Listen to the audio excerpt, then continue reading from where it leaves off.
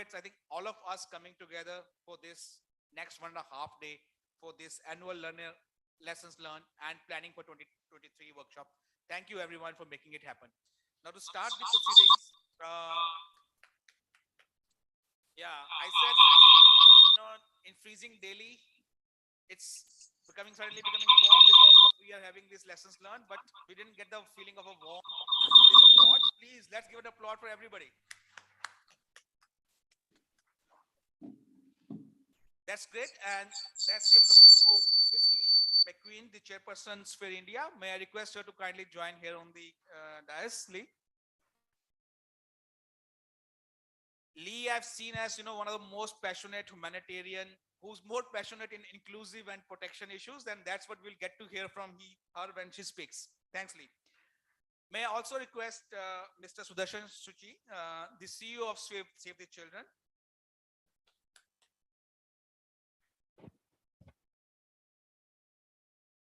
Sudarshan is a civil society leader and come with a lot of experience on the participatory practices, and that's what we will hear it from him also as he share. This annual lessons learned, I think we look at the year 2022, though we were coming out of the COVID, we have gone through many major disasters this year. But this year the agenda has also been more on the disaster risk reduction, and then towards the end, around COP27, the climate debate has started picking up a lot, especially with the new developments and the new promising things coming through the COP27, and it's the resilience which becomes the top of agenda. How we are all working together for emergency preparedness and response, but at the same time looking at how we are mainstreaming disaster risk reduction and climate change adaptation in our development works. So that's on the top of the discussions we are going to have it for this 1.5 day. And it's my again great privilege to welcome both Lee and Mrs. Sudarshan Suchi and all of you for this discussion. Now to open and give a background as well as setting the context of this, I'll request first Lee McQueen, the chairperson for India, to share her perspective. Over to you, Lee.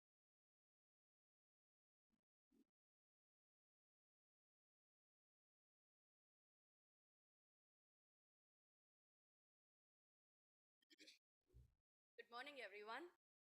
Is it very cold for all of you, or is it just manageable? I don't think it's that cold that we cannot manage this time around the year. It's manageable. लेकिन आगे आगे ठंड बढ़ेगी, and my request is that we have people from different states here, and I'm aware that some people are more comfortable in Hindi. So can we make it? That is okay. I can't speak all languages other than English and Hindi, तो मैं ये दो भाषाएं तो अच्छे से बोल सकती हूँ. तो मेरा ये अनुग्रह है आप सबके साथ में कि हम इसको दोनों भाषाओं में रखें ताकि जितने भी लोग हैं वो सही मायनों में पार्टिसिपेट कर सके. So let's make this event a more participatory one for everyone and not let language be the barrier. So because अभी आपने विक्रांत ऑलरेडी बोला है कि अभी COP27 हुआ है and loss and damage fund form हुआ है. So many things have happened globally. Montreal abhi conclude hua hai COP15 biodiversity pe, and there also people were applauding that we have some financing coming in, and again with the same principle of equity. It's wonderful that equity is being talked about internationally. In fact, just one point which I think is that जितना हम internationally equity और justice के बारे में बात कर रहे हैं, उतना ही हमारी जिम्मेदारी बढ़ रही है how to get those principles implemented in our actions, in our humanitarian thinking, in our humanitarian designing, in our humanitarian actions here in each country and for India, of course, because we are a land of diversity. बहुत सी diversity है, linguistic है, cultural है, social origin के ऊपर है, caste ethnicity है, gender है, डिसेबिलिटी स्टेटस है. There are various factors and the intersection of all this makes a deadly combination that really constitutes the real vulnerabilities. And COP27 में इस चीज़ पे बात करी गई थी that it's been proclaimed that COP has shifted the focus to addressing vulnerabilities. So I think we have a huge task before us that when we are designing, and all of you, many of you are here from interagency groups from various states, and I'm so glad to meet so many of you, because my bad that I wasn't aware that we have some of these IAGs in those states जहाँ से यहाँ पे है. For example, Jharkhand में इतने सालों से है. So I'm extremely glad that I have this August gathering here and all these ingenious people, इतने समझदार, इतने सुलझे हुए, इतने सालों के एक्सपीरियंस के बाद में यहाँ पे बैठे हैं। और ऐसे बहुत से भी हमारे बीच में कुछ ऐसे सदस्य हैं जो अभी फॉर्मली स्पीयर इंडिया के ना तो IAGs में हैं, ना वो मेंबर्स बने हैं, लेकिन अप्लाई किया है। They are in the process of gaining membership to SPEAR, and these are organizations that are led by the community representatives, community leadership coming from scheduled caste, scheduled tribe communities. So that's again something which makes me feel very proud about SPEAR, कि यहाँ पे ये scope है जहाँ पे different people are coming up, leaderships are coming up. So as we set the tone for today's lessons learned, जो 1.5 दिन चलेगा, ये lessons learned हम एक दूसरे के साथ में हमारे कामों को, बेस्ट प्रैक्टिसेस को, चुनौतियों को और सुझावों को साझा करेंगे, where we'll be sharing our experiences, our work, our achievements, our challenges and aspirations. A couple of points for reflection, and then I will end. Let us reflect collectively on how effective have been in all these years and in the past year when we were struck, last 2 years entirely, the pandemic, the COVID that happened. How effective have been our interventions, be it the JRN.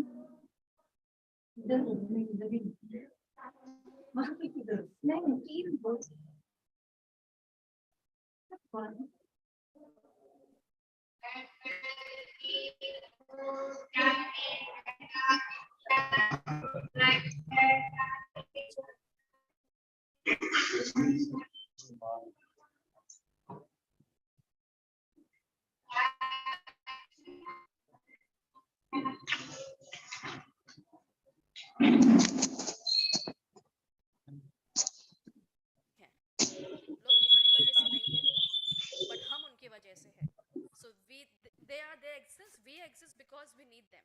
We have a road to travel together. तो हमने कितने अच्छे से अपने कामों को कितने effectively we have really brought in social inclusion in the government programs, because many of the IAGs, we all work collaboratively, including SPEAR, along with the government. How often have we amplified the concerns, the challenges of the communities on the ground?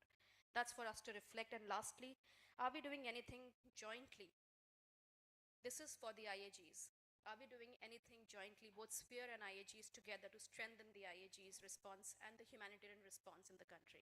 So I think we are here to hear from you, to listen from you, and make it work in a way where the end, जो last में जो अंतिम जो हम community और समुदाय के लिए ही काम करते हैं और हमारे mandates, हमारा वही अस्तित्व हमारा वही है, किसी भी NGO का, SPEAR का, members का अस्तित्व ही उस पर टिका है कि हम कितने अच्छे से समुदाय के लिए काम करते हैं।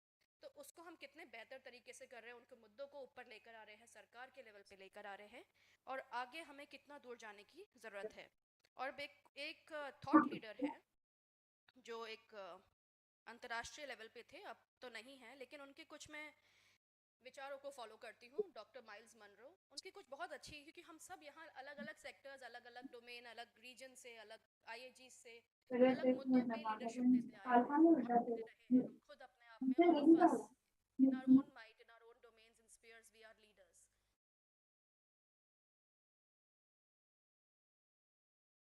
Upon for you to reflect, कोशिश करिएगा।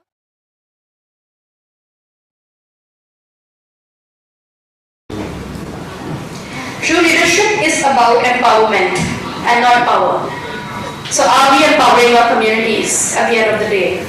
Is that the approach that we are taking when we are designing our interventions? True leadership is not about control. It is about inspiration and not manipulation. मैं इसका पूरा हिंदी नहीं कर पाऊंगी, कुछ शब्द बहुत कठिन हैं। It's about purpose. True leadership is about purpose and not people. We are committed to the cause. We are committed to the purpose and not to the titles, positions, or authorities, but self-discovery. And leaders have a passion, they have vision, and they have principles that they will never violate at any cost. चाहे वो कहीं भी रहे, जो चीज यहाँ सही है, वो भी जब मैं वहां बैठूंगी मेरे लिए तभी सही रहेगी, और जो चीज यहाँ से गलत दिखती है, वो वहां बैठ कर भी गलत होगी. So I leave you with these thoughts, how empowering are we in our approaches when we are working for the communities, and in that process, how do we move together and work jointly to improve our effectiveness and also scale our interventions at the same time, enable more and more leaders to come and speak for themselves here for their community, so that आस्ते आस्ते हमें उनकी आवाज बनने की जरूरत ना पड़े, वो खुद बोल सके, खुद अपनी आवाज यहाँ पे लेकर आ सके, हमें उनको सुनने की जरूरत है, क्योंकि हम उन्हीं की वजह से हैं. I leave you with these thoughts and I wish you all the best for these 1.5 days of learning. Thank you.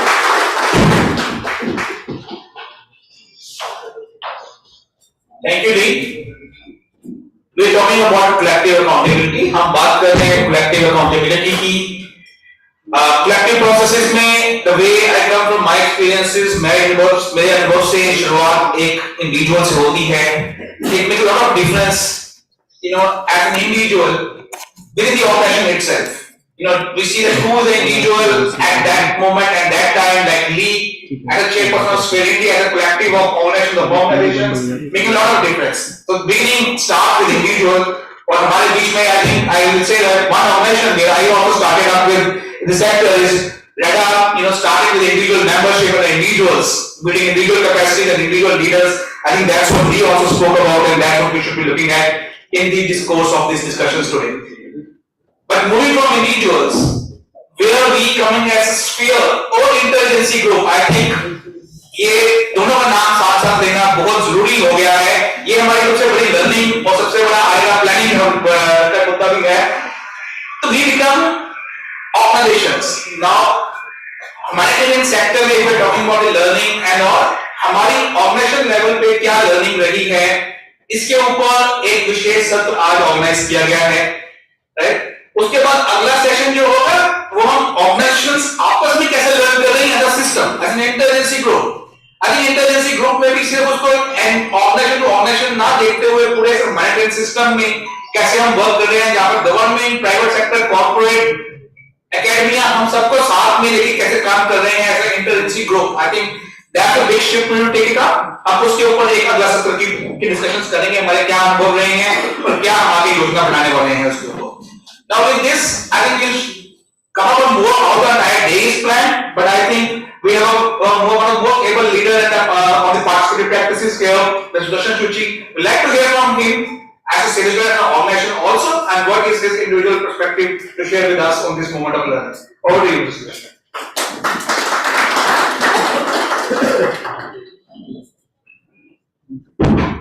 Morning, everybody. First of all, I have to apologize actually. The reason is that I probably qualified to be here by default, by no specific contribution of mine. The organization happened to be hosting this, so I think people will have felt it safe that they've got to put up with me here. So that's a confession. Now, without hesitation, I still, I don't miss an opportunity जब मुझे कोई अवसर या जगह मिलती है कि मैं भी अपने विचारों लोगों के साथ बांट सकूं. तो पहले तो ये है कि सेव द चिल्ड्रन अगर इस प्लेटफॉर्म को ऑर्गेनाइज करता है तो इसलिए नहीं कि we want to be here.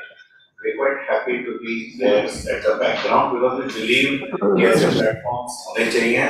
We believe अगर हमारी कैपेसिटी है इनको ट्रिगर करने का, तो we are very happy to do it. And we are very honored and privileged. हमें मतलब ये अवसर मिला both that IAG had to be a part of this. So in no way let me underplay the significance of and role of both these platforms. We are just a catalyst, and I would be happy for my organization कि हम लोग बार-बार ऐसे catalyst बन सकें किसी भी condition में, चाहे हमारा खुद का रोल वहाँ पे margins में हो. तो I think that is just to lay the foreground. और जहाँ तक हमारा आज का जो overall objective या perspective है, that's in terms of lessons learned. Let me also confess कि I'm generally a quotidian and somebody who likes to test the boundaries या जो कुछ नहीं बोला जा रहा है मैं कोशिश करता हूँ उसको सुनने का। तो मुझे वहीं से मेरे ख्याल आते हैं। सबसे पहले lessons learned था, तो मेरा सबसे पहले ख्याल आया कि which are the lessons we had to unlearn, and I think there's a whole horde of lessons which we always thought we knew, which we had to unlearn. It would be good to explore these also in the course of the day today, क्योंकि हमारा खुद का embrace करना कि हमको क्या कुछ जो है वो छोड़ना पड़ा जो हमारे taken for granted थे। And I'm not talking about response to COVID. I think that's a smaller space. Bigger spaces, I think NGOs, civil society, organizations, and I'm sorry if I'm going to offend us collectively when I say this. I think we had become very complacent, taken for granted, and almost arrogant. We know all the solutions to everything, and we were in a predictive space. And I think this incident kind of, I'm hoping that it has humbled us and it has shaken. We hardly knew anything.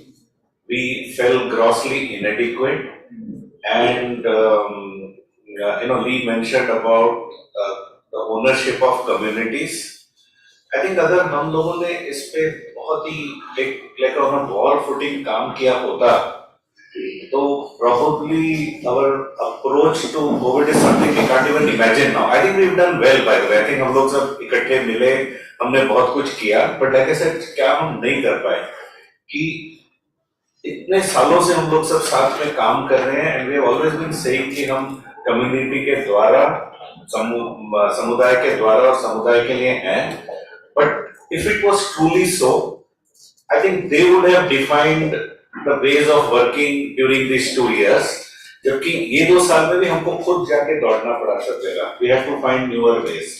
So that kind of concerns me कि मेरे ख्याल से this is an opportunity for us.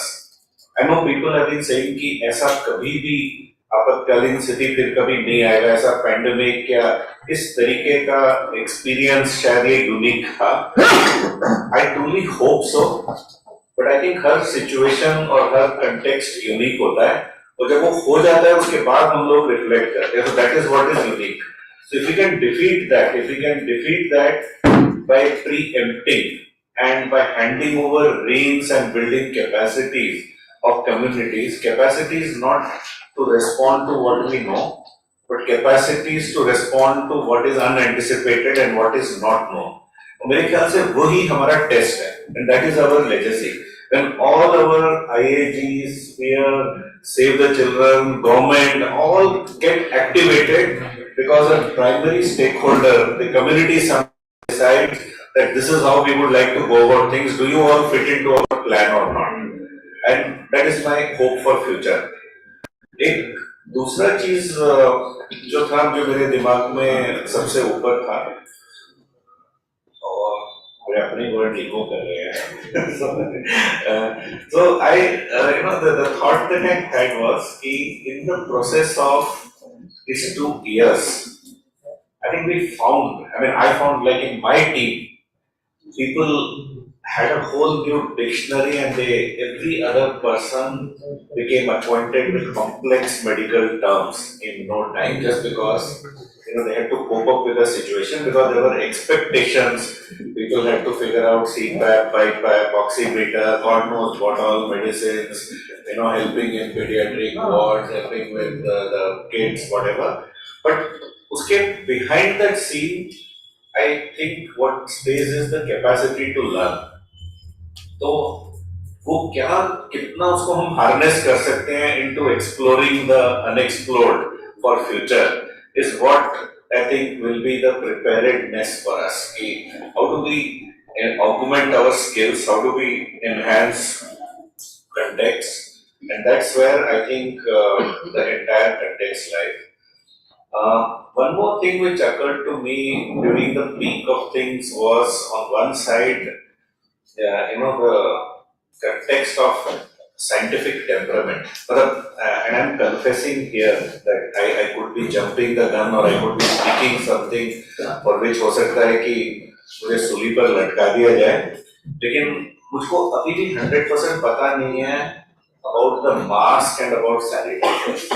तो मुझे honestly नहीं पता है क्योंकि कुछ जगहों में मैंने देखा कि बहुत बेदर्दी से प्रयोग हो रहा था और कुछ जगहों में बिल्कुल प्रयोग नहीं हो रहा था एंड आई कुड नॉट सी कि जहाँ पे मास्क और सैनिटाइजर्स नहीं थे कि वहां पे कोविड ज्यादा था या जहाँ पे मास्क थे but what I'm saying is one part is the scientific part and there are much superior people who must have validated it. The other part is the whole economic part of it. So when we went to the hinterlands and to expect people, to be because you don't just use sanitizer. उसके पास एक पूरा मतलब पानी की व्यवस्था, आपको detergents को wash away करने का पूरा there's a whole climate context, there's a larger thing. तो मुझको ये भी समझ आया around this and around application of technology. Technology, I am saying purely in the space of education, for instance. It alarmed me in a blind faith with which we went in all solutions. The technology is the new solution. I was almost fearing it could be the new operation or new problem actually. Because we were believing many things happened because of the existence of technology. If a teacher transmitted a lesson, it was believed students learned. So I think there's a big space there. So anyway, these are all things which are in my mind a confusion. I'm hoping at least some of you if have similar confusions and similar tensions in your head कि हम किससे पूछें, where do we ask and how do we know, how do we satisfy ourselves कि हम जो कर रहे हैं वो सही कर रहे हैं कि नहीं, और हम जो कर रहे हैं उसके कारण 4 और प्रॉब्लम्स इन फ्यूचर ना हो जाए और उसके कौन जवाबदार होंगे और क्या है करके. तो मेरे ख्याल से these are all the lessons probably yet to be learned. Will we be refusing to learn them? Will we be only focusing on celebrating ourselves? Can we also celebrate ourselves with our willingness to learn? कि हम पूछते हैं, हम अपने आप से और मुश्किल सवाल पूछते हैं और करके एक्सप्लोर करते हैं कि अब क्या करना पड़ेगा जिससे हमारी काबिलियत बढ़े, so that we are ready the next time. We are not caught as unaware as we were the last time over. And I also want to share with you I have hundreds of, within this context, hundreds of very wonderful experiences. There's this colleague of mine from Mumbai, a young boy, Tushar. During the peak of Tushar, and I think the other guy was Ganesh, and I'm not sure of the second name, Ganesh, right? So these two guys, this was in the peak of second wave. Everybody was inside, and we had this whole horde of oxygen converters landing in Bombay airport, where even the airport staff was not there to receive it. These two guys stirred out. They stirred out, they head loaded, they arranged, they drove. They made sure कि बॉम्बे कहाँ पे और कोई श्रावस्ती या कोई डिब्रूगढ़ कहाँ पे सब जगह वो सामान पहुँच गया. And these were the guys. Why am I picking them out, or why this incident, or another one right inside Delhi, Okhla, one of my Delhi team members, I remember Lakshmi Parane, wearing the PPE kit and in those slums willing to expose herself every day, leaving her family at home and putting herself at risk to make sure life continues as ever. And third part, और मेरे कुछ colleague वहां से भी यहाँ आए हुए हैं, श्रावस्ती इन यूपी, और वहां पे एक ऑक्सीजन प्लांट लग रहा था और paediatric beds in a hospital close to Nepal border. तो लाइक टुडे वो सीईओ वाला डिफॉल्ट होता है कि you get invited if after सारा जो मुश्किल काम होते हैं वो हो गए.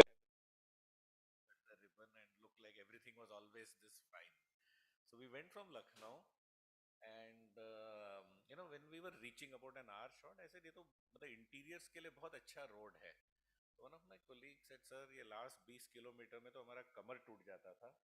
It used to take us almost 2 hours to ride. But अभी ये प्लांट इनॉग्रेट करने के लिए कलेक्टर आने वाले थे, तो ये रोड को रिपेयर कर दिया, मतलब बढ़िया हो गया है रोड. फिर हम वहाँ पहुँचे तो एक स्कूल में फंक्शन था. And school के boundary, every school looked spick and span, playground, boundary wall. There was a new girls' toilet constructed. So again, somebody explained, because this function had to happen, somebody paid attention and got everything in order. Then when we went to the hospital itself, the PHC, the chief engineer was visiting there and CMO. So CMO was saying that any spaces that are not filled up, मतलब vacancies and all on priority इसको करना है. Chief engineer said ऊपर से कुछ leakage हो रहा था, वो सब fix करो and other thing. And then बोले हमारे trainee engineers यहाँ पे आएंगे, three-phased electricity regular supply रहेगा. So I think around what happened in COVID, when all of us got together, much more started happening in the process, which I think is leveraging a larger context. So the same thing which was a pandemic also turned an opportunity to augment basic facilities which should have always been there, but they are there now. And I think that's the good part that's happening. How do we make sure we also now figure out which are the other things that are not there? How do we see the unseen and make it happen? And I think that's where the invitation for all of us is. We also realized for us, Bal Raksha Bharat, Save the Children, कि हमारा काम बच्चों से शुरू और बच्चों पे खत्म होता है, ऐसा हमने सोचा था. This is what we thought. Covid time में सडनली समझ आया, पहले से ही समझ आ रहा था, बट कोविड टाइम में ज्यादा हार्श एंड हार्डली समझ आया, रूडली, कि बच्चे don't exist in some island just on their own. There is a family, there is a whole community, और हम जाके सडनली बोल नहीं सकते अच्छा आप 6 इधर हो जाओ, इस बच्चे के साथ हम काम करेंगे.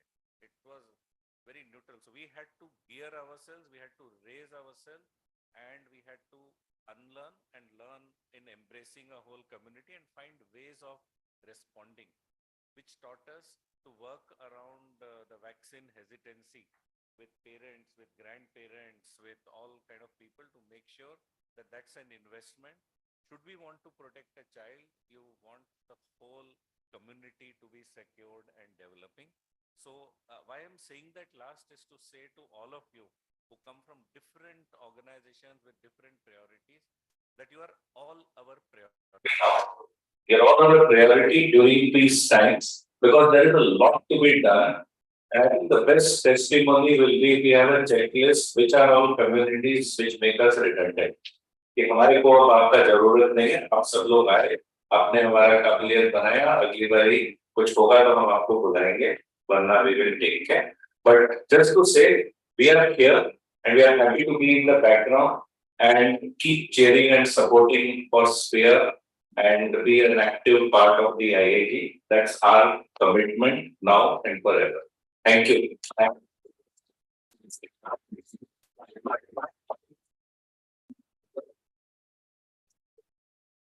Thank you, Sudarshan, for sharing the perspective on organization, not just an organization, we are happy for the music, I think you will significant for all the things. Not for the or there's a lot between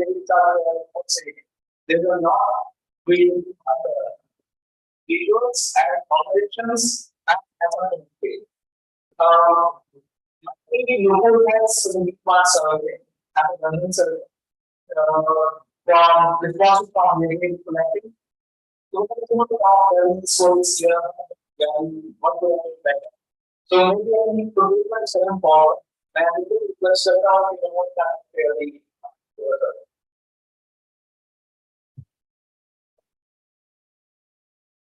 Thank you so much, sir. Anything you have to say?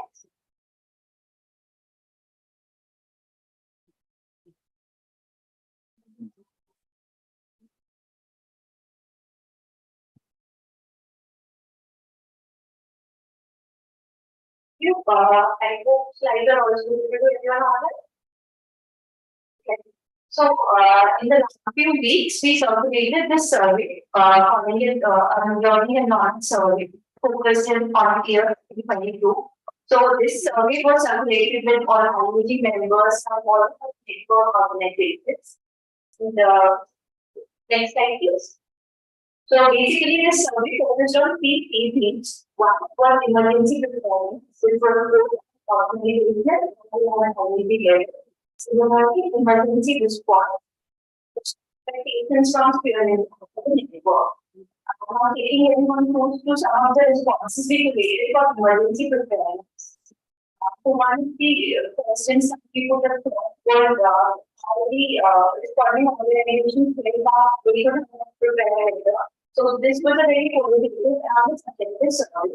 we try to coordinate and standardize the responses to the best of our ability. Let's take everyone to some of the key points that we came across. So speaking about what could be better communication level, some of the points that the organizations share, one was organizational commitment, and one thing that came across in multiple responses to our popular organization of the involved ground development. Also, the development of piano features, also government pipeline workers. So, how the district strategy, improving knowledge and understanding. Then, positioning capacity was also something that we were working for responses.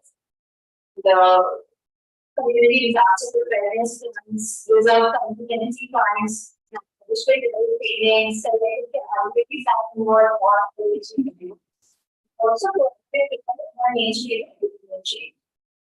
Coming to the interagency level, currently see agencies what was within the systems. One of the main response was regular meeting information at state level.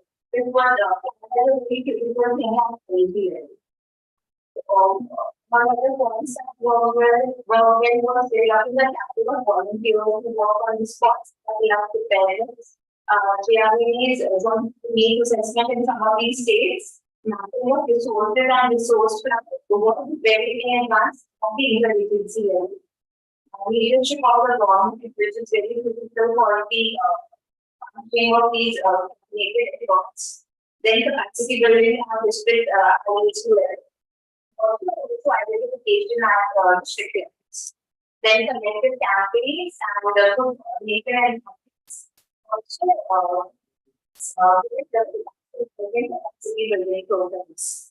Now coming to what could have been better for the interagency groups,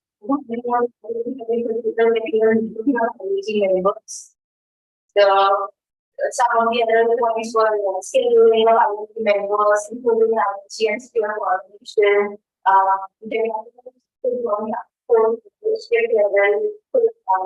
working with the collaboration rather than competition, promotion of more district level IoT across the states.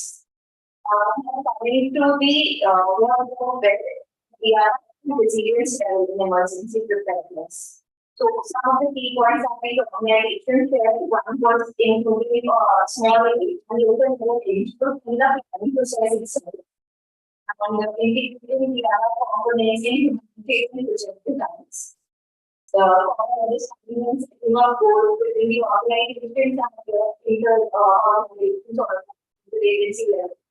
Training of leases, construction of resilient work structure. These were some specific interventions that were shared by these organizations. The effective coordination.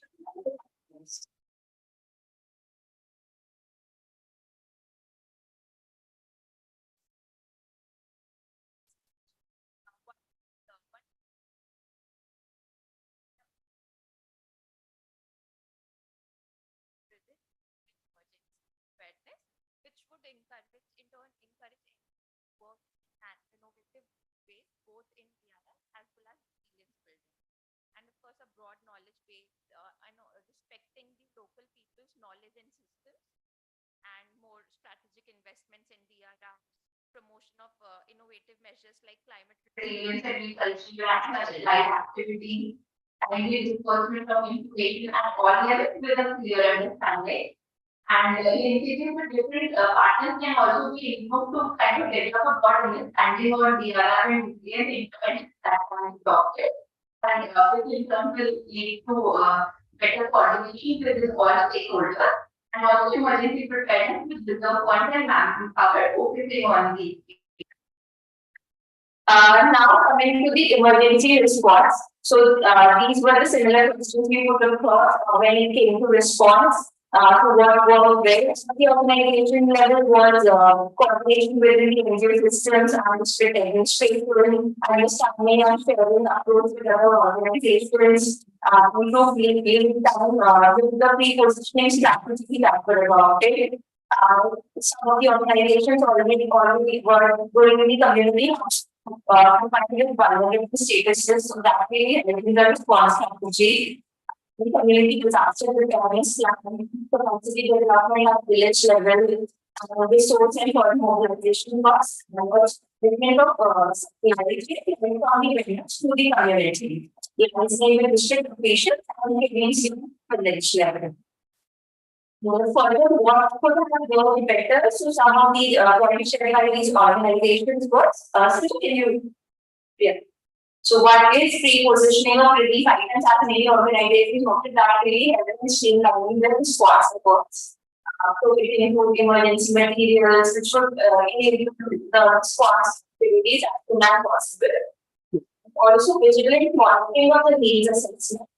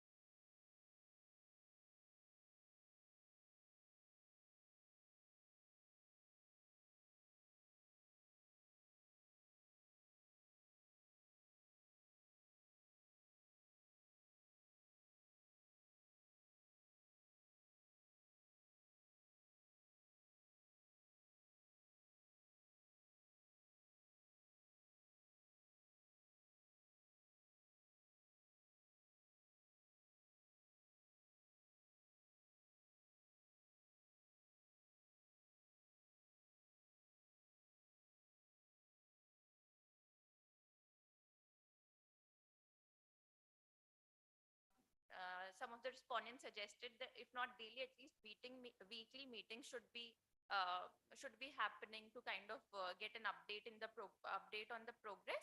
And when there is an emergency, daily meetings should be facilitated. And of course, stronger and well articulated or structured functional grievance systems. Now coming to the DRR and resilience level in emergency response, as in what worked well. So some of these points we've already discussed, and the others being commitments to all three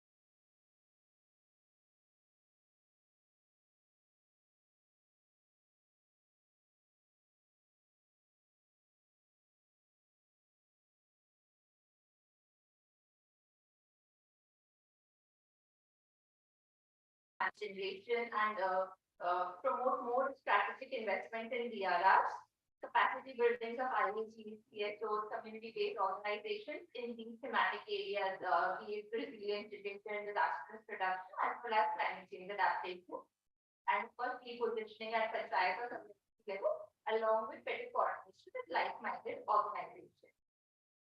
So through this survey, we also try to gain an understanding as to what are the expectations from Sphere India of these IEGs as well as member organizations. So when we put across the question that how Sphere India has supported or brought value to their organizational level response and DRR programs. So some of the key things that were shared were regular sharing of tips and alerts, which helped a lot, and people humanitarian organizations updated on the development.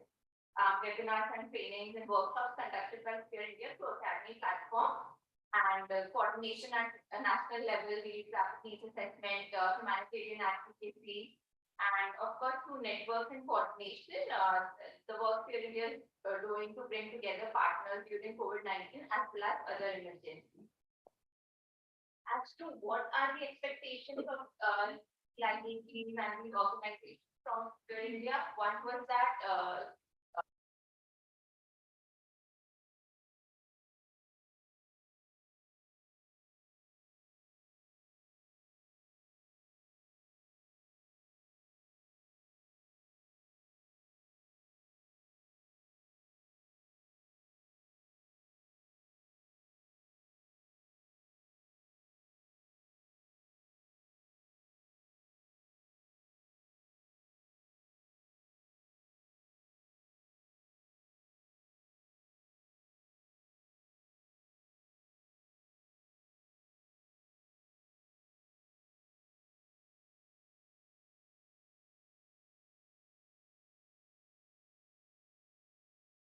convergence between disaster and climate action.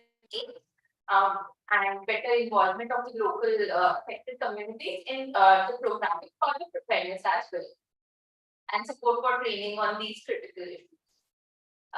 Next, we also asked for some suggestions as to how Sphere India can strengthen the humanitarian work in India as well as for their organization. One was regular sharing of updates in the field of disaster risk reduction and climate change adaptation, advocacy for humanitarian logistics hub, which is very critical for enabling a effective mechanism for repositioning, and more focus on DRR with interventions, very specific interventions like climate resilient agriculture that can support in protecting the livelihoods and maintaining credibility and purpose by investing in sectoral coordination beyond meetings, which can be done through a joint fundraising and issue-based advocacy, and support in mobilizing resources for repositioning, capacity building exercise, not just at national or state, but at sub-state level also.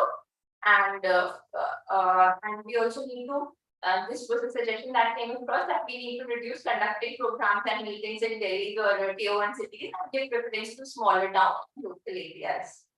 So through this exercise, we also initiated a documentation process for documenting the learnings and best practices from these this year. So while these are some of the documentation we have already done, we are in process of doing the rest, and we are hoping once we are able to compile everything to produce a good learning document for the year 2020.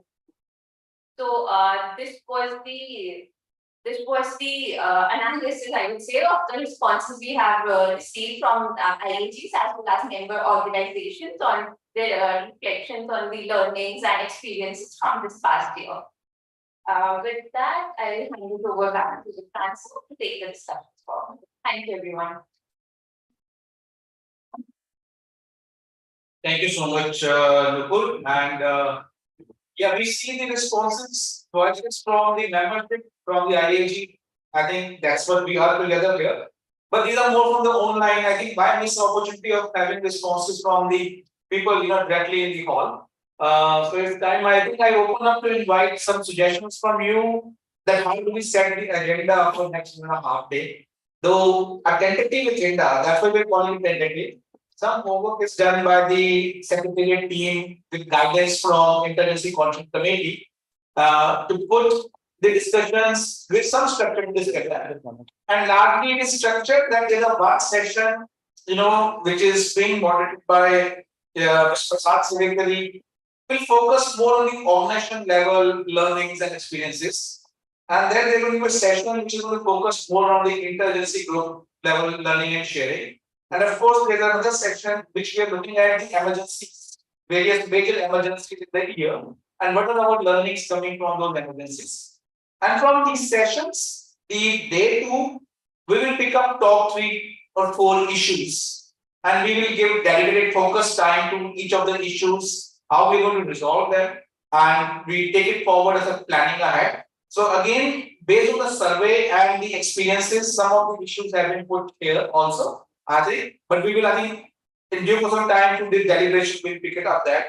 And then, of course, we will end the workshop with the plenary, Geo, NGO and other actors, stakeholders plenary, put it together for plenary discussion in the end. So that's how we put together agenda. But however, we are opening it to invite suggestions. आपके क्या suggestions हैं? कैसे we can have this 1.5 day more and more productive, including the findings which have been shared, the perspective which have been shared. So we can invite to response from them. Everybody. I can also say before we start that, since we've taken 10-15 minutes to get organized better for the day-to-day morning starting. So can I take this session up to 11:15? Anyone who need a cup of tea can just walk in to the next room, pick up tea and get over your day.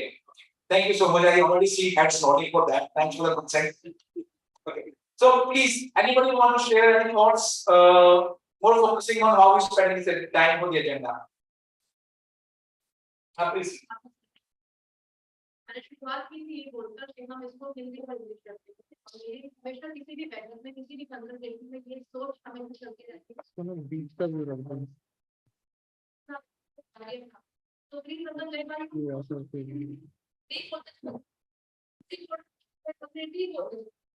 आप लोग कभी भी stop कर सकते हैं जिंदगी में और बोल सकते हैं कि आपको बहुत देर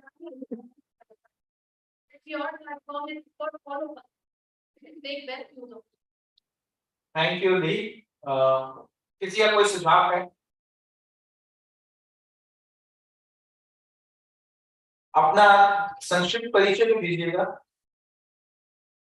गुड मॉर्निंग, मैं सुधीर कुमार झारखंड से हूँ और आईआईटी में से मतलब करीब 8 सालों से लगातार रह रहा। एटलीस्ट मेरा ये तीसरा कंसल्टेशन प्रोसेस में भाग लेने का मौका मिल रहा है। हर बार हम इश्यूज को लेके बात करते हैं और हर स्टेट की अलग अलग चैलेंजेस होती है और हम शायद कभी भी इस तरह से नहीं सोचते हैं कि उस स्टेट का जो इंस्टीट्यूशन है आईआईटी का उसको कैसे स्ट्रेंथन करे। वो मेरा अपना लेसन लर्न है, वो इंस्टीट्यूशनल ऑब्जेक्टिव फोकस टू लेके हर स्टेट में काम करते हैं, जबकि एजेंडा में और भी बहुत सारी चैलेंजेस है। कहीं ना कहीं we need to discuss on strengthening IIT at the state level कि वो इंस्टीट्यूशन किस तरह से काम करे और किस तरह से रिसोर्स मोबिलाइज करे। ये खुद में ही हम लोग रिसोर्स ढूंढते रहते हैं, कहाँ से फंड आएगा, एफटीआरए प्रॉब्लम है, एजेंसी के पास रिसोर्सेज नहीं है, कैसे काम होगा। लेकिन I personally see lot of opportunities there in the state. Resources की कमी नहीं है। अगर हम झारखंड के कॉन्टेक्स्ट की बात करें तो we need to also strengthen IAG state-wise so that we can generate resources and issue-wise we can work with the network organizers. Thank you Subir जी। आपका ये पॉइंट हम जो दूसरा सत्र है IAG का उस पर डिस्कशन होगा, लेकिन जैसा आपने ठीक पॉइंट किया जो हमारे एनालिसिस में निकल के आया है, वो शेयरिंग जो लोगों ने प्रेजेंट की है सबकी पूरे स्टेट्स की मिली-जुली रिस्पॉन्सेज हैं, उसमें एक हर स्टेट की अपनी जो इश्यूज हैं वो क्लियरली नहीं आते हैं। उसके लिए हम कोशिश करेंगे कि हम स्टेट्स लेवल के ऊपर या रीजनल लेवल के ऊपर ऐसे डिस्कशंस कर पाएं। जैसे नॉर्थ ईस्ट में डिस्कशन करने की एक शुरुआत हो गई है कि आप नॉर्थ ईस्ट के आईआईटीज को करके करें, तो I think other platform opportunities will be there. Your point is very good, very thank you. किसी का और कोई सुझाव है? अनिरुद्ध।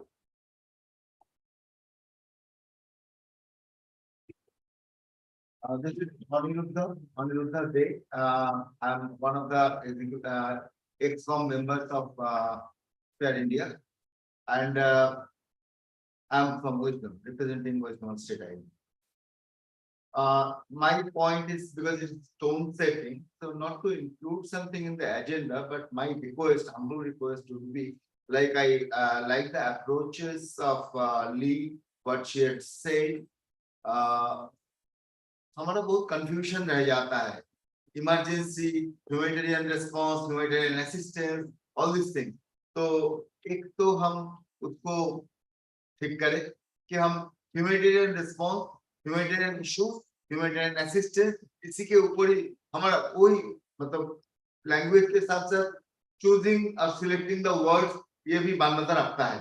नंबर 1। नंबर 2 जो बात ये है कि हम हमेशा जब जैसे कि ली का जो कहना है कि हम लोग है इसलिए कि वो लोग पहले से ही है, कम्युनिटी के वजह से ही हम लोग यहाँ है। तो उल्टा हम लोग जब रिपोर्ट लिखते हैं तब लिखते हैं बेनिफिशियरी। हमें क्या बेनिफिट देते हैं उनको, कम्युनिटी को? कभी तो बेनिफिट हम, तो इसको हम प्रोजेक्ट पार्टनर ऐसा हिसाब से कोई मान्यता देने का, तो choosing of carefully choosing the right words, ये बहुत इम्पोर्टेंट है। मैं रिक्वेस्ट करता हूँ आज जितना भी हम लोगों का पार्टनर लोग आए हुए हैं एंड स्फीयर की तरफ से एक इनिशिएटिव अगर लिया जा सके तो that would be. Thank you, Anirudh. I think how we revise the vocabulary we use, उसके ऊपर maybe उसको एजेंडा में यहाँ पे अगले 1.5 दिन में कैसे करते हैं, बट ओवरऑल लॉन्गर एजेंडा में डेफिनेटली। किसी और का कोई सुझाव है? अल्पेश्वर जी।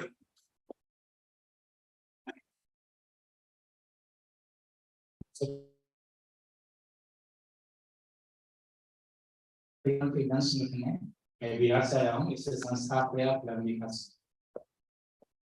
जो जहाँ तक हम कोविड की बात करें या फिर जितने भी आपदाएं हुई है उस आपदा को देखते हैं और लगभग मुझे काम करने का जो अवसर मिला और के पहले से भी अपने समुदाय होने के नाते मैं देखता रहा हूँ और अपने पूर्वज से भी सीखता रहा हूँ।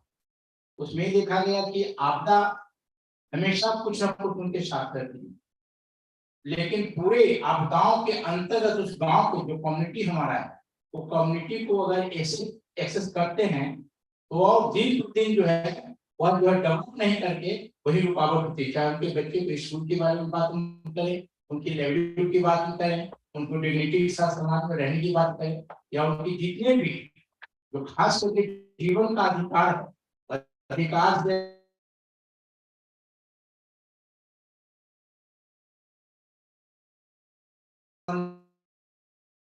जितनी भी बातें हैं वो एक तो गवर्नमेंट की जवाबदेही थी, तो हम कुछ देते हैं, सपोर्ट करते हैं, उनके अवेयर करते हैं, ना कि हम कुछ देते हैं, हमको अवेयर करते हैं। तो खास करके आपदाओं को चिन्हित करते हुए, चाहे कोविड हो या जितने प्रकार के, तो वहाँ गवर्नमेंट को कैसे हम जवाबदेही बना सकें, क्योंकि कम से कम उनको सम्मानपूर्ण जीवन जीने का जो समाज में उनकी इज्जत मिल सके। जिसने भी आपदा में काम करने का बहुत सारे लोग को अनुभव रहा होगा, मेरा भी काम करने का अनुभव है। जैसे ही आपदा से कोई भी सामान लेके जाते हैं तो नजरिया देखिएगा, पहले उनकी नजरिया जाने क्या होता है और देने समय नजरिया क्या होता है।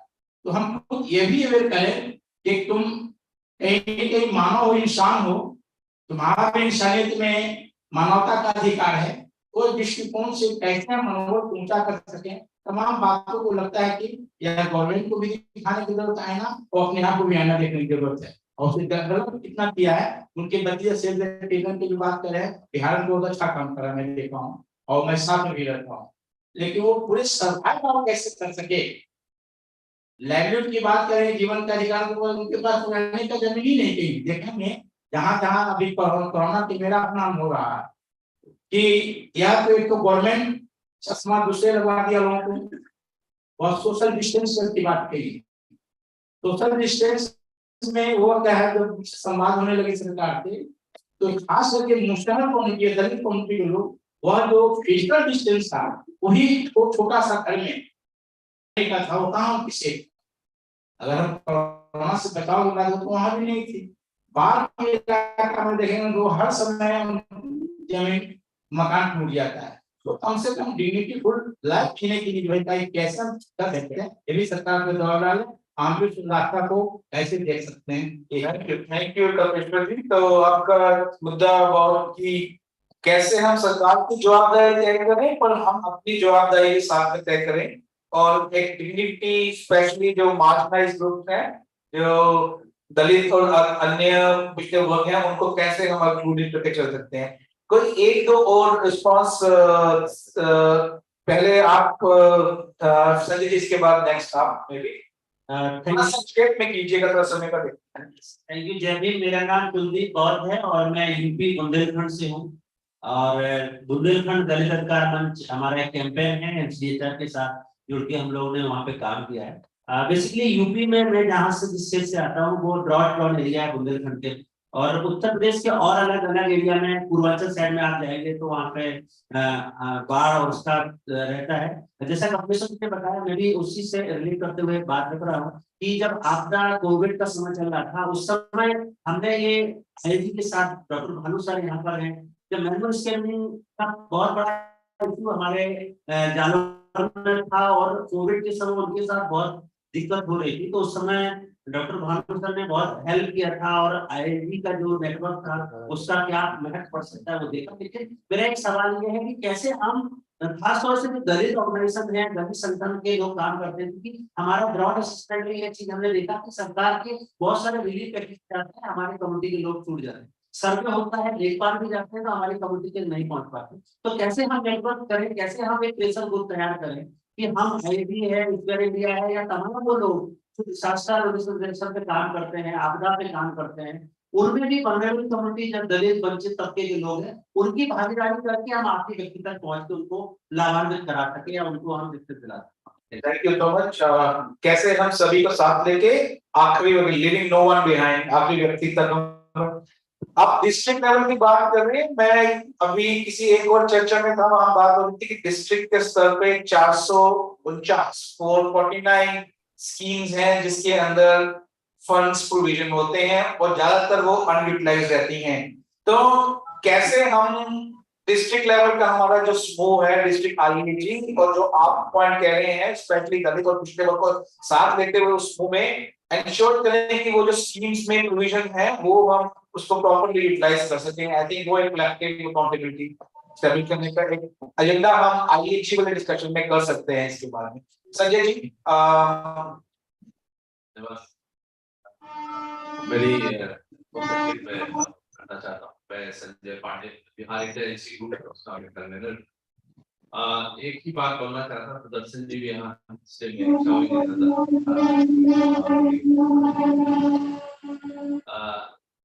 जो स्फीयर इंडिया है या आपने कहा कि can be used inter institute और नेशनल लेवल इंटर इंस्टीट्यूट, ये सुदर्शन जी का सुदर्शन चक्र जो है वो स्फीयर इंडिया तक नहीं चल पाता है।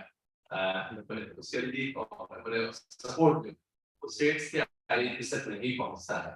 ऑल्दो स्टेट लेवल पर अगर हम बिहार से हैं तो बिहार की बात करूंगा कि बिहार आईआईटी में स्फीयर आपको सेव द चिल्ड्रन भी है, यूनिसेफ भी है और लोग सेव द चिल्ड्रन के रफे हैं या फिर गोकुल है, लोग काफी सपोर्ट करता है।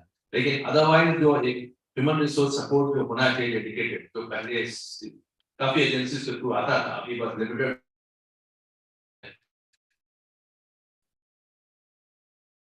अभी वो नहीं आ पाता है। मे बी वो रिसोर्स क्रंच का एक स्वरूप जो उनको रखते हैं वो रखते हैं। तो हम चाहेंगे कि आपका सदस्य पूरे राष्ट्र में फैले। Thank you sir. Thank you. बड़ी ग्रेट एक्सपेक्टेशन है कन्वर्सेशन है संजय पांडे जी। ठीक है। Okay, I think last one actually. Yeah, good morning. This is Mani from NDSO. In order to answer your question that how effectively we can use this day, we NDSO are also conducting annual meetings in every year 1st January. In that, around 1,000 NGOs from across Tamil Nadu will participate. What we will do is in the first half we will form a group. Like if the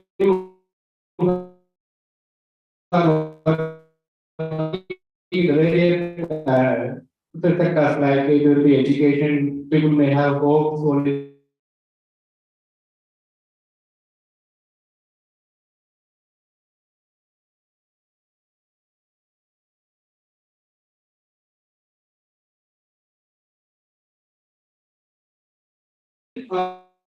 we have some agenda, we will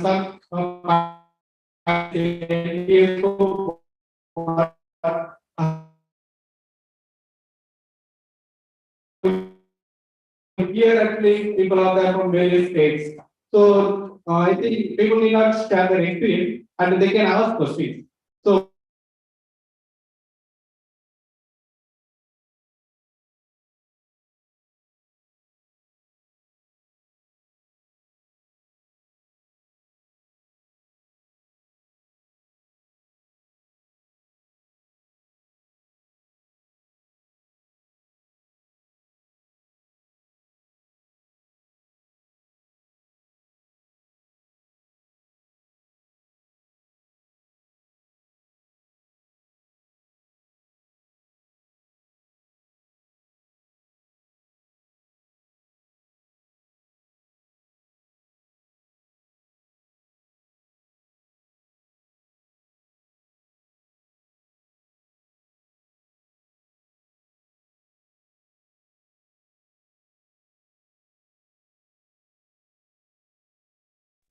LCG, localization and LCG.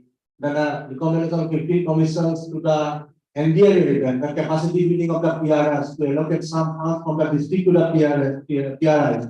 So these are the things where the localization agenda is gradually taking place, gradually it is taking up. And it is good to see in Assam, in case of Assam, where IIT Assam was also involved at a point of time that DRR roadmap up to 2030 has been developed.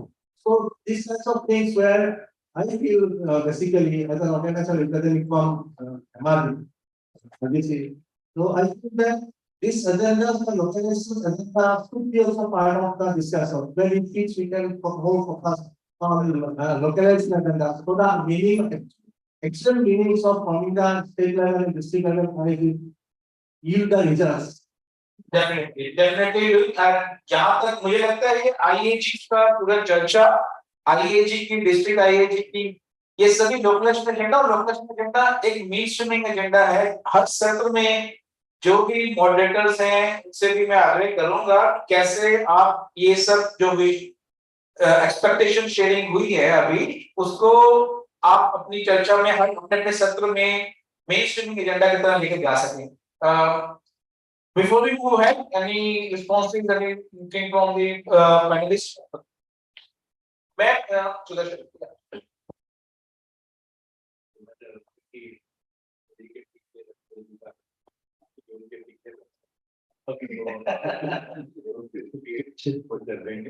दूसरा just wanted to give a suggestion कि बहुत सारे points आए थे, but एक मेरे दिमाग में था कि somewhere probably we could also explore अगर कर सके तो हमारा overall economic efficacy, मतलब इधर देखिए हमारे पास क्या resources आते हैं और वो resources कैसे utilize होते हैं। I'm not saying this work is all about money, but sooner or later कोई ना कोई दूसरा हमसे पूछना शुरू करेगा, उससे पहले यदि हमारे अपने dimensions हो जिससे हमें अपना narrative दे सकें कि हम हमारे किस तरीके के रिसोर्सेज हमारे पास आते हैं और वो कैसे डिप्लॉय होते हैं और उसके क्या कॉन्सिक्वेंसेस निकलते हैं। It will help us greatly इस को भी यदि हम अपने एजेंडा में डालें। Thank you so much Sudarshan ji. I think you have really now put the horse before the cart, otherwise it was the other way around coming up. So मैं इस इंटेलिजेंसी प्रक्रिया को, प्रोसेस को और spear को पिछले कितने दिन मुझे अभी 16 साल से कोऑर्डिनेट कर रहा हूँ और मेरे कुछ अपने व्यक्तिगत व्यूज आते हैं जब मैं इन प्रोसेस को देखता हूँ, पर ये ज्यादातर व्यक्तिगत नहीं रहते हैं, पर्सनल रहते हैं, क्योंकि बीइंग अ प्रोसेस कोऑर्डिनेटर वो प्रोसेस में ही कहीं ना कहीं से आते हैं मेरे पास में भी, और वो है तो कुछ बिंदु मैं आपके सामने प्रस्तुत करना चाहूंगा अभी आज का पूरा जो हम एजेंडा सेट कर रहे हैं। पहले तो जब कोविड से हमने सीखा है, आई थिंक वो इंडिविजुअल मैन जैसे हमने बात की इंडिविजुअल लेवल, ऑर्गेनाइजेशन लेवल और as a system intelligence organisation level पे, तो इंडिविजुअल लेवल पे जो कैपेसिटी बिल्डिंग की रिक्वायरमेंट है, कोविड की एक सबसे बड़ी लर्निंग हमारी वो थी कैसे हर कम्युनिटी हम वो विजन सेटअप करें कि हर कम्युनिटी में हमारा कम से कम 1 या 2 लोग ऐसे हैं जिनको हमने आपदा बेसिक्स और डिजास्टर मैनेजमेंट के लिए तैयार कर दिया है और वो हमारे पॉइंट पर्सन हो जाते हैं सिस्टम से कनेक्ट करने के लिए। इसी के साथ में एक कम्युनिटी डिजास्टर रिस्पांस फोर्स की विजनिंग की गई है, राइट। और वो विजन ये है कि हम अगर हमारी जो पॉपुलेशन है उसको देखते हुए अगर एक व्यक्ति पर 1000 पीपल भी हम जाते हैं तो कैसे हम जल्दी से जल्दी इस संख्या को हम ट्रेन कर सकें। ये हमने हमारी स्ट्रेटेजी में, स्ट्रेटेजी में भी एक पॉइंट बिंदु ये है कि हम इसको करें और इसको मेजर करें, और मैं उस स्ट्रेटेजी की बात करता हूँ हमारा सिस्टम मेजर करता। तो जब ये स्ट्रेटेजी तैयार हो रही थी सबने कहा कि बहुत चैलेंजिंग है, लेकिन मैं आज आपके साथ में एक अचीवमेंट के रूप में शेयर करता हूँ कि इस साल की एडवोकेसी का हमारा रिजल्ट ये रहा कि जब एनडीआरएफ का फाउंडेशन डे हो रहा था उसमें हमने इस बात की, एनडीआरएफ ने उसको एक्सेप्ट किया, रिकॉग्नाइज किया। 6 महीने के बाद एनडीएमए का फाउंडेशन डे हुआ तो उसमें एनडीएमए ने हमारे सुझाव के ऊपर एनसीसी, नेशनल युवा केंद्र, एनएसएस और सिविल सोसाइटी ऑर्गेनाइजेशन के रिप्रेजेंटेटिव का एक पैनल बनाया और उसमें जब उनकी जो वॉलंटियर फोर्स है उसको एन्यूमरेट किया गया तो 1.5 करोड़ की फिगर निकलती है जो हमारे देश में एग्जिस्ट करती है, और ये चर्चा एनडीएमए ने एक्सेप्ट कर ली है। इनफैक्ट आज मुझे अभी मैसेज आया है, शाम को मुझे मेंबर एनडीएमए ने बुलाया है इसके ऊपर चर्चा करने के लिए कि कैसे इस 1.5 करोड़ को हम बेसिक्स ऑफ डिजास्टर मैनेजमेंट के लिए तैयार कर सके, जो कि आपदा मित्र 2 या आपदा मित्र 3 की बात हो सकती है। पर इसमें सबसे महत्वपूर्ण योगदान आप सबका है कि आपके जो वॉलंटियर्स हैं कम्युनिटी लेवल पे, उसको भी हम एक कॉमन डेटाबेस में लेके आ सकें। कॉमन डेटाबेस से सेटअप होता है एजेंडा हमारा ये तय करने का, तो ये एक कलेक्टिव एजेंडा है कि हम जल्दी से जल्दी इस वर्कफोर्स को, इस कम्युनिटी डिजास्टर रिस्पांस फोर्स को ऑर्गेनाइज करें। तो ये था इंडिविजुअल लेवल पे। सेकेंडली ऑर्गेनाइजेशन लेवल पे, तो मैं जो सुदर्शन जी ने अभी बात कही है कि कैसे हमने कहाँ रिसोर्सेज लगते हैं, कैसे हम उसका इफेक्टिवनेस को मेजर कर सके, उसका केस बेस कर सकें, तो मैं अपने अनुभव से बता रहा हूँ, शेयर करता हूँ कि कोऑर्डिनेशन की डिमांड पिछले कुछ वर्षों में कम हो गई है ऑर्गेनाइजेशन लेवल, और इसका जब विश्लेषण करते हैं, एनालिसिस करते हैं, तो we find the main reason for this because coordination was earlier demanded by institutional donors. एको डिमांड करता था कोऑर्डिनेशन की, डिफी डिमांड करता था कोऑर्डिनेशन की, या अदर दूसरे इंस्टीट्यूशनल डोनर्स थे वो डिमांड करते थे कोऑर्डिनेशन की, और जो सिस्टम का उसके अराउंड उसके पार्टनर्स, उनके आगे पार्टनर्स जो लोग डिबेट में मुद्दा है, वो पूरा का पूरा मोबिलाइज होते थे कोऑर्डिनेशन के लिए।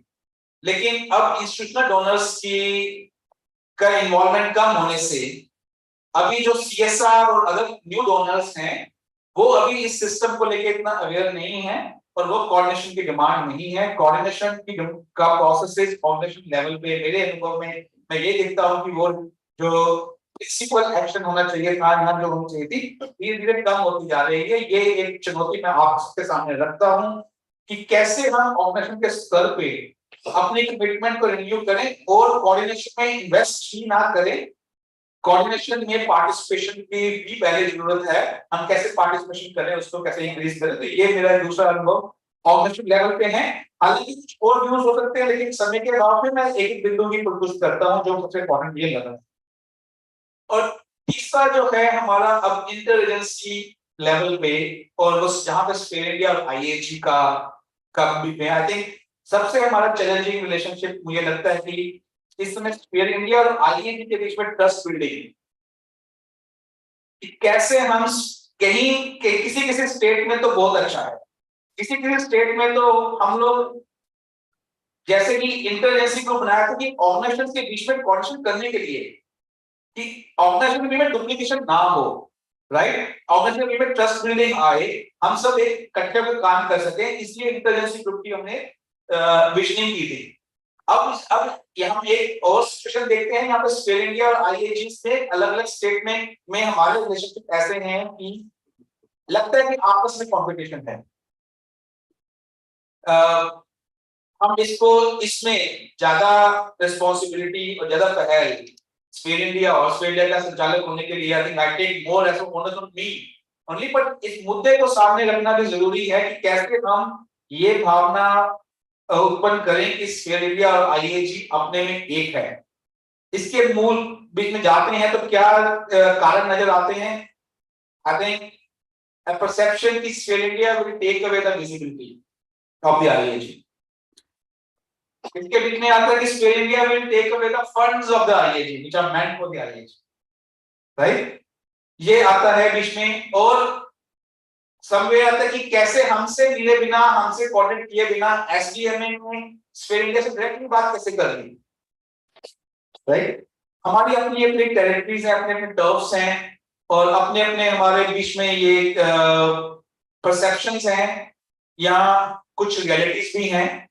तो ये जो आईएजी वाला सत्र है जिसको डॉक्टर भानु मॉडरेट करने वाले हैं सरबजीत जी के साथ में, वो मुझे लगता है कि ये दो व्यक्ति हैं जो सबसे एक्सपीरियंस है इस काम के लिए, ठीक है?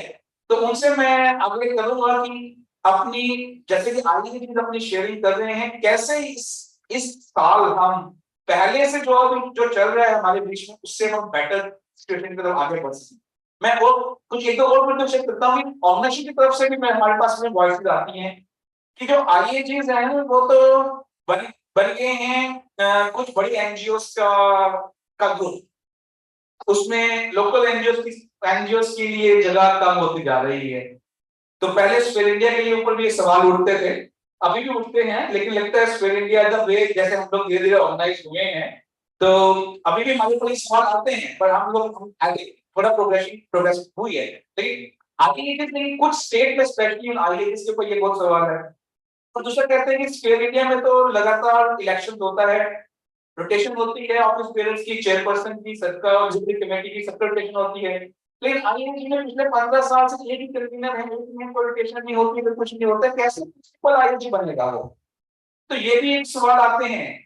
मुझे लगता है कि मैं डॉक्टर भानु और सरजीत से आग्रह करूंगा कि अपने सत्र में इन बिंदुओं के ऊपर जरूर डिस्कशन बिल्ड करें। अगले साल 2023 में हम कुछ और इन चुनौतियों को सॉल्व करते हुए जब 2023 दिसंबर में हम मिलेंगे, तो हमें लगता है कि हमने इन सब के ऊपर कुछ लर्निंग करके कुछ प्रोग्रेस अचीव की। ये बहुत जरूरी है, उस समय उसका आंकलन करेंगे और शायद हम सही तरह से सुदर्शन जी का जो सवाल है कि हमारे जो इन्वेस्टमेंट कर उसमें क्या रिटर्न आ रहा है या कैसे उसकी इफेक्टिवनेस मेजर करें, शायद वो 2023 लेसन लर्न में हम अगर इसके ऊपर कुछ इंप्रूवमेंट्स करते हैं तो हम इकट्ठे अपनी एक मिलिट्री रिपोर्ट तैयार कर सकते हैं। तो ये मेरे कुछ टॉप पॉइंट्स हैं। समय आगे बढ़ रहा है अगले सत्र के टाइम के लिए। मैं यहीं पे अपने रुकते हुए मैं एक बार लास्ट फिर से चेयरपर्सन इंडिया से और सुदर्शन जी से उनकी तरफ से कोई लास्ट एक दो पॉइंट शेयर करने चाहिए, तो before we close this session.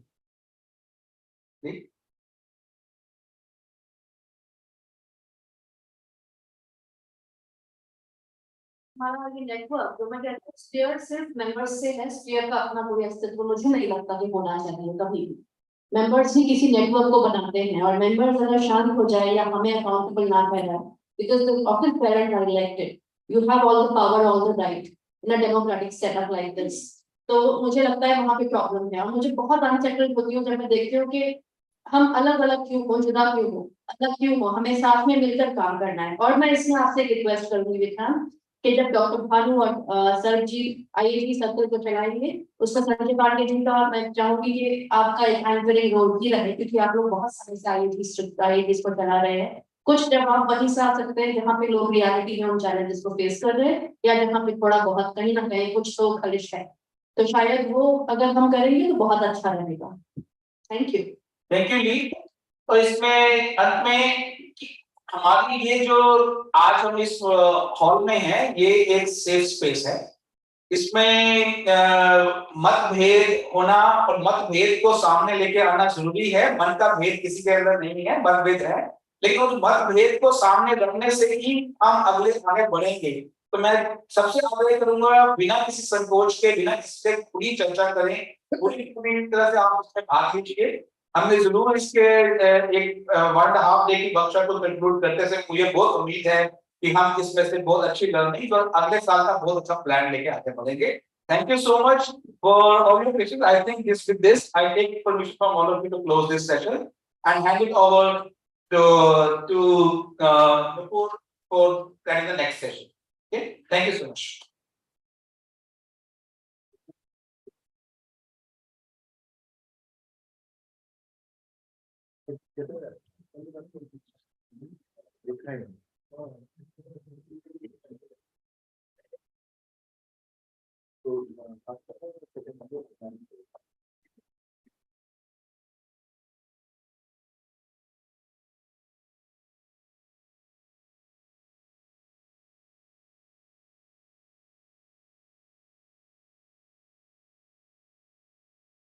Hi everyone. I would like to request everyone to kindly proceed to have their seats, and I would really like to request everyone to take their seats and come back to the hall. So it can be a working tea, and we will begin the next session at exactly at 11:30.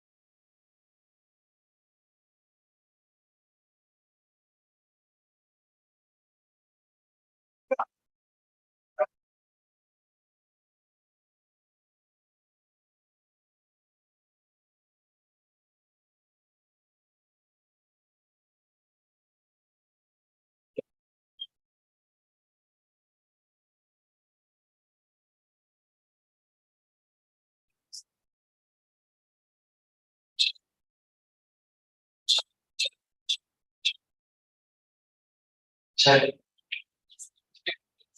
चल चल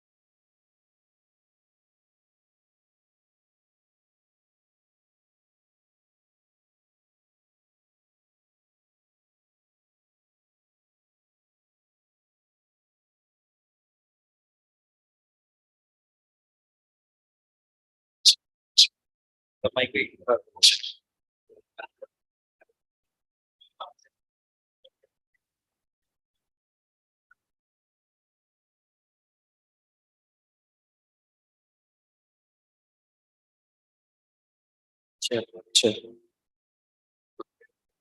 चल चल चल चल चल चल उसको थोड़ा बढ़िया सबसे लास्ट वाला है ये भाई है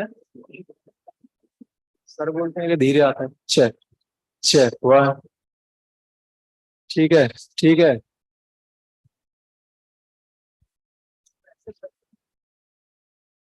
आ रहा है चल चल ठीक है perfect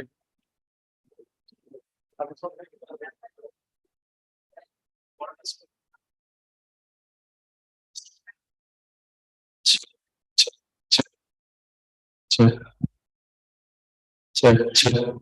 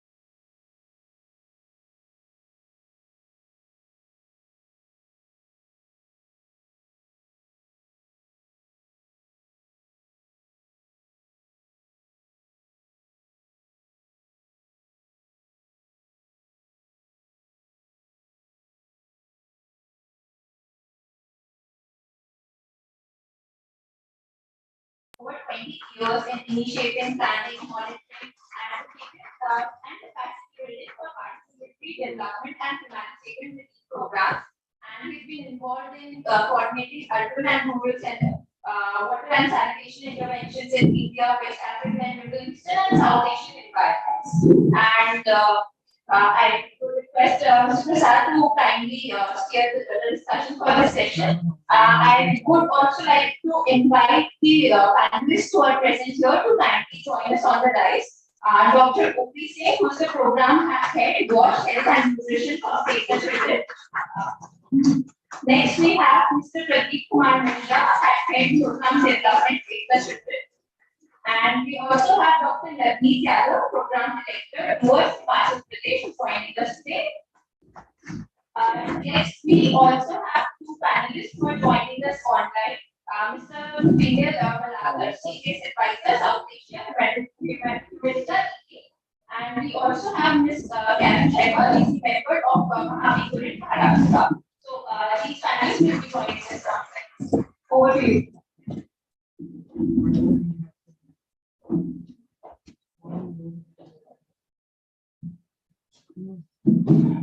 Thank you, Dutu. Well, moderator के लिए तालियां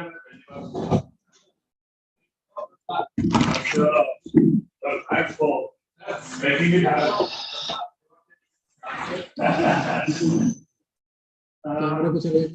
बात ऐसी है कि पिछले साल ये जब गैदरिंग हुई वो मुझे लगता है वो छोटे मामले थी जहाँ पे मुश्किल से 40-50 लोग बैठे थे। अभी जो है वो साइज हॉल का और संख्या लोगों की दुगनी या उससे भी ज्यादा होगी। मुझे विश्वास है कि अगले साल ये 10 गुना बढ़ेगी और शायद शेयर को दाल कटोरा स्टेडियम में यही स्ट्रेंथ है।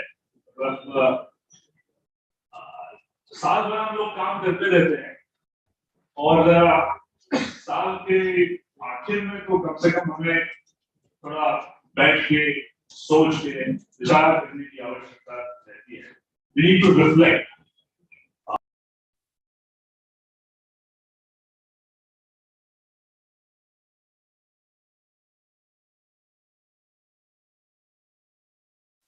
कहूंगा मैं उनके बारे में बात की थी जिनका नाम था Monroe.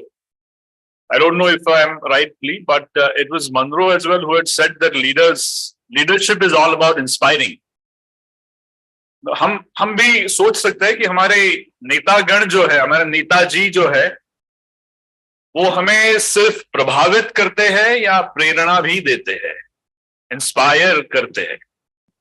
और इसी तरह के कई प्रेरणा स्रोत आज यहाँ भी है, आज हमारे बीच में भी है और उनको हमने इकट्ठा किया है।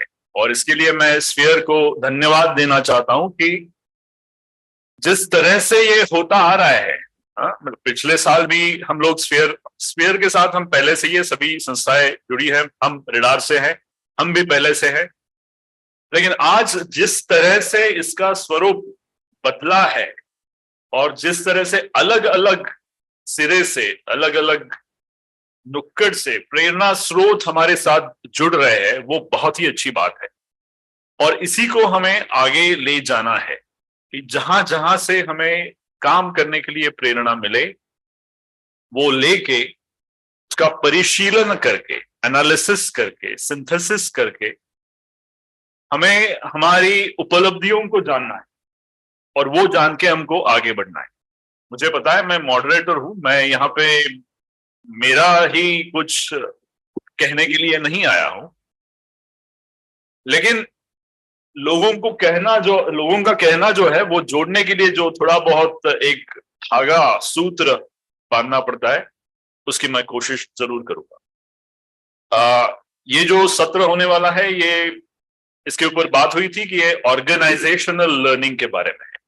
मतलब व्यक्तिगत स्तर पे या संगठनात्मक स्तर पे जो संस्थाओं ने पिछले साल में इकट्ठा किया है, एकत्रित किया है, उसको हम सब में हम बांटना चाहेंगे।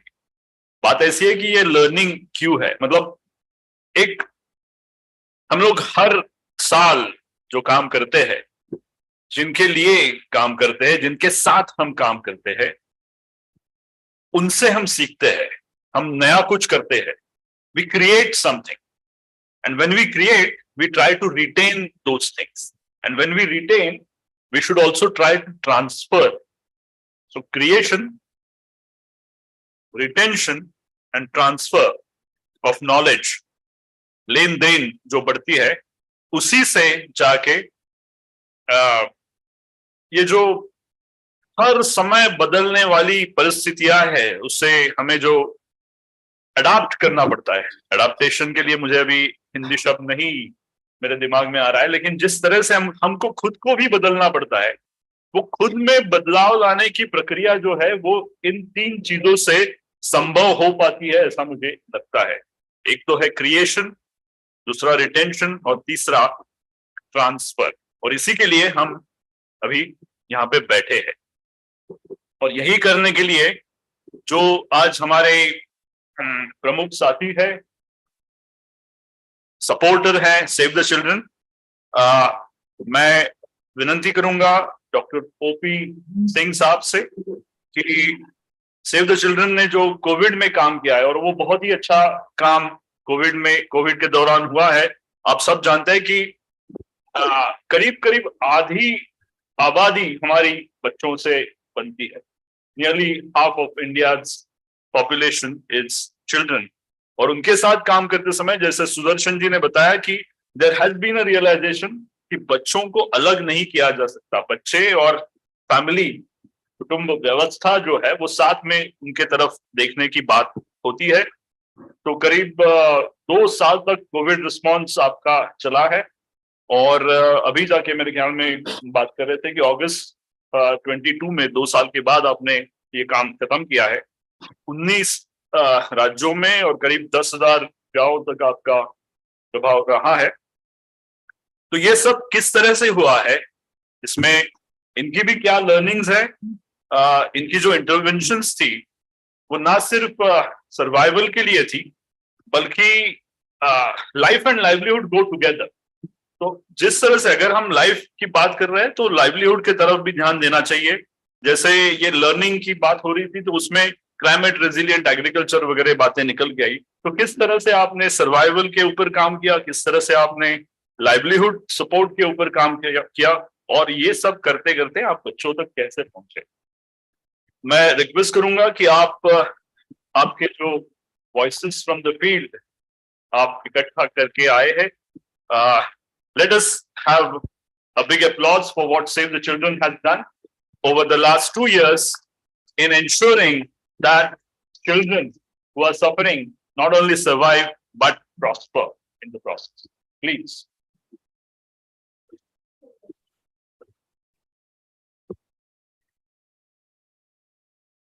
धन्यवाद प्रशांत जी. सबको मेरा नमस्कार. A very good morning to all of you who are here. May I have the presentation here? जब तक ये प्रेजेंट करते हैं, मैं थोड़ा इंटरेस्टिंग थोड़ी सी बातें करना चाह रहा था. अब तक रिकॉर्डेड हमारी दुनिया में 249 पेंडेमिक्स हुई, और ऑलमोस्ट 1889 में पहला पेंडेमिक रशियन फ्लू हुआ था, और आज हम कोविड पेंडेमिक को देख रहे हैं. We have been talking about learnings. We have been talking about the reflections in the past a lot. अब उन learnings को लेके ही हमारी humanity आगे बढ़ी. I think we all agree with that aspect. जब मार्च 2020 के अंदर, when this global pandemic was declared on COVID-19, at that moment, our Prime Minister, he called all the NGOs to work towards the humanitarian upliftment. The Niti Aayog, they invited almost 90,000 NGOs of the country to support the people of India to fight this deadly disease. और मुझे कहने में कतई मतलब है ना, मुझे बहुत फख्र होता है कि we as a civil society, we all people here who have immensely contributed towards going through this whole phase, difficult phase, and learning on that part. So today what I am going to present here Even though we are saying that कि ये एक Save the Children या बाल रक्षक भारत की learning है, but then it's more learning that comes from the community, that comes from the system, that comes from the people who work on the ground level.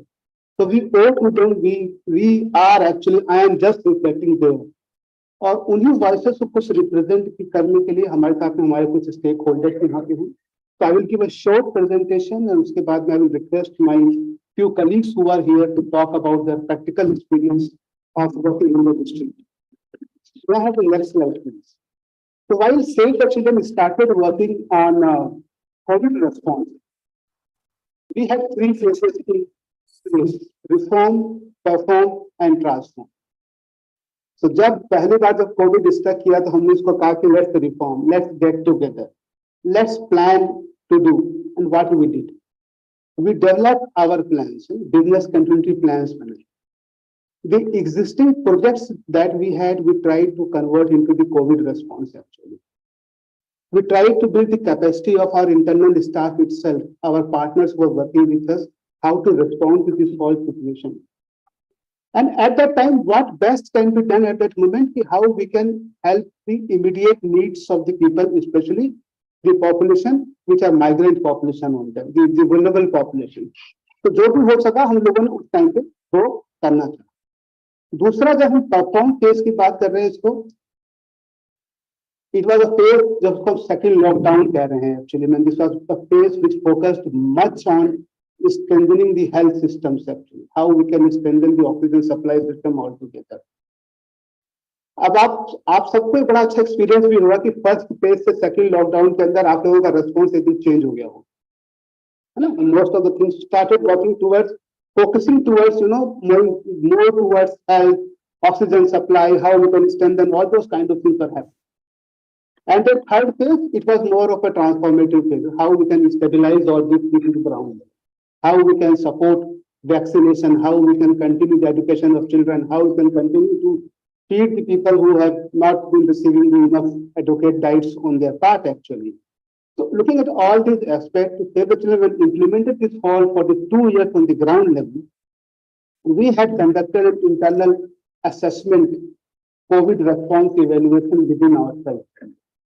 Just to understand, as an organization, where we have been, what we were able to achieve out of this whole COVID response evaluation that we have done, and what are the learnings that can be shared that is applicable for Save the Children or is applicable for similar organizations like us who are working on the ground level. Next slide, please. So while Save the Children, we were responding on the ground. Next slide, yes. So I think as Sir has rightly mentioned that we have been able to reach 4 million people in the COVID response, and of this 1.43 million were children across 19 states that we have been doing. So we implemented several interventions. We named interventions were like survival interventions, where we focused on medical intervention, health intervention, where we worked with the government, we worked with the health department, we worked with the systems at different levels. We worked at national level, state level, and then of course at district level with district administrations and everything. Almost around 678 health facilities, they were strengthened on the COVID facilities. 31 COVID care units were established with the support of Save the Children. And I can say that a kind of a work that we did, we feel proud of. 13 pediatric COVID care wards, that is child-friendly wards, they were established. And this is something unique that has attracted a lot of government and stakeholders on that, how a child-friendly part can be done on that part.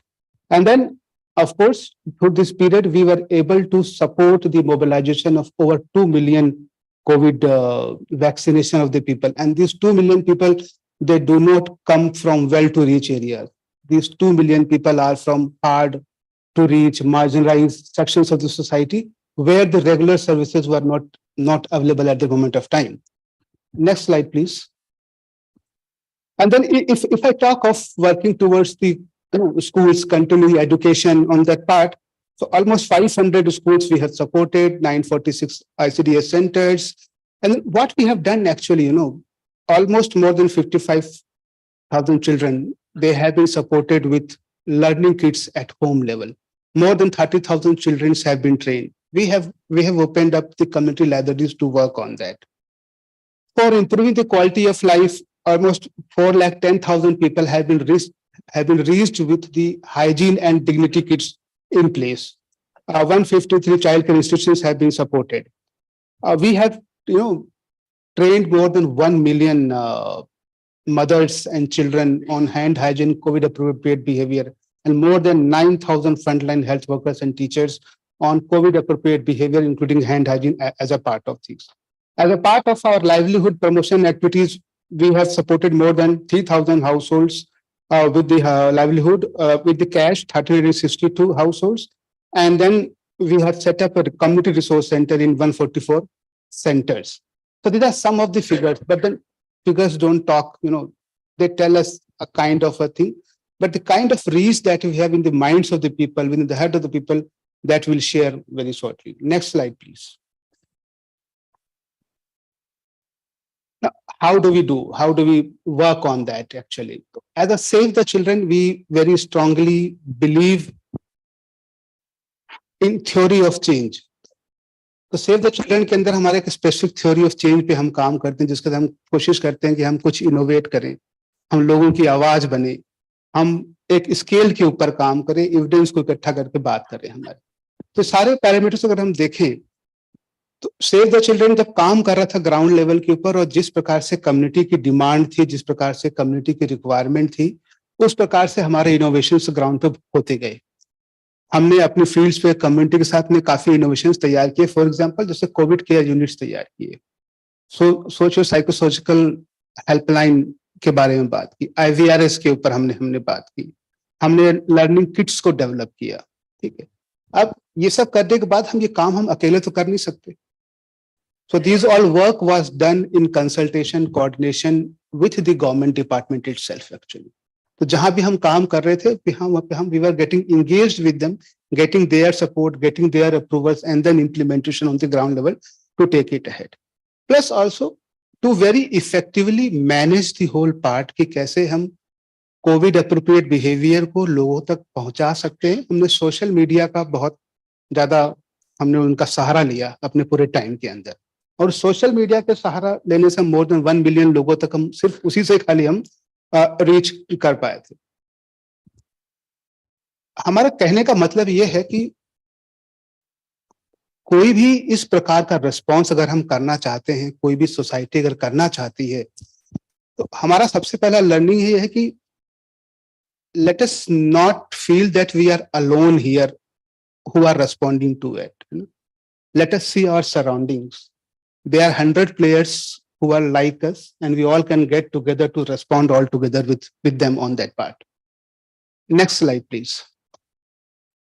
तो हमारी learnings को देखते हुए हम 3 या 5 या 6 बिंदुओं पे मैं बात करना चाहूंगा आप लोगों के साथ में, कि जो लर्निंग्स हमने कोविड से सीखी हैं कि सेव द चिल्ड्रन के लिए कि कैसे यूजफुल हैं, और ये कैसे हम सिमिलरली हम इसको अपने कॉन्टेक्स्ट में अडॉप्ट कर सकते हैं, उन बिंदुओं को मैं एड्रेस करना चाहूंगा। सबसे पहला कि चाहे हम IAG की बात कर रहे हो या स्फीयर की बात कर रहे हो या सेव द चिल्ड्रन की बात कर रहे हो, similarly let us see that how we can support government। जो सोशियो इकोनॉमिक जो चेंज हो रहा है आजकल, है ना, सोसाइटी के अंदर, उसको हम गवर्नमेंट को कैसे सपोर्ट कर सकते हैं कि government can address that actually. उनका जो सोशल प्रोटेक्शन फ्रेमवर्क है, जो स्कीम्स है, हम बहुत बात कर रहे हैं आजकल यहाँ पे ना कि बहुत मार्जिनलाइज है, बहुत सारे लोग छूट गए हैं, people are not able been covered. How we as a society, we as an collective body, we can support government in addressing those missed people, those disadvantaged people on that part. How we can address the gender equity gaps actually, that is आजकल बहुत hot topic चल रहा है। ये hot topic मतलब बार madam ली madam बोल रही थी, मैंने कहा ये hot topic बार ये donors कभी इसको लेके आते हैं, but then this has been always a topic in the world to exist actually. So we should see how this gets engaged into this. And then, of course, I think the basic needs of food and livelihood, along with strengthening health system, exists here. ये हम इसलिए कह रहे हैं कि this is not only pertaining to COVID itself. अभी COVID खत्म नहीं हुआ है. So you all are aware that China is again facing a huge rise in the COVID cases. वहाँ पे lockdowns already हो चुके हैं. And 4 other countries other than China, they are facing the rise. And now India is on alarm at this moment to just tracking this situation where we are. You know? Second, how we can build the capacity on local response. Actually, local capacity कैसे बढ़ाए? I just heard saying that कि हमारे हर एक गांव से कम 1-2 लोग होने चाहिए. Fantastic, होने चाहिए. But then do we have a system to do there actually? The biggest service provider in the country is government at this moment. So can we play our role into that? To frontline delivery services हैं, वहाँ पे क्या हम उनको engage कर सकते हैं local providers को strengthen करने के लिए? And then, of course, let us intensify our all other thematic works that we are doing. Another very important learning that we got is adaptive system. As an organization, चाहे IIG की बात हो, SAVE की बात हो, Sphere की बात हो, as an organization, can we build ourselves as an adaptive organization or system? Planning के अंदर, execution के अंदर, monitoring के अंदर, financial planning के अंदर. Now, this is something where we felt that the organizations which have been able to adapt themselves very fast to the changing scenario, they have performed better actually. And the organizations which depended on their orthodox mechanism of working, they had taken somewhat delayed response mechanism on the ground level. So this is something that we learned. Next slide, please. Again, जैसे मैं बात कर रहा था कि हमको अपने system खुद को अडॉप्ट करने की बात कर रहे थे, वैसे ही do we care about our staff. हमारे जो इंटरनल स्टाफ हैं, जैसे हमारे भी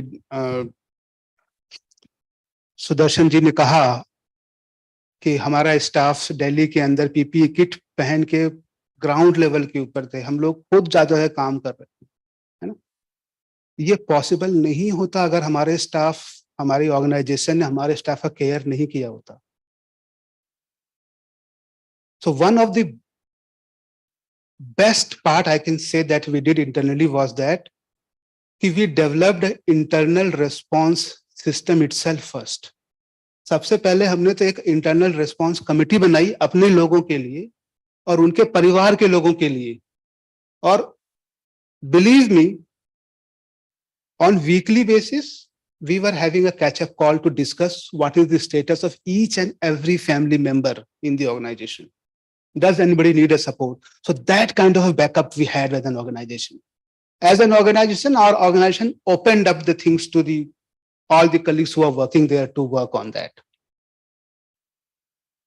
Another important thing, I think most of people talk us, but then this really needs to be done on the ground level, is that how successful evidence-based interventions and management practices can be incorporated into the system.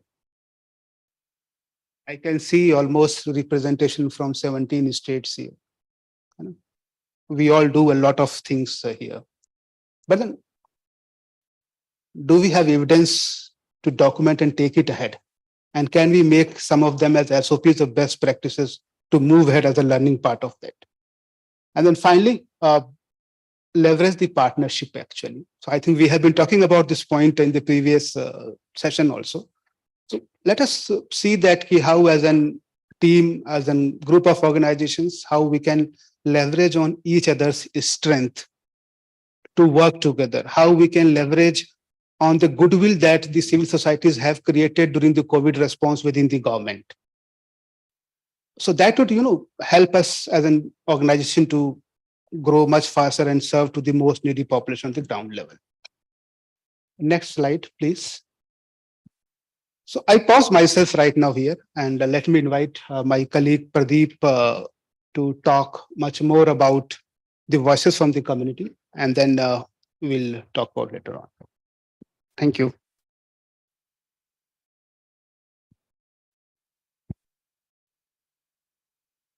Thank you, OP.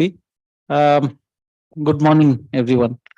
As I think I have taken the most kind of important task to introduce people who actually has been the real COVID warriors at that point of time and also continuing till now. So I think I feel privileged and proud enough to introduce them, and also they are going to share their experiences, their learning. And we actually always have a chance to learn from them. और हम उनसे जब भी माने they are actually representing, but there are many more in field जिनके बारे में हम जितने भी बोले तो शायद कम होगा, क्योंकि they are the real warriors. So let me call upon one by one to listen from them. So let me call Dr. Rajiv Barua, Joint Director of Health Services, Dibrugad, Assam. He actually is being presently posted at Dibrugad District, Assam, in the position of Joint Director Health Services. During COVID-19, he served as Superintendent of Civil Hospital. He has also worked as Zonal Leprosy Officer. He has played a lead role in the Har Ghar Dastak 2.0 COVID vaccination campaign in Dibrugad District of Assam. So let us listen from Dr. Rajiv. May I invite Dr. Rajiv here?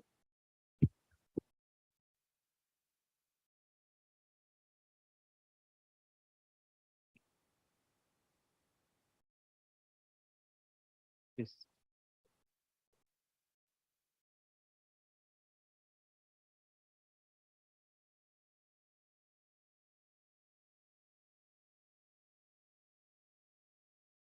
Very good morning to everybody. आज हम यहाँ पर आकर के जो सुना है, जो देखा है, इसके बारे में मेरे आग में कोई आइडिया नहीं था. Basically, I am an anesthetist. I work more than 30 years as an anesthetist inside a operation theater. But during that time of COVID, I promoted to the post of superintendent, and I see the COVID from a very close way.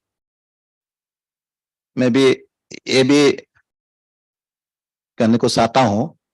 मेरा vocabulary तो इतना अच्छा नहीं है, फिर भी I'll try my level best to give my feelings. जब Covid आया तो टीवी में देखा है, तो ऐसा ऐसा होता है. खाना लेके के ऐसे जाता है. एक बच्चा देखा है टीवी में, उसका माँ अंदर है, वो बच्चा बाहर में देख के वापस आ गया है. फिर कोविड आ गया आगे के प्रथम पहले वाला वो लॉकडाउन हो गया, पीपल मार्केट कर रहा है, कोविड क्वारंटाइन आ गया है. अजीब का बात है. उस टाइम सारा ट्रेनिंग चल रहा है, तो कैसे प्रिवेंटिव मेजर्स कैसे लेना है, मास्क कैसे पहनना है, हाथ सैनिटाइजेशन कैसे करना है, कैसे आइसोलेशन वार्ड बनाना है. हम लोग का जो हॉस्पिटल था सिविल हॉस्पिटल, उसको 50% हॉस्पिटल को कोविड वार्ड में बदल दिया है. फिर भी वेट किया, अभी तक कोविड नहीं आया है. एक दिन अचानक कोविड पेशेंट आ गया है वार्ड में, तो धीरे धीरे संख्या बढ़ते रहता है. पहले वाला जो कोविड था उसका इतना वल्नरेबल नहीं था. उसको इंसाइड में रहते हैं, वहां बच्चा लोग भी था, बड़ा लोग भी था, खूब एक्सरसाइज ऐसा करते रहते थे. सुना था कि कोविड से डेथ भी होता है, तो डेथ होने से ऐसा प्रोटोकॉल होता है, डर लगता है. फिर भी धीरे धीरे समय चला गया. उसके बाद really death is come. Management of death, Covid death is also a very challenging one. तो ऐसे कोविड जाते रहे, उसके बाद वेब डाउन होते रहे, उसके फिर वैक्सीनेशन आ गया है और घर घर के दस्तक इस प्रोग्राम में जुड़ा हुआ है. It is really a challenge. It is really a challenge. हम जब पढ़ते थे तो डिजास्टर किस तरह का होता है, क्या पेंडेमिक होता है, क्या एंडेमिक होता है, वो बुक का लेसन्स था. लेकिन during my time we see what is pandemic, how it is close to us. China में जो हुआ था, एक दिन जो टीवी में देखा था, वो आकर के हमारे घर के सामने में आ गया. And during this period of time, definitely there is a mental stress and strain. I have a very good experience on that time. At around at night 2 a.m., always a phone call come to me. At night 2 a.m. उसने बोला है कि मैं सांस लेने का तकलीफ हो रहा है, मैं मर जाऊंगा अभी, ऐसे बोल रहा है. तो जो वहां पर हमारा नर्स लोग था, फ्रंटलाइन वर्कर भी था, उसको पूछा जो जाओ उसको तो ऑक्सीजन दो. उसने बोला है जस्ट हम जाकर के उसको ऑक्सीजन देके आया है, लेकिन अभी वो ऐसा बोलता है. तो 4-5 दिन ऐसे चला गया. मैं एकदम रात 2 बजे मैं सोचा तो क्या करूं, रोज 2 बजे वो टेलीफोन करते हैं. तो मुझको बोला कि एक काम कीजिए, हमारा तो ये डिस्ट्रिक्ट हॉस्पिटल है, हमारा तो लिमिटेशन ऐसा है, अब मेडिकल कॉलेज चला जाइए. उसने बोला कि मुझे मेडिकल कॉलेज मत भेजो. on the very next day there is no phone call. Interesting. तो मैं सोचा कि क्या हुआ, क्यों ऐसा फोन कॉल किया है. तो मैंने देखा तो उसका एक भाई, उनके एक भाई कोविड हुआ था, वो मेडिकल कॉलेज में रेफर किया था. At around 2 a.m. the fellow was died. So there is a fear case psychosis. So mental stress and strain was a very important facts during that COVID period. और बच्चा का बात क्या बोलूं, तो माँ को कोविड होता है, बच्चे को नहीं, तो माँ कैसे बच्चे को छोड़े. बच्चा को कोविड होता है तो माँ कैसे बच्चे को छोड़ो. भी होता है तो कोविड पॉजिटिव वाला को अलग के रखो, और ऐसा प्रोटोकॉल भी होता है. These are also challenges. Another is very interesting challenge is there. बहुत लोग अल्कोहल से एडिक्ट होता है ना, उसको रेगुलर अल्कोहल लेना पड़ता है. जो कोविड का वार्ड होता है वहां तो अंदर जाने का कोई किसी को माना होता है. एक रात क्या हुआ, एक आदमी बिल्कुल पगला का जैसा घूमते रहा. तो हम करके देखा वो अल्कोहल एडिक्टेड थे. उसको रात अल्कोहल लेने को परमिशन दे दिया है. The situation is control. Another is that one COVID was चला गया. Covid positive patient on that time कहाँ भाग गया, वो पूरा कम्युनिटी पे कोविड फैला देगा, तो पुलिस लगा दिया. तो घूमते जाकर के देखा एक गांव में, वो वहां में हम लोग लापनी बोलता है, लापनी लेकर बैठा हुआ है. These are practical सब चैलेंज उसको देना होगा. अल्कोहल बैन नहीं देना है, लेकिन to control the situation we have to allow. So there are so many challenges are there. और ऐसा भी देखा है को दोनों हस्बैंड एंड वाइफ दोनों पॉजिटिव है, एक के आगे में एक का देहांत हो गया है. ऐसे सिचुएशन भी है. There are so many situations adapt. These are the challenge, and we come about the challenge. और इसलिए हम लोग का बहुत सीखा है कैसे डिजास्टर्स को मैनेज करना है। बोलने वाला हमें डिजास्टर के बारे में कुछ बोला है। बेसिकली डिजास्टर हम लोग को बहुत बात सीखा हुआ है। And about the Save the Children, when I became the joint director, then I come across so many NGOs during that period of time.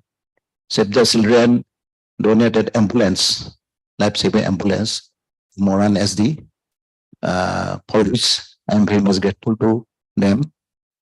And it gives a very much good service to them. And in Dibrugarh district, 177 tea gardens are there, maximum tea garden of Assam.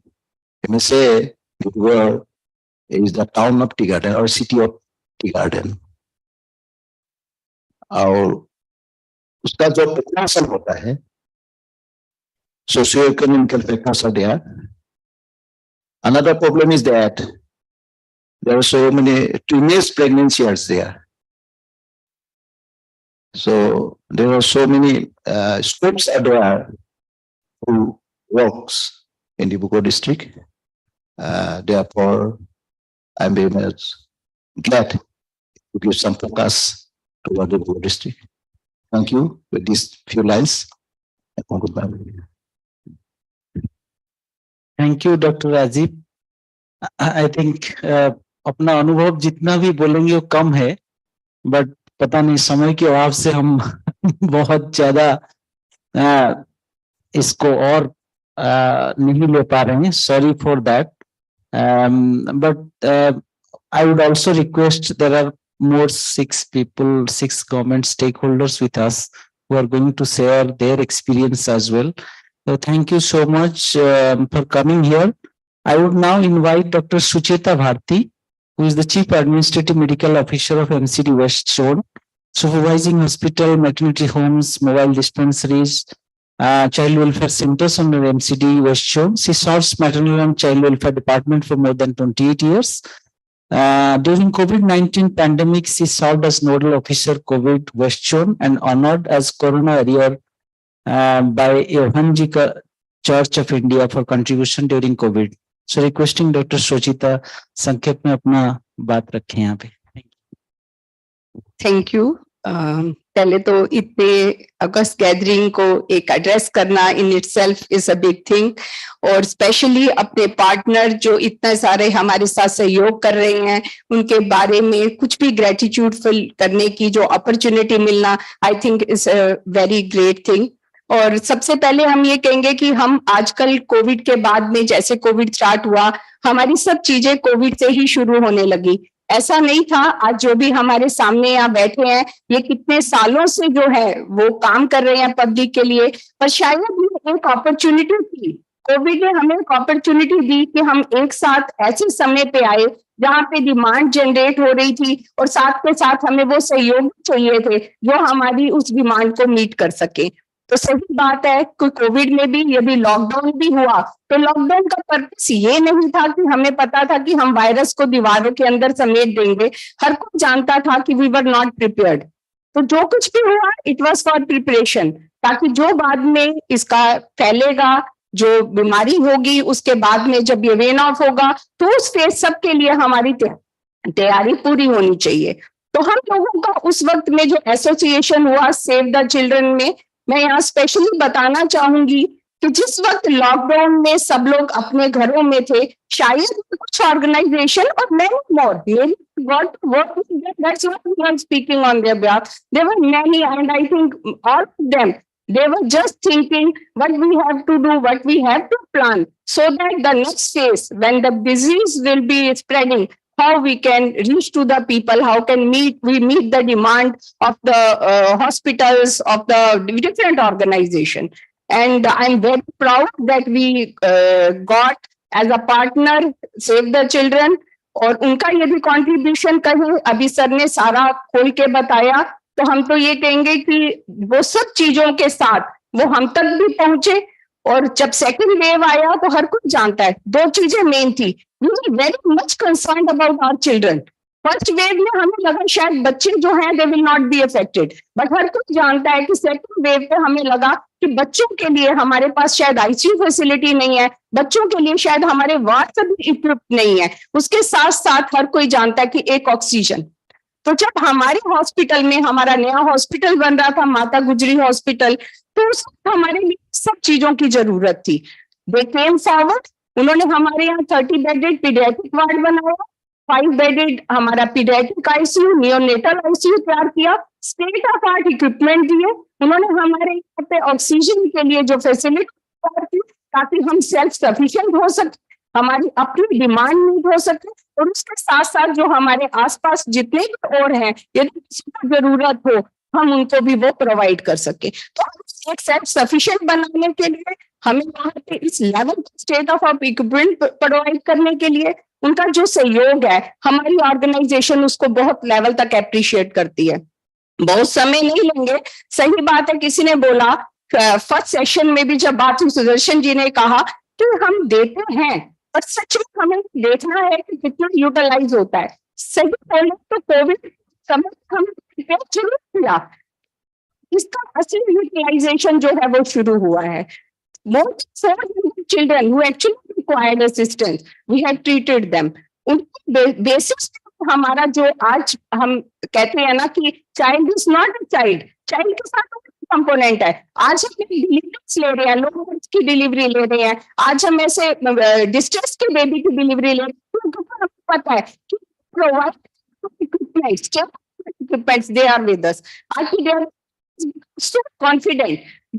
हमारा वहाँ पे किया, somebody gets opportunity visit, they should see अच्छे से home environment में उन्होंने ऐसा create किया है कि जब बच्चा आए इलनेस के टाइम पे भी, जब उसका ट्रीटमेंट हो रहा है, तो उसको ये चीज दिखाई दे, एक होमली एनवायरनमेंट दिखाई दे।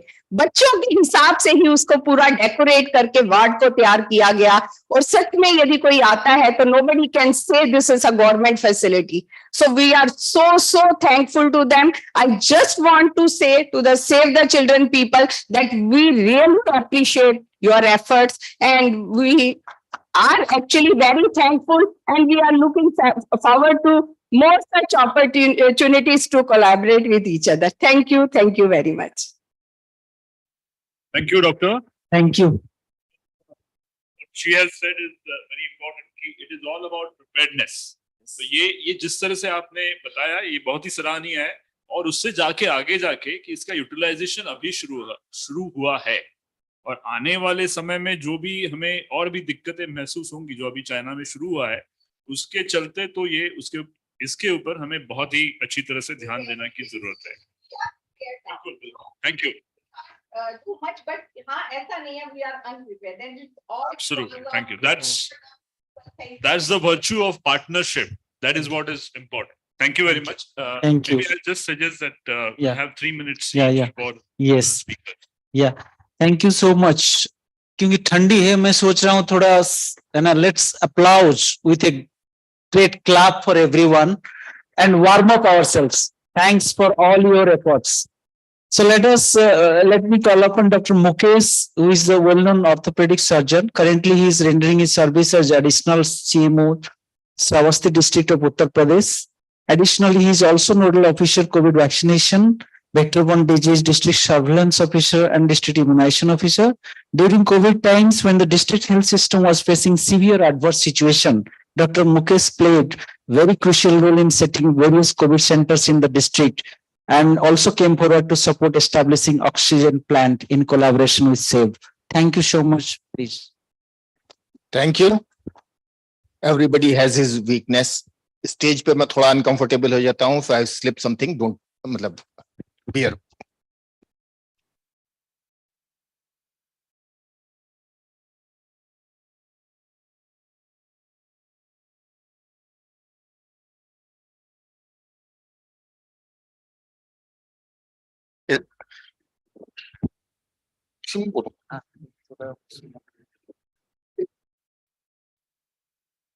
इस तरह का लॉकडाउन, इस तरह की तैयारियां, मतलब it was unprecedented. No one person could do anything. सबने मिलके किया. Everybody helped. The team, the administration, and all partner agencies. हर और मैं श्रावस्ती से हूं. श्रावस्ती में लिटरेसी रेट बहुत कम है, अराउंड अबाउट 40-45 के बीच में. इस लिटरेसी रेट के साथ अपनी इंफॉर्मेशन दूसरे तक शेयर करना, उससे उसको जो बिहेवियर फॉलो करना है, जो उसको करना है, इम्यूनाइजेशन के लिए उसका टर्न अप करना है, that always there was a hurdle. हम लोगों की आशाज फील्ड में थी, ग्राम पंचायत के सेक्रेटरी वगैरह काम कर रहे थे. Still it was not possible to reach everyone every second, third day, fourth day. हर जगह से हम लोगों को मतलब सबके हेल्थ की सूचना चाहिए होती थी. किसी को इली टाइप के सिम्टम्स हैं, सारी हैं, फीवर है, किसी को टेस्टिंग की जरूरत है. We actually needed to reach all households daily, but that was really not possible. लोगों में फियर फैक्टर भी था, उसमें हमारे कर्मचारी भी थे, और लोगों तक उतनी पहुंच बना के. और देयर वाज अ टाइम जब लोग समझते थे कि अगर हम अभी बता देंगे कि हमको फीवर है, हमको हमारी जांच होगी, तो हमको पकड़ के भी अस्पताल में बंद कर देंगे, किसी से मिलने नहीं देंगे, पता नहीं क्या होगा. तो people were not willing to disclose also. और हर आदमी को घर में घुस के एक एक को चेक करना, that was really not possible. But then NGOs ने बहुत मदद की, एंड सेव द चिल्ड्रन ने मदद की. हम लोगों ने हर घर से एक फोन नंबर इकट्ठा करवाया थ्रू मतलब और staff and the administration staff, और उनको इन लोगों ने रेगुलरली एसएमएसएस भेजे टारगेटेड. आप किस नंबर पे कांटेक्ट कर सकते हैं, आपको क्या करना है. ये वैक्सीनेशन के समय भी हम लोगों ने यूज किया, एंड दैट हेल्प्ड. उसके अलावा जब हम लोगों का जो सबसे क्रूशियल समय था, जो सेकेंड वेव थी, जिसमें हम लोगों को परेशानी थी, और सब जगहों की तरह हमारे डिस्ट्रिक्ट में भी ऑक्सीजन की प्रॉब्लम थी, बेड्स की प्रॉब्लम थी, वेंटिलेटर्स की थी. तो many people donated. Save the Children also played a crucial role. उन्होंने हम लोगों का एक ऑक्सीजन प्लांट लक्ष्मणपुर में इस्टेब्लिश किया. हम लोगों को ऑक्सीजन कंसंट्रेटर्स दिए, 2 वेंटिलेटर्स दिए, 4 बाईपैप दिए, कुछ पीडियाट्रिक बेड्स भी उन्होंने अवेलेबल कराए. विद हेल्प ऑफ एवरीवन, सब लोगों ने बहुत सारी मदद की, और उससे हम लोगों ने मतलब our death rate in the Covid was really low. Around about 5000 patients हम लोगों के थे, एंड देयर वर मतलब कोविड पॉजिटिव डायग्नोज्ड केसेस हम लोगों के अराउंड अबाउट 5000 थे. उसमें डेथ हम लोगों की 35 थी. तो that was a good thing. और दिस वाज जस्ट बिकॉज कि हम लोग उनको फैसिलिटीज दे पाए. ट्रीटमेंट तो जो सब जगह था, that was the same treatment we were following. Treatment में तो देयर वाज नथिंग एल्स. लेकिन जो सपोर्ट सिस्टम था, जो ऑक्सीजन थे, जो वेंटिलेटर्स था, जो कंसंट्रेटर्स थे, उनकी अच्छी अवेलेबिलिटी होने की वजह से, और इनफैक्ट हम लोगों ने 2 हॉस्पिटल्स, हम लोगों का एक हॉस्पिटल रन कर रहा था, कोविड L2 हॉस्पिटल, और 2 हॉस्पिटल्स और स्टैंड बाई पर हम लोगों ने प्रिपेयर कर लिए थे कि हम लोग जरूरत होने पर उन पर भी पेशेंट्स को एडमिट करने की स्थिति में थे. तो because of all this preparation and availability of resources, हम लोग डेथ को रिड्यूस कर पाए. The mortality was reduced to such a मतलब 35 deaths are also not good, मैं ये नहीं कहूंगा, लेकिन दे वर इनएविटेबल. कुछ तो मतलब इनएविटेबल होती हैं. Thank you save the children. You help a lot of people survive.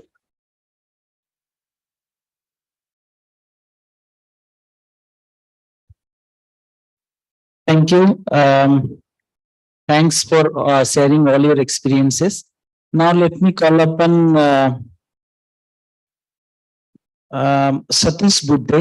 who is from Latur district of Maharashtra and served as BDO in Barod block of Amravati for 1 year and 4 years in Medha block. Currently, he is working with Gram Sevak Training Institute of Pune. During COVID-19 pandemic, he has supported, distributing many more food kits and also collaborating with different organizations, teachers association, migrants specifically. Thank you so much. Please share in short. Thank you, sir. I was posted in Satara, Medha block as a block development officer. My previous seniors also mentioned about higher level management and their problems. I want to convey जो ground level पे हो रहा था उसके बारे में मैं थोड़ा सा बोलना चाहूंगा. महाराष्ट्र में पर्टिकुलरली मैं बताना चाहूंगा कि village level vigilance committees setup की गई थी. पहले तो जब रिवर्स माइग्रेशन शुरू हुआ था तो जो इंफ्रास्ट्रक्चर था विलेज का, जो पानी रहेगा या कोई किराना माल रहेगा या जो कुछ एग्जिस्टिंग था, वो जब रिवर्स माइग्रेशन की वजह से उस पे बहुत प्रेशर आ रहा था कि अभी तो, और एक तो फियर लोगों में था कि जो बाहर से आ रहे हैं मुंबई से या बड़े शहरों से, तो शायद वो भी इन्फेक्टेड हो सकते हैं. इस डर से सोशल हार्मनी भी कुछ हैम्पर हो गई थी. तो एक मैं ये बताना चाहूंगा कि बॉटम अप अप्रोच जो था पर्टिकुलरली महाराष्ट्र में, कि विलेज लेवल विजिलेंस कमेटी ने जो आइसोलेशन का जो हमारा फर्स्ट जो रिस्पॉन्ड रहना चाहिए था कोविड के लिए, तो वो उन्होंने किया. और जो बॉटम अप इन्वेंशन हम जो बोलते हैं, तो हमारे विजिलेंस कमिटीज ने जो हमारे एग्जिस्टिंग स्कूल्स है वहाँ स्कूल्स को उन्होंने आइसोलेशन सेंटर बना दिया. वैसे स्कूल बंद थे. टेम्पल्स के जो भक्त निवास थे उसको भी आइसोलेशन सेंटर बना दिया, क्योंकि वहां पे ऑलरेडी वाटर, इलेक्ट्रिसिटी और सैनिटेशन की फैसिलिटीज रहती है. तो कुछ हम जब अगर बॉटम से कुछ उनका आइडियाज ले, उनको हमारे प्लानिंग प्रोसेस में, इम्प्लीमेंट प्रोसेस में इन्वॉल्व करे, तो वो भी बहुत अच्छे आइडियाज दे सकते हैं. बाद में ये उनका इनोवेशंस था. मैं कुछ ऑब्जर्वेशन बताना चाहूंगा कि जो हमारे लोकल इंस्टीट्यूशंस हैं, यानी जो हमारे नेशनल प्रोग्राम्स है, for example national health mission की जो आशा सेविका है, या कोई हमारा जो ICDS है, इंटीग्रेटेड चाइल्ड डेवलपमेंट स्कीम, उसमें जो आंगनवाड़ी सेविका है, उन्होंने इस कोविड के दौरान जब सर्वे करने थे, हर दिन का सर्वे रहता था, जो असिम्प्टोमेटिक कोई है क्या, कोई किसको सिम्टम क्रिएट हुए हैं, कि जो हमारा फर्स्ट रिस्पॉन्स रहना चाहिए था कि हमारी जो फैसिलिटीज रहेंगी गवर्नमेंट की या सेमी गवर्नमेंट की, किसी की, वो सिर्फ सिम्प्टोमेटिक के लिए हम काफी रह सकते थे. मगर जो असिम्प्टोमेटिक है और वो जो स्प्रेडर बनने वाला है, उसको टैकल करने के लिए जो लोकल इंस्टीट्यूशंस ने बहुत अच्छा काम किया था. ये हमारे लिए एक लेसन है कि जब हम कोई भी सस्टेनेबल काम करना पसंद करने की सोच रहे हैं, तो हमारा लोकल इंस्टीट्यूशनल स्ट्रांग रहना चाहिए. एक NGO के लिए भी एक लेसन है कि जब हमें कुछ कैपेसिटी बिल्डिंग करनी है, हमें कुछ डिलीवर करना है गांव के लोगों को या मॉनिटर करना है, तो उन्हीं में से एक, उन्हीं गांव में से जो इसके लिए उसको कैपेबल बना के हमारा कोई रिप्रेजेंटेटिव गांव में रहेगा, तभी हम अच्छी तरह से वो जो हमारा टारगेट है, जिस एरिया में हम काम कर रहे हैं, वो हम अचीव कर सकते हैं. मैं यहाँ पे सेव द चिल्ड्रन का जो कंट्रीब्यूशन रहा सतारा में, उसके बारे में बताना चाहूंगा. जो मेढ़ा ब्लॉक है सतारा का, जो आपने महाबलेश्वर वगैरह सुना होगा, वो जब हम महाबलेश्वर सुनते हैं तो हमें अच्छा लगता है कि टूरिस्ट स्पॉट है, बहुत अच्छा वहां पे वातावरण है. मगर एक उसकी निगेटिव साइड देखे तो वहां पे जो फैसिलिटीज है, जैसे कि हॉस्पिटल्स, जैसे कि बड़े कॉलेजेस, स्कूल्स, वो बहुत कम है. क्योंकि वो एक तो आप जो हम घूमने जाते हैं तो सिर्फ वो टूरिस्ट वाला एरिया देखते हैं, मगर जो हिली एरिया है, जो रिमोट एरिया है, वहाँ को बहुत कम फैसिलिटीज लोगों के लिए अवेलेबल है. जैसे कि जब मैं सातारा में मेढ़ा तालुका, वो भी महाबलेश्वर के ही बाजू में है, जहाँ पे आपने कास प्लाटू वगैरह सुना होगा, वो एरिया. तो वहां पे ऑलमोस्ट एक 50 किलोमीटर स्क्वायर किलोमीटर के एरिया में not a single oxygen medical oxygen facility वाला हॉस्पिटल एक ही भी नहीं है, आज भी नहीं है। मगर सेव द चिल्ड्रन ने जो हमारा रूरल हॉस्पिटल मेडा था वहां पे आईसीयू वार्ड डोनेट किया, और वहां पे जो लगभग 1.5 लाख लोगों के लिए जिनको सतारा सिटी में जाना पड़ता था, एक तो सतारा सिटी के जो हॉस्पिटल है उस पे भी लोड आता था, मगर इमरजेंसी में वो वहां उनको बेड भी नहीं मिलता था। मगर जब ये सेव द चिल्ड्रन की तरफ से वार्ड तैयार किया गया, वो उनके लिए बहुत ही लाभदायक अभी हो रहा है।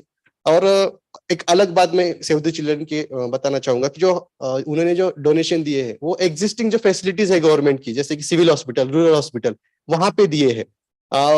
आपने कई बार देखा भी होगा कि जो टेम्पररी फैसिलिटी तैयार की गई थी, जैसे कि जम्मू हॉस्पिटल या कोई कोविड इंस्टीट्यूट तैयार किया, उधर ऑक्सीजन सप्लाई या ऑक्सीजन के बेड तैयार किए गए। मगर जब कोविड चला गया तो उसका वो लगभग अनफंक्शनल है, उसका यूटिलिटी नहीं हुआ। मगर जो डोनेशन दिया गया है उसका भी परमानेंट यूटिलाइजेशन हो रहा है।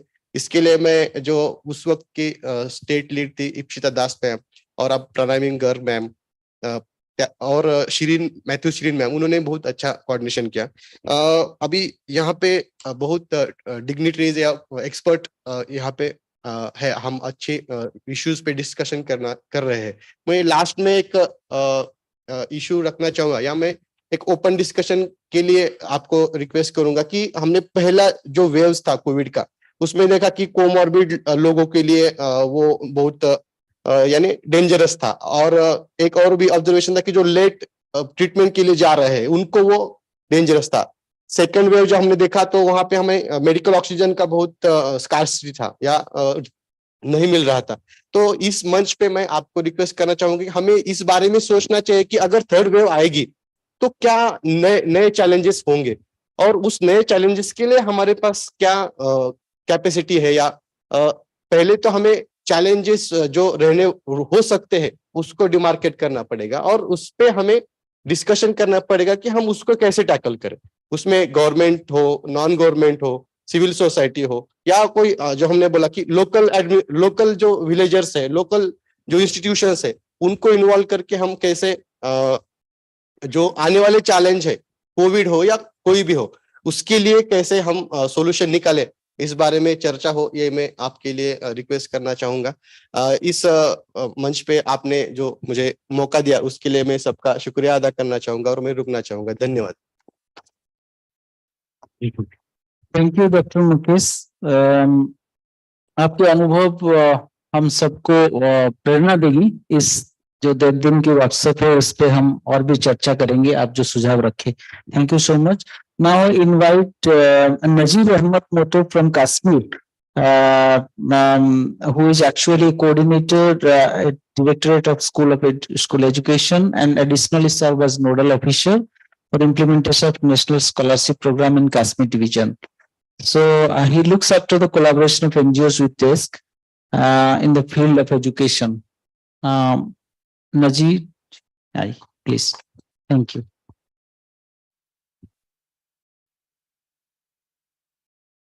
Good afternoon all of you. Kashmir से होना एक डिफरेंट इशू रहता है, क्योंकि हम लोग कोविड से पहले ही कोविड में फंसे हुए थे। I mean that the situation which we face after COVID, we are already facing that situation to some extent. उसमें सबसे ज्यादा था कि घर बैठना, वो हमारे लिए एक नॉर्मल प्रोसेस रहा है पिछले 30 साल में। 1 महीना, 2 महीना, 3 महीना बंद रह के आप बैठ सकते हैं। लेकिन कोविड में जो सिचुएशन रही वो कुछ डिफरेंट थी।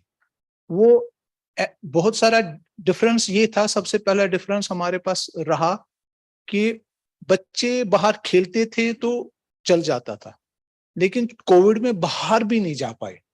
सो घर से बाहर, घर के आंगन में, इवन घर में भी अलग अलग रहना पड़ता था। So that has created some sort of socio psychological pressures on the children.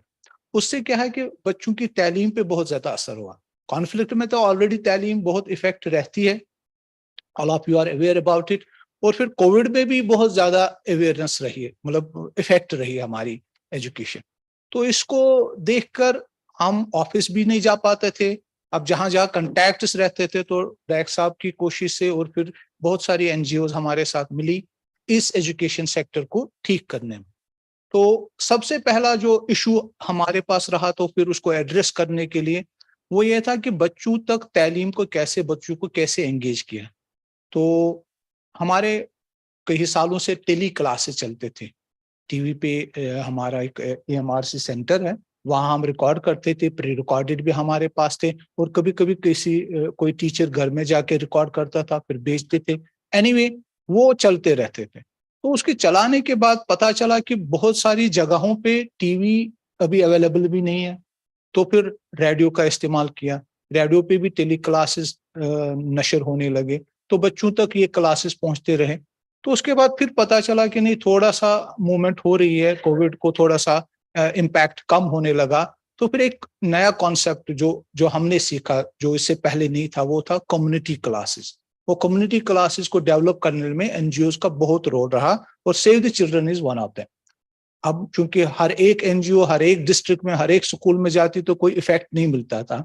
Save the children के लिए हमने 3 डिस्ट्रिक्ट का अलग से कर दिया, डिस्ट्रिक्ट श्रीनगर, बड़गाम और Anantnag.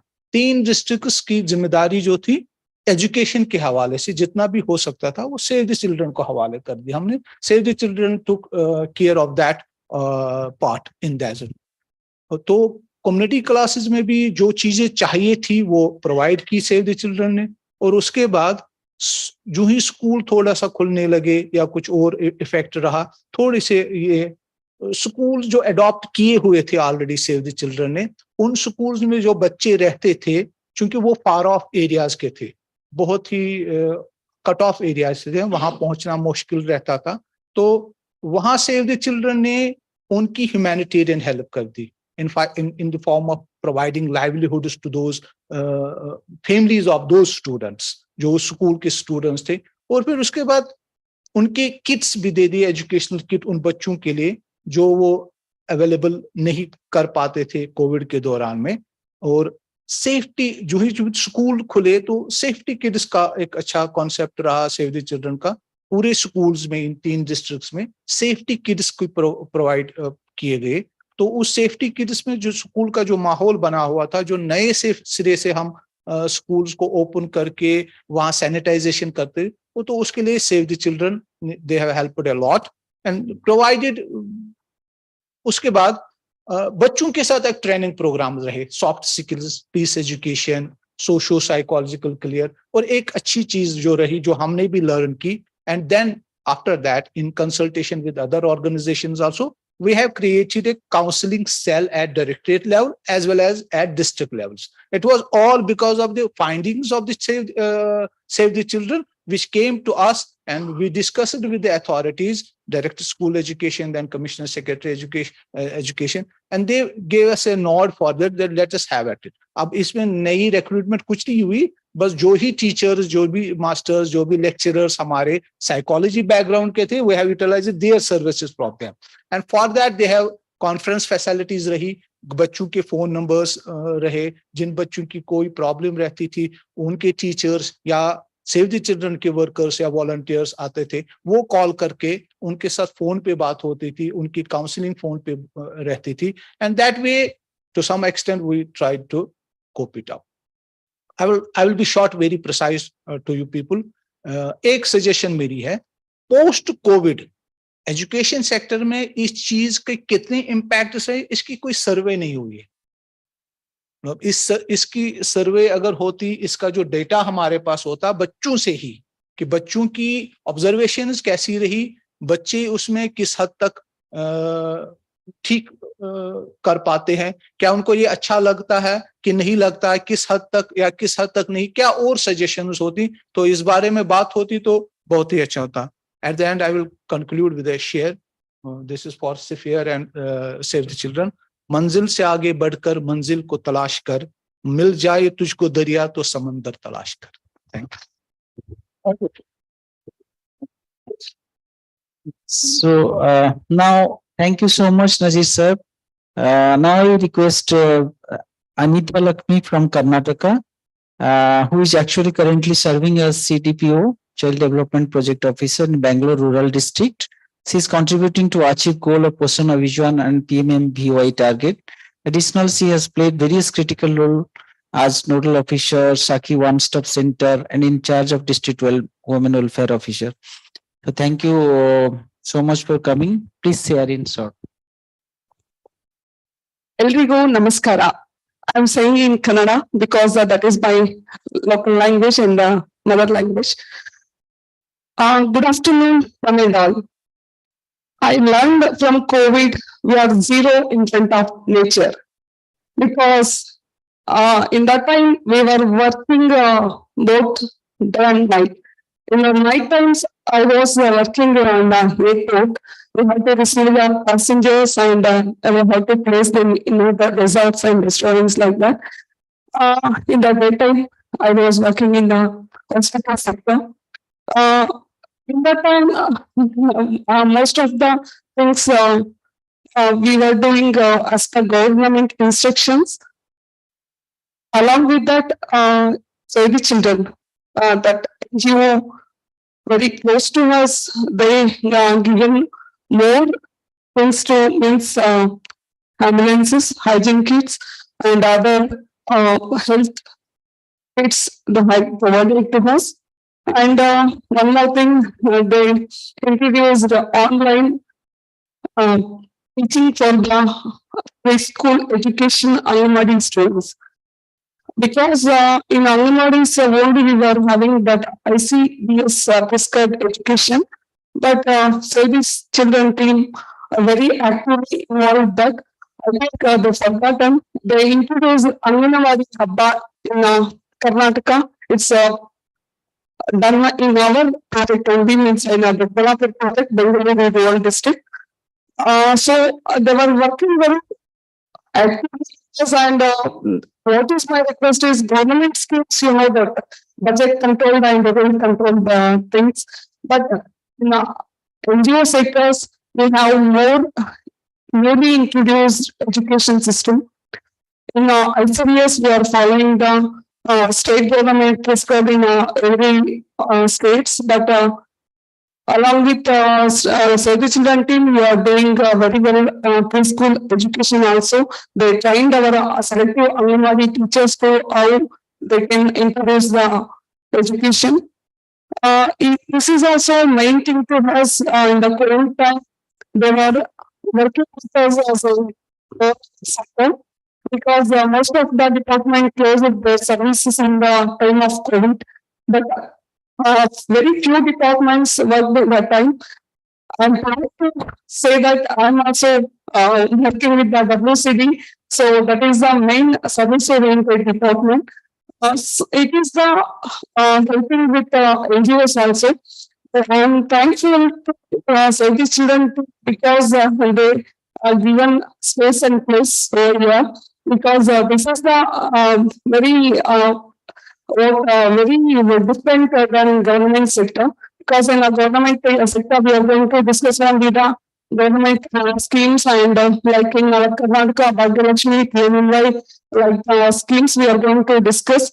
But this is the newly different kind of sessions are going on, and I'm requesting one and all because in the changing the environment, it is not only the government and not only the non-governmental institutions. We have to work with joining hands. So that is the better improvement in our society. Community involvement is also very important. This is the main thing. What I'm asking, please join your hands to develop our India, government and non-governmental organizations. And I'm very happy to be here and thankful to everyone because especially Save the Children team and Johnny means of the review, and this is the main opportunity to use. Thanks for the emphasizing the points of collaboration and coordination. Thank you. So now I request the last Dr. Mr. Rajendra Prasad, who is currently serving as CDPO, Adilabad, Women Welfare and Child Department. He led the COVID-19 awareness and immunization campaign and have supported many orphan and semi-orphan children. We appreciate his commitment and sincerity towards cause of children. Please. Good afternoon, all of you. I am Rajendra Prasad, District Child Protection Officer, Adilabad District and Telangana State. तो Covid में जो कुछ save the children's के साथ काम किया उसके लिए मैं पहले ही उनको धन्यवाद बोल रहा हूँ। मेन क्या हुआ, स्टार्टिंग में जब कोविड आया तो सब में ट्रांसपोर्टेशन का बहुत प्रॉब्लम था। ट्रांसपोर्टेशन उन लोगों को जाने का था, उसके जैसा ट्रांसपोर्टेशन के लिए गए, ट्रांसपोर्टेशन बस वगैरह वो बात करके माइग्रेशन लोगों को लेके जाने के लिए बहुत कुछ मेहनत किया। उतने में साथ ही और कुछ साथ ही हर एक प्रॉब्लम स्टार्ट हुआ, तो उनके साथ जिनको प्रॉब्लम है उन लोगों को 1098 जैसे बच्चों के लिए कुछ प्रॉब्लम्स है तो 1098 के अलावा उसको जल्दी से जल्दी रीच नहीं हो रहे थे। तो उसके बाद उन्होंने गवर्नमेंट के साथ एक नया हेल्पलाइन स्टार्ट किया। सो हेल्पलाइन जैसा स्टार्ट किया, वो हेल्पलाइन के साथ क्या हेल्प चाहिए तो वो कोलैबोरेशन बहुत कुछ काम किया है। तो उसमें एक एक सिचुएशन के अनुसार अपने को लर्निंग नया गवर्नमेंट के साथ और गैप में जो हेल्प लोगों को तक पहुंचने के लिए बहुत कुछ हेल्प किया। तो जो नया गवर्नमेंट ने, तेलंगाना गवर्नमेंट ने एक हेल्पलाइन स्टार्ट किया।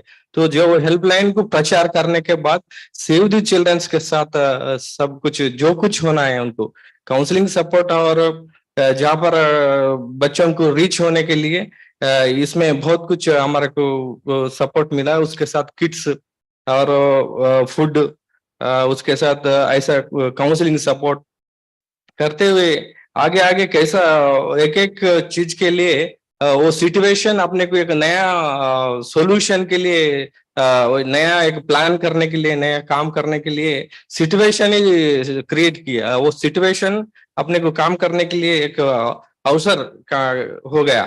तो उसमें क्या हुआ, आगे आगे चलते वो बच्चों को पढ़ने के लिए बहुत कुछ तकलीफ होने से तो ऑनलाइन क्लासेस स्टार्ट हुआ।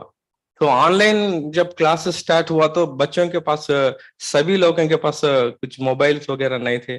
सो वो टाइम में भी बहुत सारे मोबाइल्स देके उनको भी लर्निंग करने, पढ़ने के लिए सपोर्ट किया। फिर इसके बाद अभी प्रॉब्लम, नए नए प्रॉब्लम्स में नए नए काम करने के लिए नया अवसर मिला था। तो मैं उसके बाद क्या हुआ, अभी जैसा बच्चे लोग पढ़ रहे तो उसका इस्तेमाल ज्यादा हो गया अभी। तो उसके लिए भी अपने को यहाँ पर प्रॉब्लम्स क्रिएट होना चालू हो गया। तो उसके लिए बहुत सारे बच्चों में इसमें मिसयूज होने के ज्यादा चांसेस आने के अभी अवसर ज्यादा हो गए। सो अभी बच्चों में एडिक्ट हो गए बच्चे लोग को, ये मोबाइल में जो कुछ है उसमें एडिक्ट होने के बाद फिर उसको भी थोड़ा चेंजेस करने के लिए बच्चों को लर्निंग कर रहे हैं।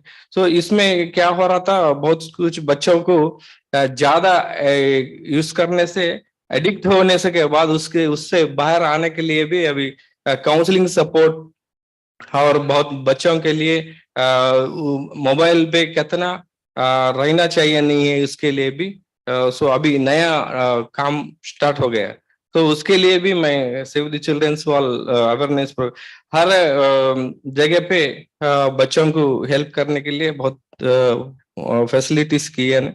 और उसके बाद अभी नया माइग्रेशन जो बच्चे लोग, हम लोग सेव द चिल्ड्रंस के साथ ट्राइबल एरिया में, हमारे आदिलाबाद डिस्ट्रिक्ट में थोड़े लोग हैं जिसके पास पहुंचना बहुत मुश्किल होता है ट्राइबल एरिया में। तो गोंड और ट्राइबल कोलाम ऐसे लोग रहते हैं। तो उनको उसमें वो कॉल सेंटर से जैसे कॉल्स आए थे, उन लोगों में जैसे ज्यादा से ज्यादा एनीमिया लोग थे। तो एनीमिया बच्चे उनके उससे वजह से बहुत सारे डेथ्स होने लगे। तो सेव द चिल्ड्रंस के साथ मिलके फिर लोगों ने बहुत सारे किड्स उसमें साइंटिफिक जो एनीमिया के बढ़ने के लिए, एनीमिया से खून बढ़ने के लिए, मतलब जैसा एनीमिया बढ़ने के लिए तो वो काम करने के लिए फिर उसमें किट्स तैयार करके वो देने को अवसर हुआ। बहुत सारे इंटीरियर प्लेस में मैं ये किट्स देने को उन लोगों ने हेल्प किया था। So thank you so much Save the Childrens Nitin sir और सभी लोगों को। तो आपने को जैसे कोविड आया था, कोविड में जैसे सिचुएशन क्रिएट हुआ, वो जगह पे जो गवर्नमेंट नहीं कर सकते वो गैप में सेव द चिल्ड्रंस काम करे वो, इससे वजह से अपन पूरा बच्चों लोगों तक, चिल्ड्रंस तक पहुंचने के लिए अवसर हुआ। नहीं तो ये गैप में बहुत मुश्किल होता था कि गवर्नमेंट थोड़े काम कर सकते हैं, रीच नहीं हो सकते। ये गैप में बहुत कुछ हेल्प बहुत लोगों को करने के लिए मिला। ये बोलते हुए सभी लोगों को धन्यवाद करता हूँ। और मैं एक छोटा सा बात बोलना चाह रहा हूँ। तो विलेज लेवल में हमारे तेलंगाना में जो village level village child protection ऐसा कमिटी है, सो ये चाइल्ड प्रोटेक्शन कमिटी में सरपंच जो रहते हैं, वो सरपंच को अपन स्ट्रेंथन करते हुए यदि उसमें विलेज में जो लोग बच्चे लोग के काम करने वाले लोग विलेज लेवल में वीआरओ, हमारे पास विलेज लेवल कमिटीज, उसमें काम करने वाले आंगनवाड़ी ऐसा रहते हैं। सो उन लोगों को अपन, उन लोगों की बहुत कोविड में बहुत काम किया था। तो जो आंगनवाड़ी है हमारे डिपार्टमेंट में, सो वो लोग बहुत काम किया था। सो ये कमिटी को स्ट्रेंथन करते हुए यदि कुछ आगे प्लानिंग किया तो village level child protection committee को स्ट्रेंथन किया तो बहुत अच्छा रहता है बोल के बोलते हुए सभी लोगों को धन्यवाद। Thank you Rajendra Prasad ji. Thank you. Well, it was an impressive array of voices from the field. और आप मेरे साथ सहमत होंगे कि जब भी फील्ड से कोई आवाज आती है तो उसको कंट्रोल करना मुश्किल होता है। So howsoever I tried to tell कि नहीं 2 मिनट 3 मिनट 4 मिनट, उनको सुनना बड़ा अच्छा लगता है, क्योंकि यही सही मायने में these are the voices that we want to learn from. So I thank Save the Children for getting such an impressive range of practitioners from the field. We had Assam, we had Bihar, we had Maharashtra, we had Karnataka, we had Telangana, we had Jammu and Kashmir. Everywhere from India, people have come over here and talked about how they worked.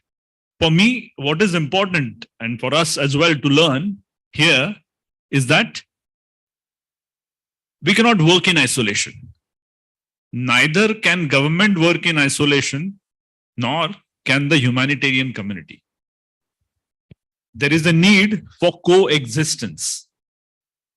इसको हिंदी में अगर कहा जाए तो साहचर्य है।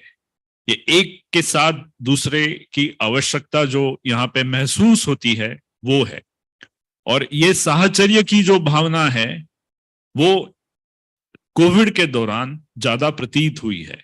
जिस तरह से लोगों ने बताया है, the way in which all these respondents have told us, government respondents particularly, they talked about bottom up approach. निहायत जरूरी है, बहुत ही ज्यादा आवश्यक है, जो सतारा में इस्तेमाल हुआ था। और इस तरह का बॉटम अप अप्रोच जो पुश है, जो नीचे वाले स्तर से जो पुश मिलता है, वो पुश के जरिए ऊपर से जो भी पॉलिसी लेवल का काम होता है उसको और भी आसानी होती है कि एविडेंस बेस क्रिएट करें। हम लोग बात करते हैं, बहुत ही बड़ी बड़ी बातें होती है, एविडेंस बेस रेजिलियंस, साझा होना, साक्षी होना। एविडेंस मतलब क्या है? ये सिर्फ एक सबूत नहीं है, ये एक प्रमाण है, जो प्रमाण सिद्ध हुआ इन सब लोगों के काम के जरिए। और इनका काम ये खड़ा हुआ जब शासन, सरकारी संस्था और बगैर सरकारी या गैर सरकारी संस्था, ये दोनों ने एक साथ मिलके एक ही ऑब्जेक्टिव के साथ काम किया। हाँ, मैं जरूर मानता हूं कि कोविड ने हमें बताया, जैसे हमारी एक रिस्पॉन्डेंट थी, उन्होंने कहा कि कोविड ने हमें सिखाया कि नेचर के सामने हम कुछ नहीं है, we are a big zero. Absolutely, we are a big zero if we are alone, if we try to respond to such calamities alone. But we are more than 100 and we are infinity if we tackle it together. ये भी बात हमको Covid ने सिखाई कि एक साथ काम करके किस तरह से, किसी को भी पता नहीं था. The last pandemic in India happened in 1920, exactly 100 years ago. और उसके बाद हम सब भूल गए थे कि क्या है पैंडेमिक और किस तरह से इसका सामना किया जा सकता है. 100 साल बड़ा लंबा समय चला, और अभी जाके 21-20 में और भी कोई ऐसे किताब भी आएंगे और कई लर्निंग्स आएंगे, लेकिन ये लर्निंग हमें बहुत ही अच्छी मिली है. और ये आगे वाले जो कोविड के थर्ड वेव या जो भी अभी हम जिसकी हो सकता है प्रतीक्षा कर रहे हैं, उसके लिए भी हमें काम में आएंगे. अभी जैसे चीन से, चाइना से वार्ता आ रही है कि एक बात है कि साथ में काम करना है, दूसरी बात है जैसे बॉटम अप अप्रोच है, लोकलाइजेशन ये बहुत ज्यादा निहायत ही जरूरी है. ये लोकलाइजेशन की बातें अभी सामने आई, जैसे लोगों ने इसके लिए किस तरह से काम किया, किस तरह से निचले वाले स्तर से काम किया. रेजिलियंस बिल्डिंग, रेजिलियंस को मैं कह सकता हूं लचीलापन, या और कोई अगर अच्छा शब्द जो मिल सके, कि हमारी पहली वाली जो स्थिति है उसमें हमें फिर से उसी स्थिति में हमें वापस ले जाने के लिए क्या कर सकते हैं. लेकिन ये सिर्फ यहां तक सीमित नहीं है. हम जैसे ह्यूमैनिटेरियन कम्युनिटी जिसकी बात करती है, एक काफी सारे जार्गन हम इस्तेमाल करते हैं, उसमें एक है BBB, building back better.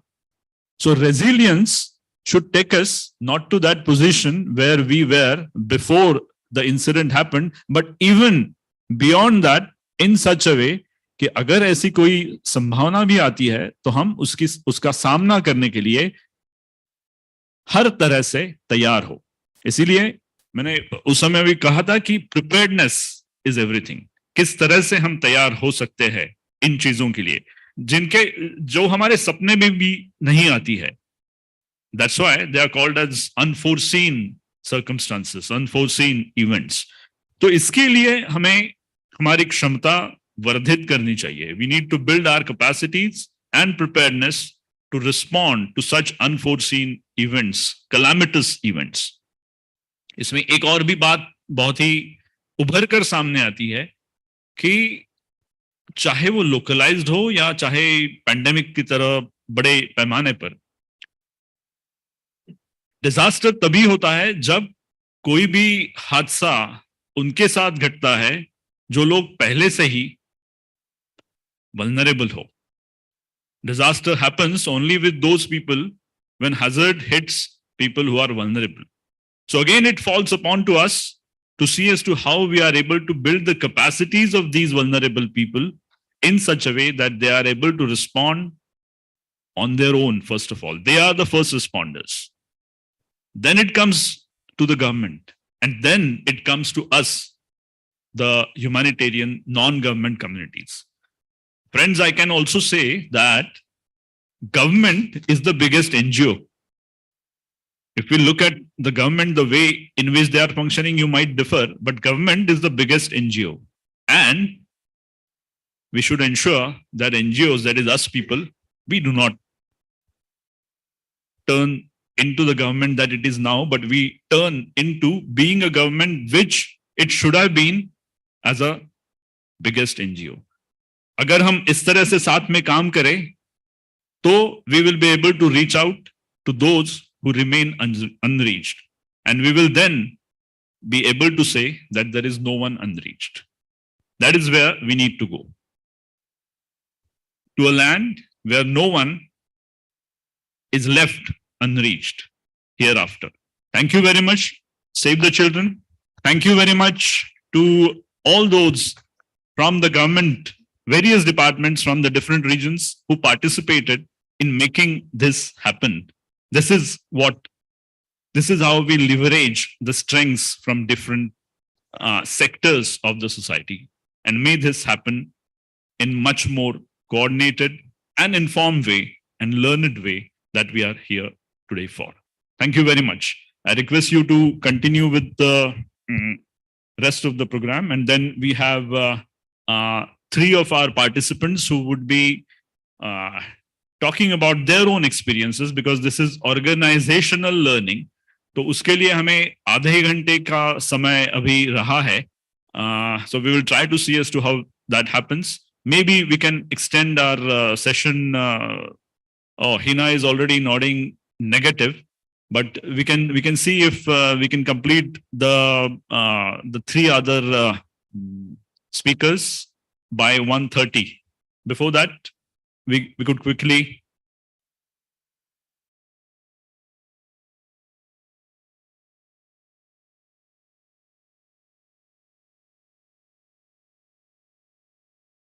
Oh, okay.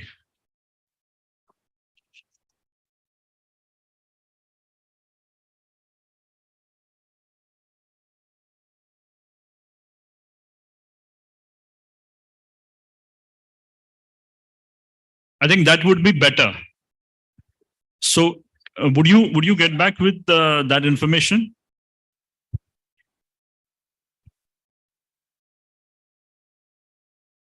Okay. Before that, we have a book launch as well, which needs to happen. So let us complete that. Yeah. Thank you so much. So I invite all the government stakeholders, please come over here. So we would like to give a token of appreciation from all of us. And no, and that's true. अधूरा रह जाएगी कहानी, because आप लोग इतने अच्छे से अपना अनुभव को बताए और हम इसको सराहनीय ना करें कुछ माध्यम से तो वो अच्छा नहीं लगेगा. तो आप लोग प्लीज यहाँ पे आ जाइए, स्टेज पे आ जाइए please. And I would also request Sudarshan, Vikrant, Miss Lee to please come over here. We would like to felicitate them, and we would also have to open up. There are more number of stories. तो आप लोगों के लिए घर ले जाने के लिए और बाद में पढ़ने के लिए कुछ कंपेंडियम ऑफ स्टोरीज हम तैयार किए हैं, तो जो कि हम यहाँ पे ओपनिंग करेंगे and with all our experience on COVID learnings. Please come over here. So we would have before felicitating, yeah please. Thank you so much. So I request Sudarshan to come over. What's the name? Yeah, one by one, please. You can give one by one. Yeah, I would request Miss Lee to recognize Dr. Rajiv Barwa with a token of appreciation.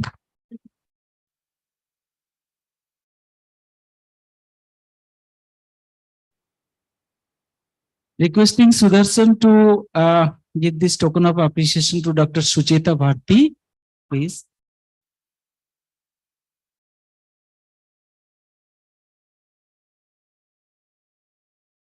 Requesting Lee to present this to Dr. Mukesh.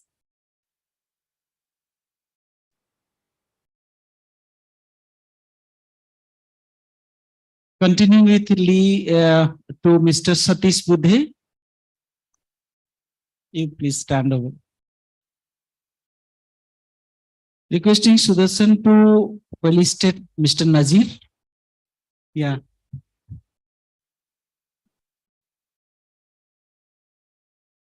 Also request Sudarshan to felicitate Miss Anita Lakshmi.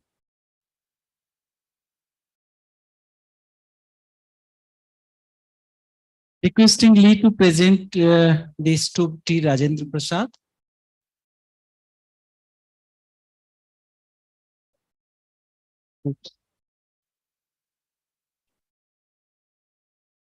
Yeah, Dr. Sanjay Kosik is there. Watch actually. Okay, thank you. So thank you so much. Thanks for all your contributions. Let's have a clap for them. So now I request that we have compendium of stories which we are going to launch. Please give it to me.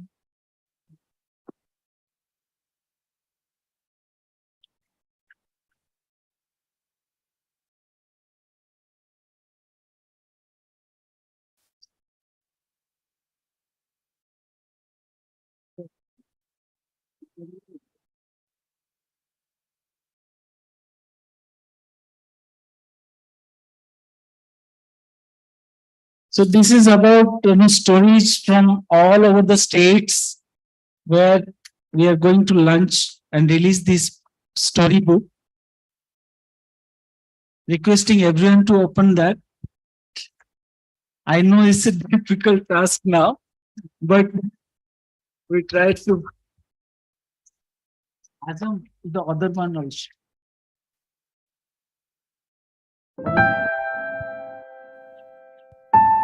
Vikram, please come.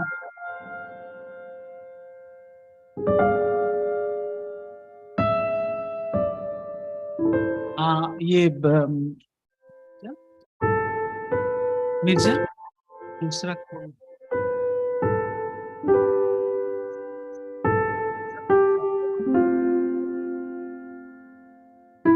एक छोड़ के सब खोलो।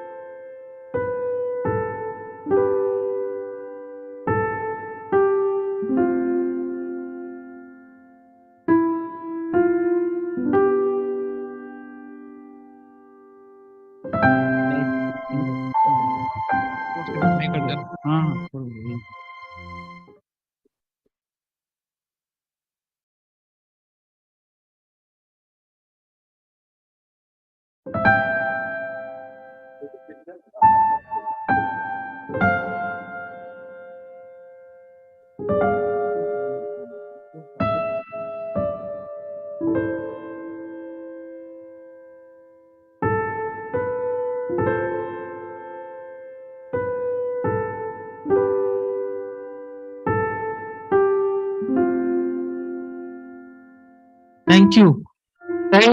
Thanks everyone for joining us in releasing the two important kind of books. One is the compendium of stories, and then other one is the COVID response learnings from Save the Children.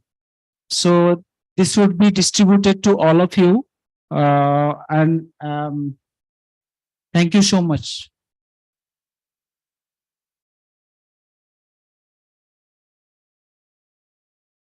Lunch के लिए break करेंगे और थोड़ा समय का से हम जो पीछे चल रहे हैं, मैं रिक्वेस्ट करूंगा सभी को 2:05 से पहले सभी यहीं पे आ जाए। हम 2 बजे पूरा सेशन अगला स्टार्ट करेंगे। थोड़ा हमें we have to catch up on the time, right? Okay, thank you.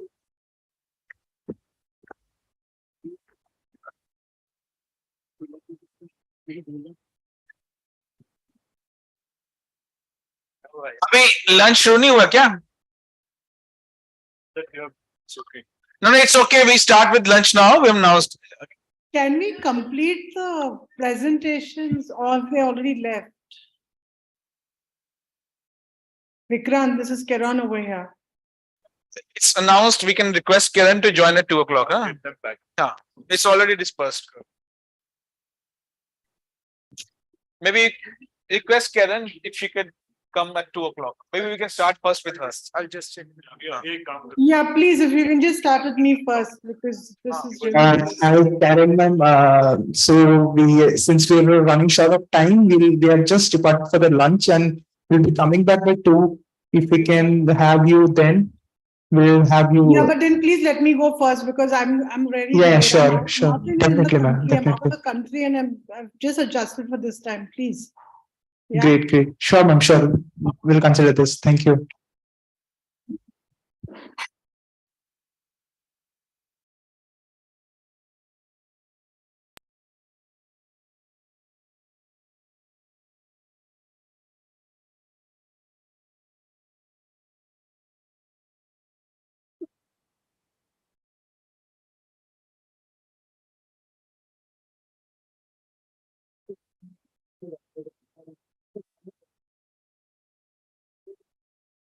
Check,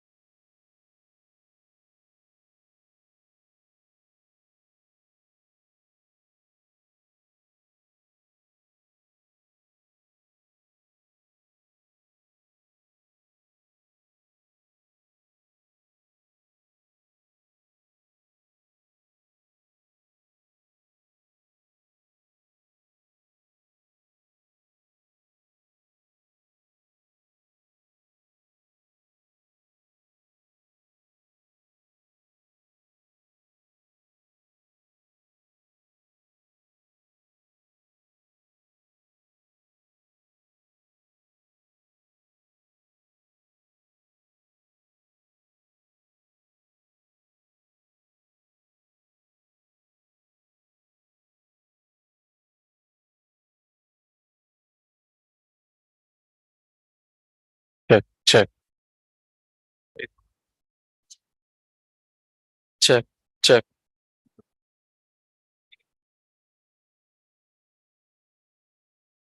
check, check, check. Hello, check, check,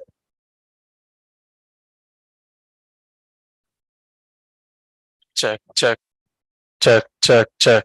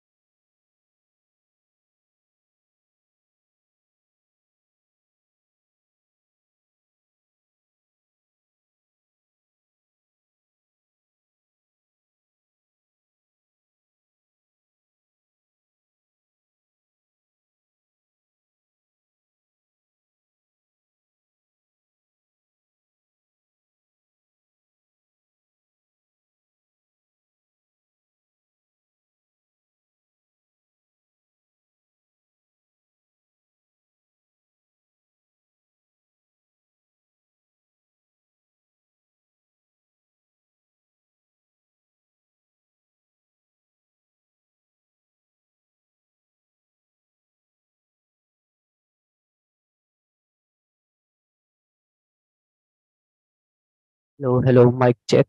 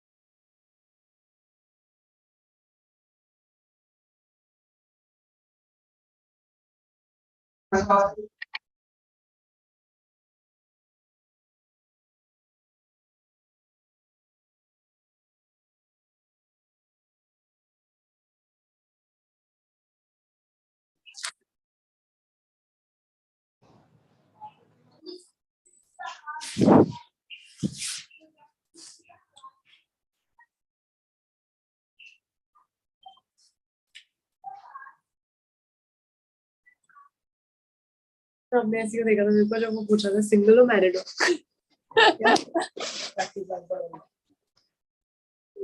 Facebook.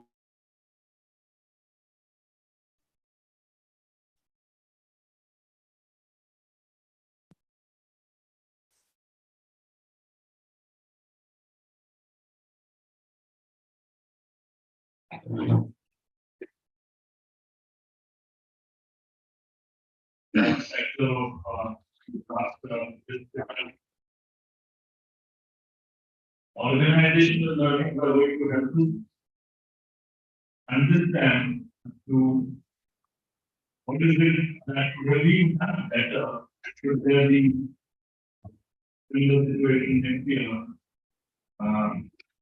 How would the project differently than it is now?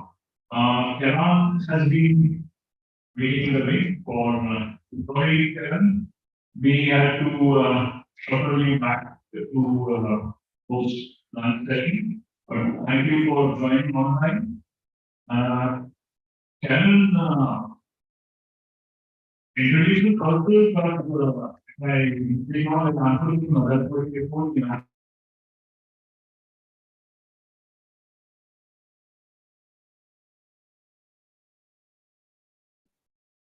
Yeah, hi, can you see me? Also, as the founder member of for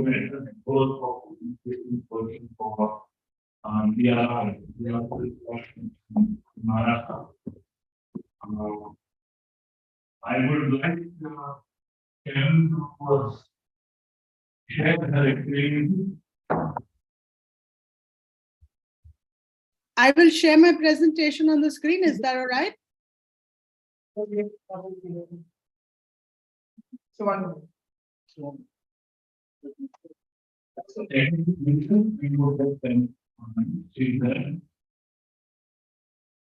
Yeah. Yeah. Can you see the screen? Okay.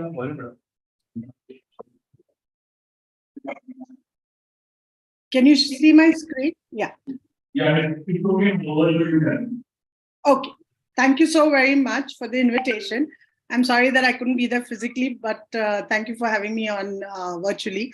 I think I'll be really quick because I know we are running a bit late. The idea was to actually present from an organization perspective how an organization or what you do as an organization can really help transform things. And I really like the earlier presentation where Save the Children spoke about reform, transform and then things. So I think perform and then transform. So I think that's really ties in very well into what I would like to talk about this year, because we also presented the Market People Network last year at this workshop. So I think here what we want to focus on is the collaboration. We've already been speaking about the COVID response, and that is of course of great importance. But I think what are the learnings to take forward and what can you do after that? I think that is really what I would like to focus on and hopefully gain some amount of insights and share also with you and maybe even get from all the other participants here today. Yeah. So I'm going to talk about rising to a paradigm shift in collaboration for systems transformation, because we have to be ecosystem friendly. And I think that's really the big key word that we want to kind of start focusing on. And I think when you start looking at the whole humanitarian development nexus, right, why are we still having this separation? I look at it as three key development challenges, but they are also opportunities for us, right? And the first is that we need to find new solutions and innovations that are sustainable and I would say systemic, right? They're very, very key for us to start doing that. The second is, how do we identify activities and build partnerships so that we can actually scale this for that integrated development where humanitarian aid is a part of it and not some separate part, right? And last but not the least, of course, involve everyone actively into this social agenda, because only then are we going to get enough of traction to be able to actually, kind of build on this and take it. And so in a nutshell, if I have to say, is I would say we need to start thinking differently, and we need to, of course, act together.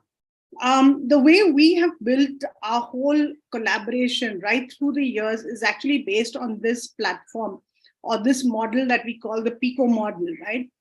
And this is based on, a new type of relationships and equations for collaboration. And why do we say that? It's because we put humans at the center of it and look at it from who are the actors from development, rather than look at it as a typical hierarchical model of donors, implementers, and then grassroots NGOs, right? And that's why it's an equilateral triangle, because it's based on mutual trust and respect. And that's the only way to kind of make this go up. And I'll come to this more a little later, but we need to remember that PICO really stands for partners who give you the resources to scale, entrepreneurs who are the ones who come up with the social solutions and innovations, and then citizens who provide the traction on the ground or the community with which you want to deal with. Yeah. As I said, the whole MahaPicoNet, which is based in Maharashtra, and my colleagues will be presenting later on a little bit more about the PicoNet, MahaPicoNet itself, and where we are today. But it's started during the pandemic, as most of you would understand, as a response to obviously what was happening on the ground. And as you can see from the original logo, we just put everybody's logo in the map of Maharashtra to show that we are all come together to obviously face the pandemic and fight it together. And of course, convened by UNICEF, and therefore UNICEF is also there, right? And that's how we got started in April of 2020. But the good news is that we are still together and we're still continuing to work together. And I think that's the biggest benefit. And that is why we formalized it and created this new logo that really tells you, how unified we have become, right? Because now we have one logo, we cover all of Maharashtra, and of course we are thematic led, and so the 4 thematics. So these are some of the things that went into creating that logo, and today we are one unit entity. The entity is still not a legal entity, and that's a very important thing. We're still an informal network in that sense. So people come together voluntarily, and we are working together voluntarily, right? And the reason I think that we've been able to achieve that 3 years down the road, because now we are in our 3rd year of our operations, is simply because we have, followed these core principles of the network, that we are all about partnerships. We are all about collaborations. We are, of course, have to be very, very transparent. We have to build more trust in all of this. And finally, respect comes when we are accountable to each other. So I think these were the principles that we kind of put down. And this has helped us to go from strength to strength and keep growing from the original 65 members to who we are at today at 145 members. Yeah. During the pandemic, these are some of the numbers which will give you an idea of the extent of work that was done together. I mean, most of us have done similar kind of work, whether it is food, whether it is, COVID appropriate behavior, whether it is vaccination. So I won't go into those details. I think we all know those are things we have done. But share a few numbers. I mean, totally the platform reached out to 7 million people. Okay, I think that's a phenomenal number. And with this, we also had disaggregated number, right? Where we actually know how many women, how many men, how many children, which locations, districts, etc., right down to the last number that is required. We had over 6 million people who were actually facilitated to get the vaccination done, which is again a very big number. And we helped more than 30,000 people in terms of getting help in terms of the specific schemes from the government, transportation for it, etc. So seriously large numbers that we have held, and these are all broken down into multiple other numbers that will allow you to understand exactly where we are. There's a live dashboard right now also on the MahaPicoNet website, which will help you to drill down right through the village level, not just block, not just district, but down to the village level as to which partner worked where and what did they do. And I think that's been a very big part of the whole transparency and accountability piece, right? So I would encourage others to also go and have a look at the website, and please, any feedback would always be very, very appreciated. So what is our learning, right? What is it that we've really realized based on this? And I think what we have really realized is that what are these prerequisites you have to have if you want to do collaboration? And this is what I would like to really share with all of you today. I think first and most important is like the O, right? The ownership, something that binds you together.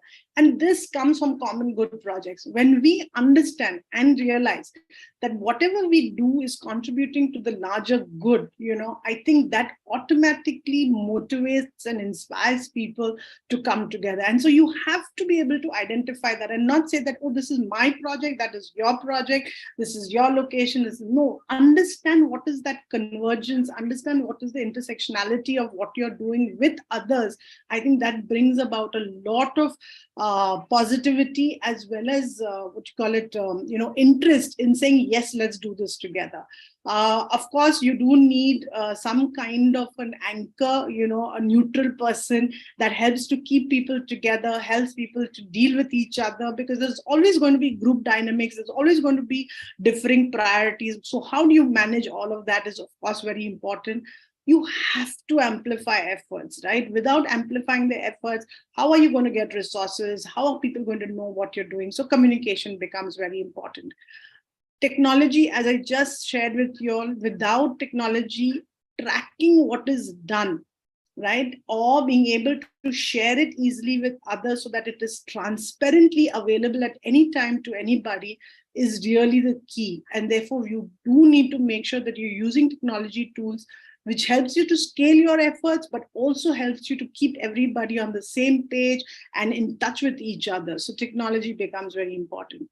We also heard previous speakers talk about, RNAs, and I think that's the same thing that we also looked at. How do you quickly start doing a joint needs assessment so that, everybody's on the same page and everybody understands what the need is on the ground, which are the pieces they want to pick up, how are they going to kind of address it, and who will address it, when, what.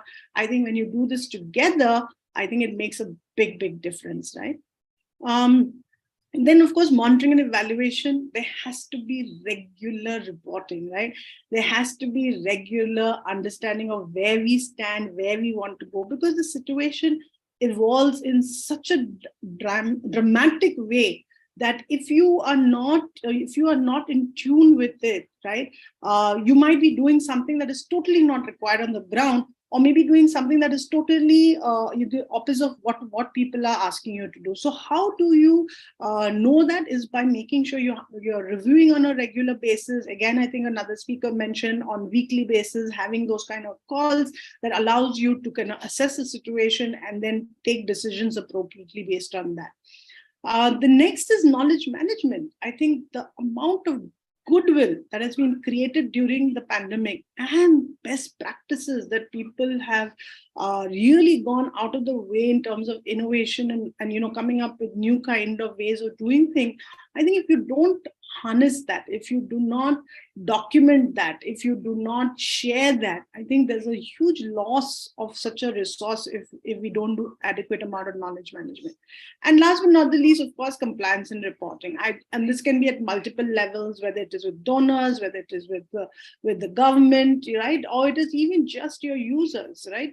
I think everybody deserves to know what is happening, and making sure that you comply with those requirements and report on time is a big part of being a responsible partner in a coalition. So I think that these are some of the key parts of the puzzle, so to speak, that allows you to keep, I think, a coalition or a platform together. And so to go back to the PicoNet model, as we say, to collaborate, build your PicoNet, right? You need to have partners who help you with resources to amplify and mandate and scale your solutions. You need to have some amount of brand activism that happens around it. You need to have, enterprises. I'm sorry, yeah. And this can totally be in tune with people's CSR, ESG of multiple corporates, as well as looking at government and financial institutions. Enterprises, you need social entrepreneurs, they can be for-profit or non-profit, who can come up with solutions that will allow you to solve problems. You need citizens who, as I said, will give you the traction on the ground, who have the target groups, who have the constituency, who have the community, who know the stakeholders, who help you to take things even further and deeper into the community, so that you're really reaching those who are unreached and leaving no one behind. But I think last and most important is the ownership, because if you don't have the ownership that acts like a glue keeping everybody together, I think then any coalition will be always only temporary. So I think with that, I'm going to really close with the last model that we have, which we talk about, which is on a value-based approach to systems transformation. And this is what we use in everything we do, every single activity that we do, all other toolkits, toolbox that we have, and tools that have been creative have all come out of the RISE values. And based on this, we have designed multiple tools that help us to really take our agenda forward and keep it going. I do hope I've not taken too much time, but I really would like to thank you all for the opportunity one more time, because I think, and this is really the call, right? That for a better world and a greener planet, something that each and every one of us really wants, it takes action. Thank you.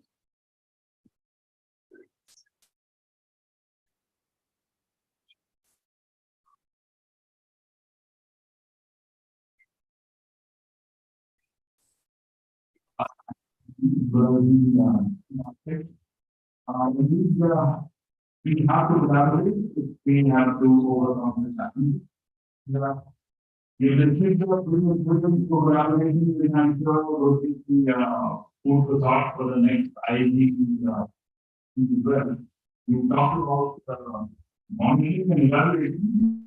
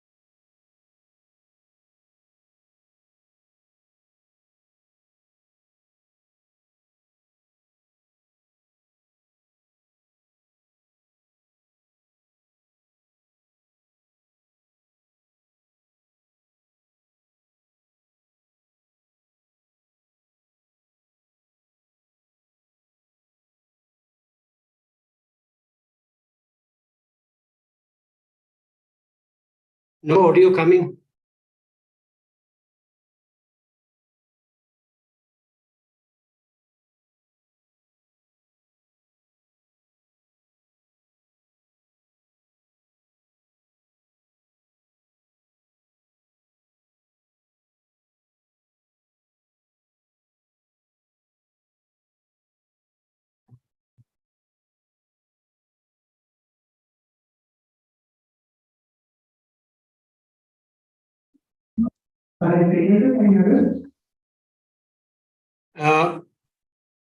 Do I present now?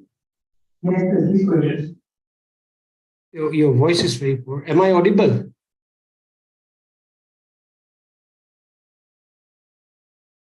I just wanted to know if I'm audible and if the presentation is visible.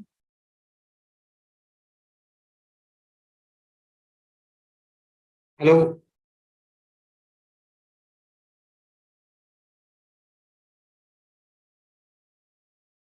Can I go ahead?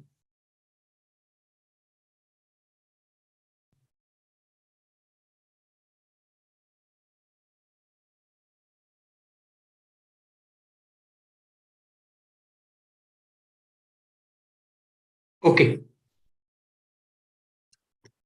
This is Peniel here, and presenting what Humedica, the humanitarian and medical aid, has done, the initiative for COVID-19 response, and followed by the recovery and resilience initiatives in the Northeast region.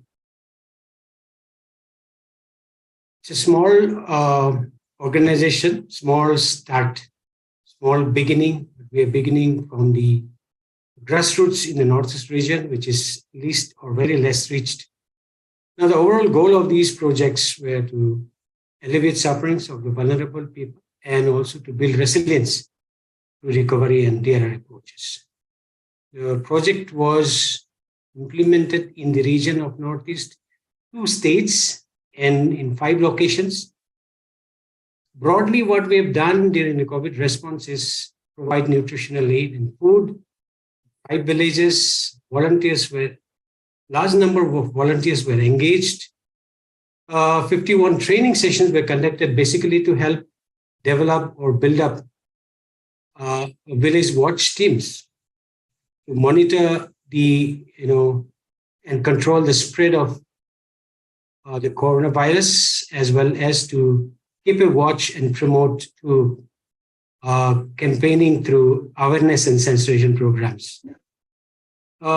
So 96 awareness campaigns were done.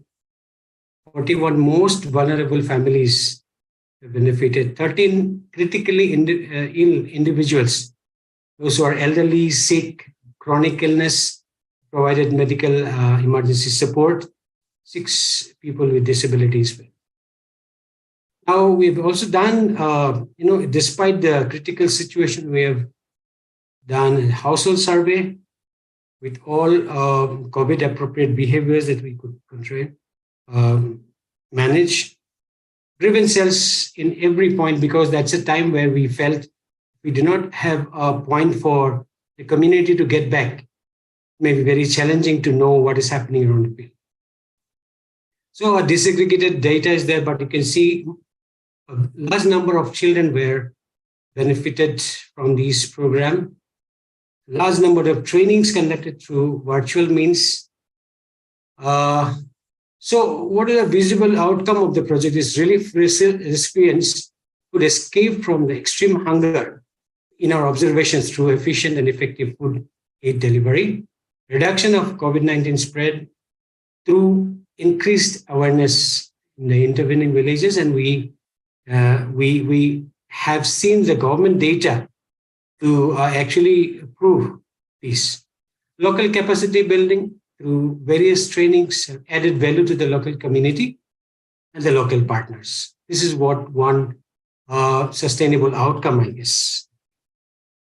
There are 29 linguistic groups were reached throughout the program in 2 states, Manipur and Assam.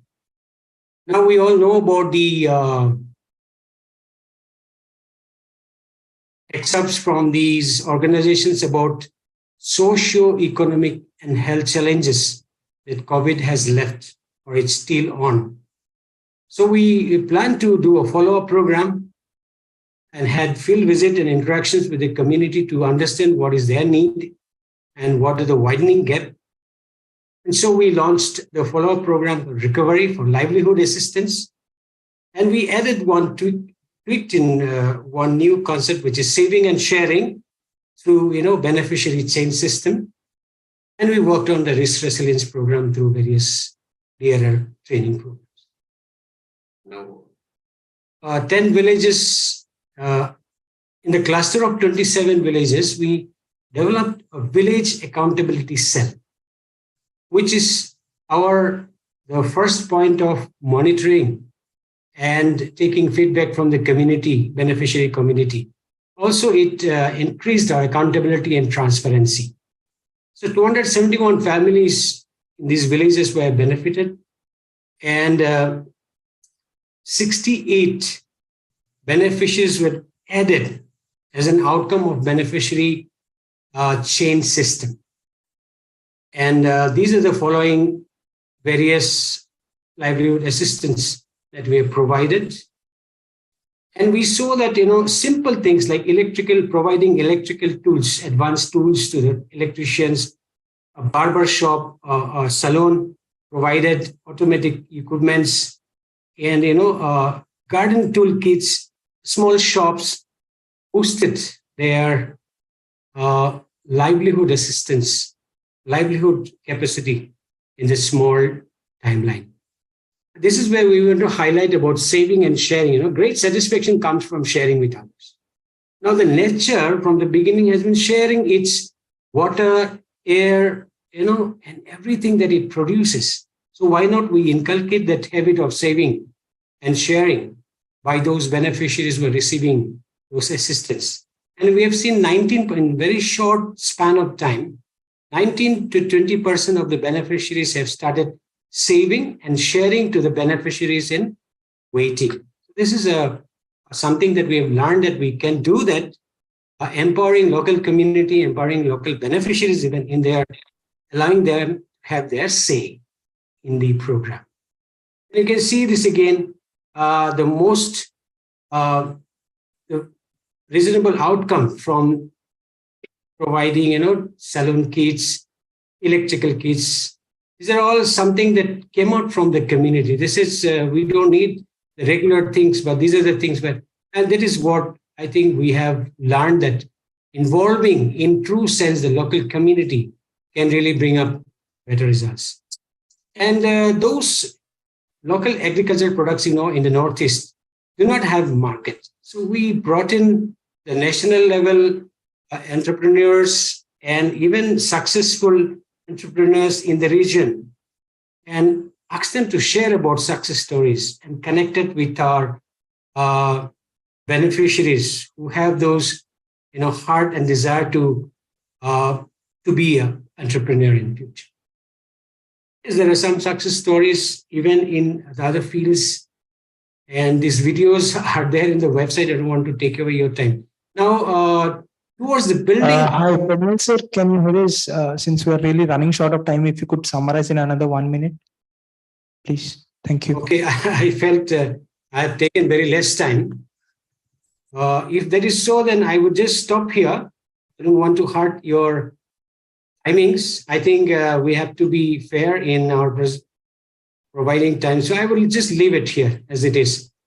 And you have your freedom to take your time. Sorry about that, Penil, but we'll definitely. No, but that is something that, it's not even 5 minutes. It's okay. I think we have to be just as to what we do and we share. Definitely. Well, very well noted. Yes, indeed. Yeah. There'll be some questions as well. So there'll be some. How much time have I taken? How much time have I taken? With all due respect, can I request you?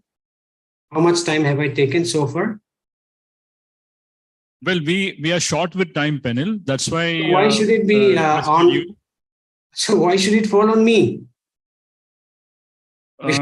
Entertain. If you don't want to that's entertain, fine, but we'll get back to you definitely. Thank you very much. We don't want you to get back, but thank you for. I think this is. I felt it is mistreated. You have given a lot of time to others, like almost like half an hour extra time. And when I said that's fine. That's fine. Time, we have I understand that is all. It's unfair. You have no reason to again explain. Well noted. Well noted. Yeah. Thank you very much for your inputs. No inputs were provided. That's unfortunate. Thank you so much. Thank you so much. Thank you so much. Don't be so artificial. Thank you. Well, these are the collaterals. Maybe we have to move ahead. Maybe this is a learning workshop, so this could as well become a learning for the Sphere Collaborative as to how to desegregate the sponsors and the speakers, perhaps. We need to learn from many different angles, quarters, and indeed voices from the field, howsoever, unruly they are. I would now request Navneet, who has been sitting at my side patiently since last 2.5 hours, maybe, to give us, to share his thoughts on the way in which they have carried out responses last year, or this year rather. Navneet is doing what he has studied. That's what I got to understand from him.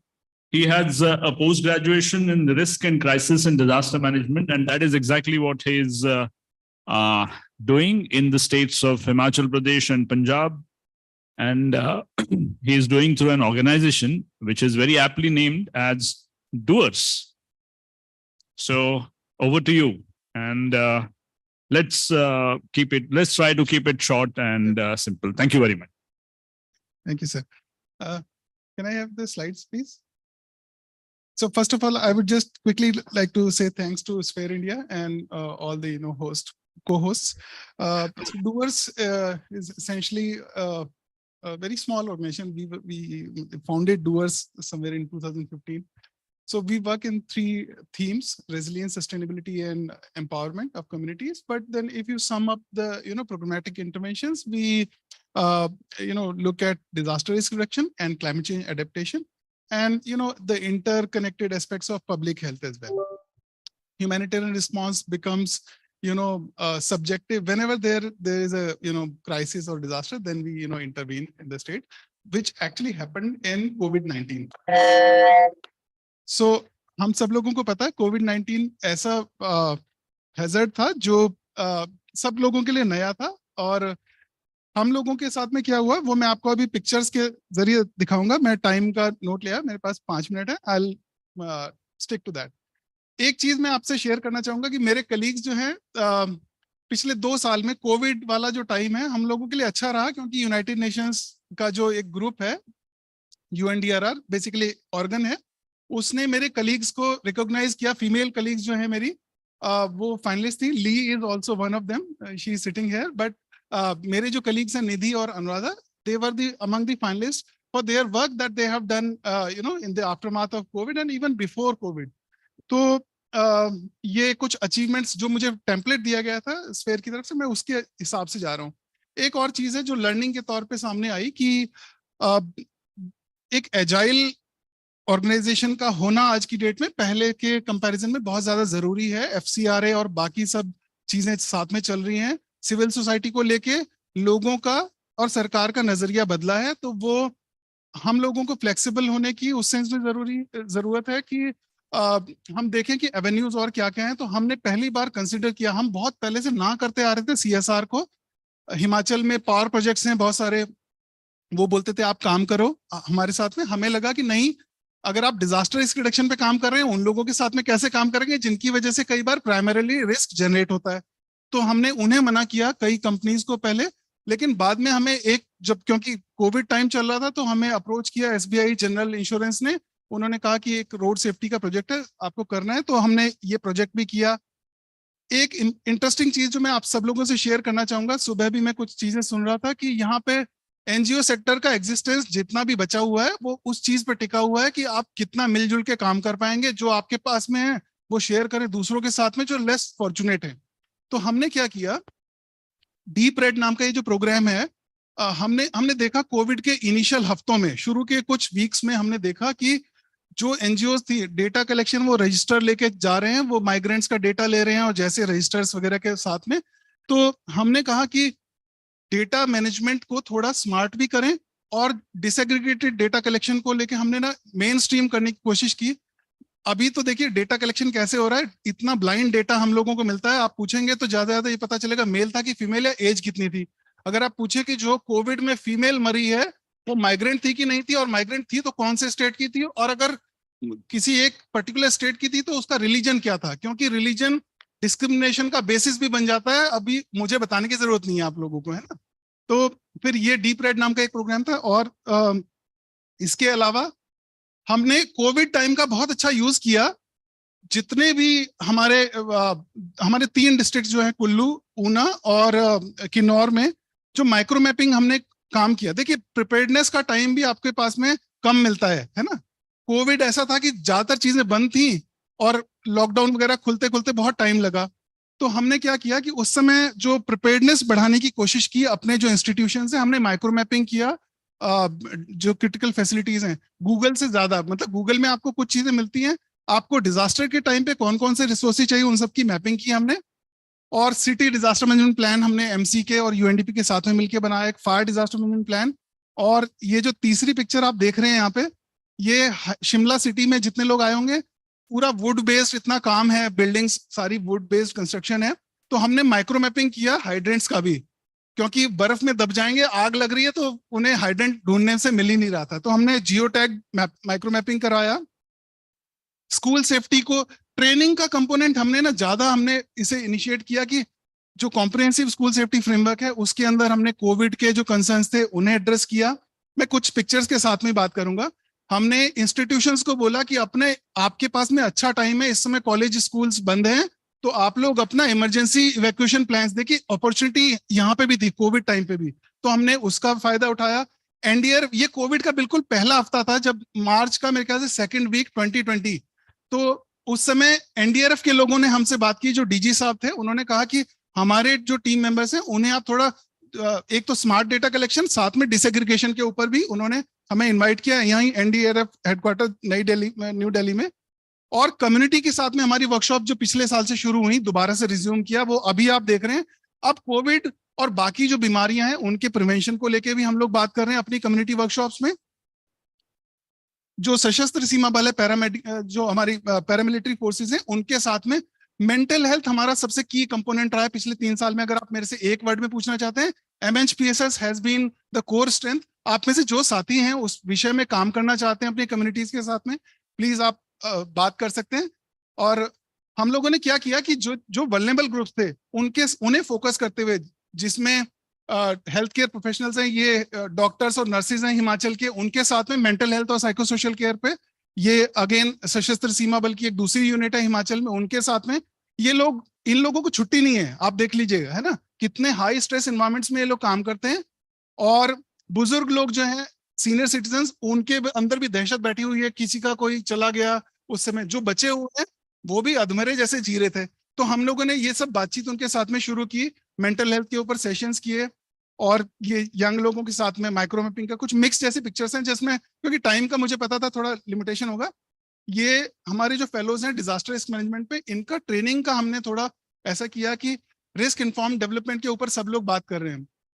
एक inclusive planning क्या होगी disaster management के अंदर, उसके ऊपर हम लोग इनका ट्रेनिंग शिमला में अपने ऑफिस में ये कर रहे हैं। और मेंटल हेल्थ के ऊपर पंजाब में, ना सिर्फ हिमाचल, हम जो नेबरिंग स्टेट है उसमें भी, ये गवर्नमेंट के ऑफिसर्स हैं, इन्हें भी छुट्टी नहीं थी, इन्हें ऐसा बोल दिया गया था कि आपको आना ही आना है, सर्विसेज डिलीवर करनी है। तो हम इन 2 स्टेट्स में ये मेंटल हेल्थ और साइको सोशल केयर के ऊपर काम करते रहे। स्कूल सेफ्टी को हमने एक मतलब ऐसा एक इंटीग्रेटेड प्रोग्राम की तरह से देखा। कॉम्प्रिहेंसिव स्कूल सेफ्टी फ्रेमवर्क तो सब लोगों को, आप जो काम करते हैं इस फील्ड में, पता होगा, लेकिन हमने क्या किया कि अब हम लोग ना जब कॉम्प्रिहेंसिव की बात कर रहे हैं उसमें कोविड सेफ बिहेवियर की भी बात कर रहे हैं, अभी चल रहा है, खत्म नहीं हुआ, तो उसमें हम लोग बच्चों को CPR और इस तरह की चीजें भी साथ में सिखा रहे हैं। और ये ऑर्फनेज है शिमला का, अभी एक फॉरेस्ट फायर हुआ, फायर सेफ्टी के बारे में भी ट्रेनिंग हुआ इनका। तो बेसिकली यह कि छोटी सी ऑर्गेनाइजेशन भी, रिसोर्स जनरेशन के मामले में हम लोग इतने सेल्फ सफिशिएंट हैं, किसी के आगे वो करने की जरूरत भी नहीं पड़ी कुछ ज्यादा मेहनत। और मुझे लगता है कि मैं एक मैसेज देना चाहता हूं यहाँ पे इस अगस्त गैदरिंग के सामने, कि अगर इंटेंशंस ठीक होंगे तो मेरे ख्याल से चाहे गवर्नमेंट या बाकी सिस्टम्स कितना भी आपको परेशान करें, आप लोग मेरे ख्याल से सस्टेन भी कर लेंगे और अच्छा भी करेंगे, है ना। So with these words, thank you. ये कुछ पॉइंट्स मैंने समराइज किए थे, बट टाइम का लिमिटेशन है, तो thank you so much. Thanks very much, Navneet. This was very timely. Well, Navneet का मतलब ही सार है, सारांश है. So you put it really very well. I think this gentleman was the first one. I met so many who worked in COVID to frankly say that COVID का time हमारा अच्छा था. That is what we need. COVID का time हमारा अच्छा था, मतलब those who were working for the sake of COVID. Gentlemen, this was a joke as well, huh? So you may respond in that way. Anyway, blame it on the lunch. So the point is that we need to be taking our work seriously, but definitely we need to enjoy what we are in. And I think that's what they did, and compliments are due for them. What is important from these three presentations. This last one also brought out issues related to agility, related to more so data management, data processing, went ahead with technology use towards micro planning, ended with training.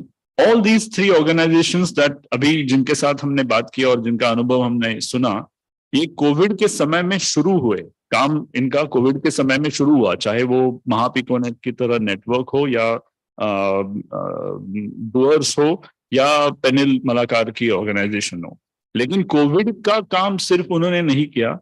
They added a lot. It was a multifaceted response which helped them in saving lives, and more than that, saving livelihoods so that people would be able to do something even in the post-COVID situation. So multifaceted approach, integrated approach was necessary. And it is this integration and successful integration which has helped them in creating what I would say an evidence base. इसके चलते हम आगे ले जा सकते हैं कि आगे जाके ये कोविड का काम खत्म हो गया, ठीक है, लेकिन कोविड प्लस और कोविड प्लस प्लस अभी बाकी है. उसमें जाके ये एविडेंस बेस जो आप लोगों ने क्रिएट किया है वो किस तरह से, how we will be able to bank upon that, consolidating upon that, pick off from here and ensure that there is a complete, a foolproof disaster risk reduction with climate change adaptation integrated into it. I think that's all that I would say as of now. There would be questions, but we can park those questions. I had said earlier, they could be sent directly as well to these three professionals who have so nicely worked on it, and I'm sure that they would be able to answer. Sphere team would as well collate the questions, if any, and get back to the teams, to the presenters as required. Thank you very much, Penil. Thank you very much, Karan, and thank you so much as well, Navneet, for being there and sharing your experiences. They would definitely help us learn a lot and, well, take us ahead from here. Thank you. I hand over to Cyril and Nupur maybe for the next session.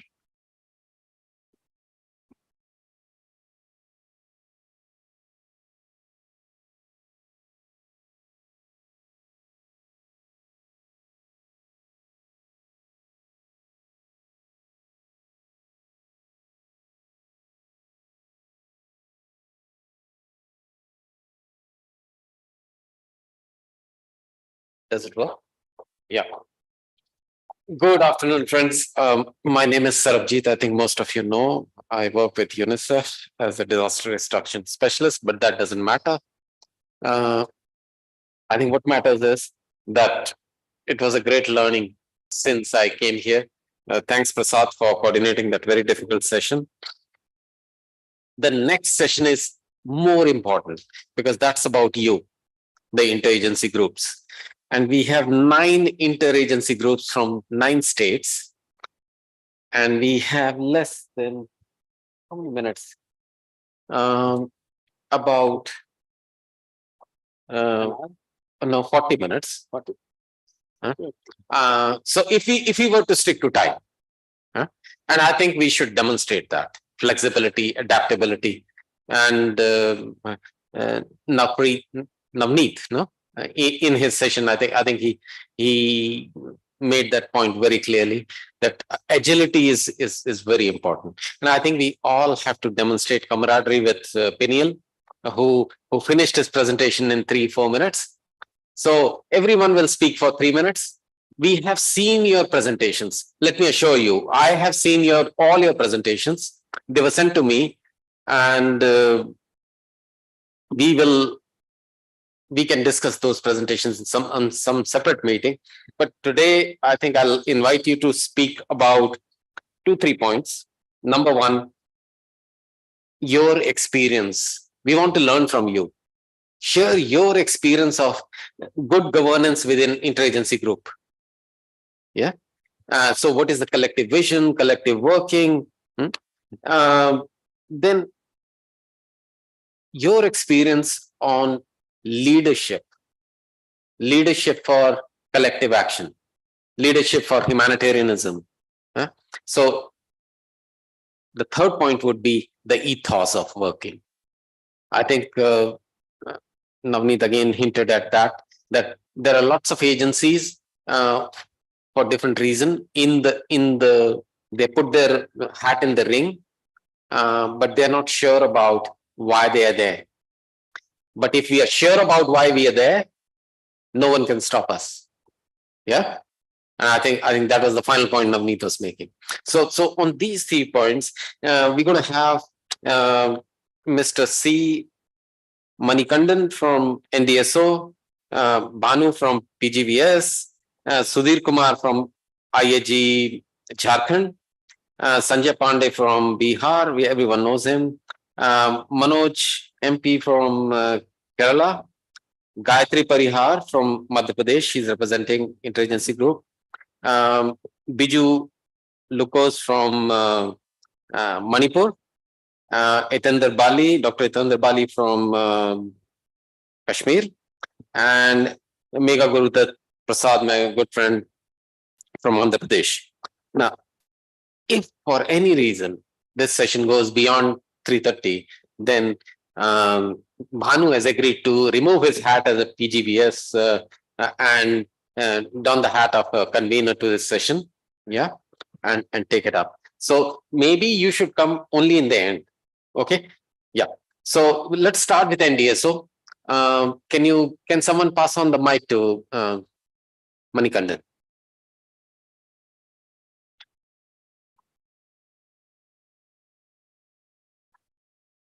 ये 2 mic.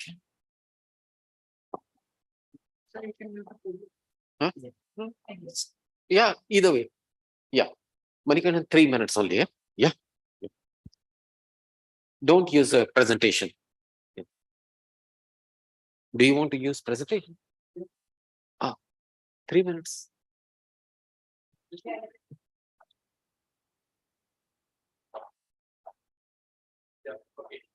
Yeah, please go ahead. Let it open. Yeah, this is Mani from NDSO. Actually, what we do, we act as a umbrella organization for 1,800 plus NGOs, which help us to work in the grassroots level. Last time, almost we faced these things, whether it be a COVID or it be a new war, whatever it is. What we learned from COVID, there are 3 things to focus. One is that migrant workers, as well as the housing and the capacity building. The migrant workers क्या है, हमारा तमिलनाडु में बहुत सारा factories है, पूरा आदमी लोग लेबर्स पूरा पे नाती जैसे ही है. सो इन लोग क्या लोकल लैंग्वेज आते भी नहीं है, तो कुछ भी प्रॉब्लम हुआ तो उनका सब कुछ स्टेट गवर्नमेंट से कम्युनिकेशन करने के लिए कुछ बहुत सारा प्रॉब्लम है. So what we suggest is to have a helpline number for particularly for the migrant workers. And the second thing is housing. Yes, whatever the disasters it be, we are in associate with the Spear India as well as UNICEF. We work with the disaster preparedness programs, so whatever the shelter preparedness, whatever it is. But we also have to focus on the permanent housing where people are the people who didn't have good house, they only come for shelters. So we have to focus housing. The problem in housing is definitely we know that the government schemes are there, but still the people who not able to invest in that initial amount is struggling to find the way to build their house. As a NGO, we definitely have to find a solution. Please go to the next slide. No. Next.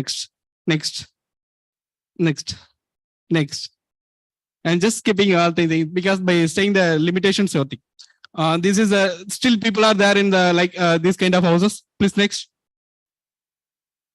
The government government schemes are executed in 2 ways. One is the direct beneficiary, or it may be through the contractors. If it is by the direct beneficiary, definitely the people who is able to afford the initial amount, they can afford. But the people who is not able to offer the initial amount, they go to for the contractor, but still the contractor is not completing the houses, still facing struggles. But the third one is the case where work with that NGO as well as the government as well as the contractor. This is Thadai Nallur.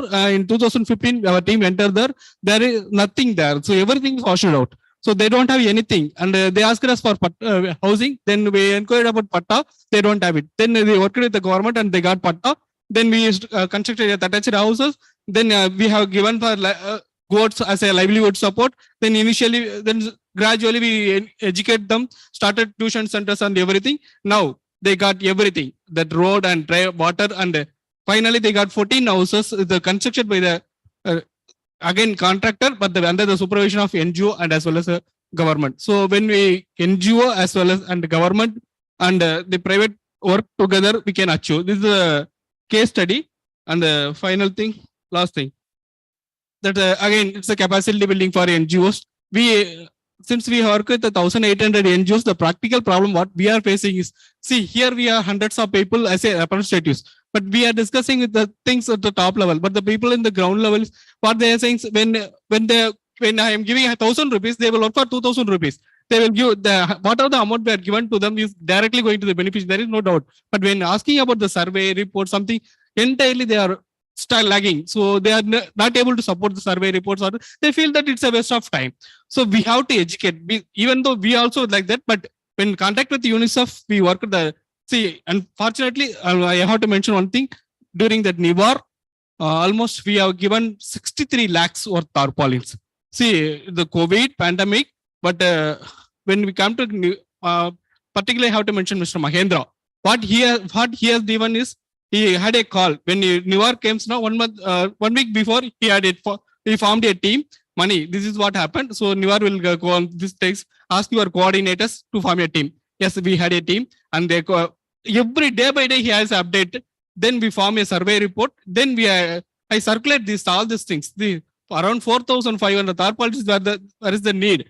And we don't believe that because all the COVID activities, we didn't think that it would be possible. But because of the documentation only, it was possible. So definitely, I would like to thank UNICEF for all these things. That time, Spear also helped us to have the ground survey report. So definitely, we have to educate at the ground, people in the ground level, based on all these things. So I think based on the time, thank you very much. Thank you.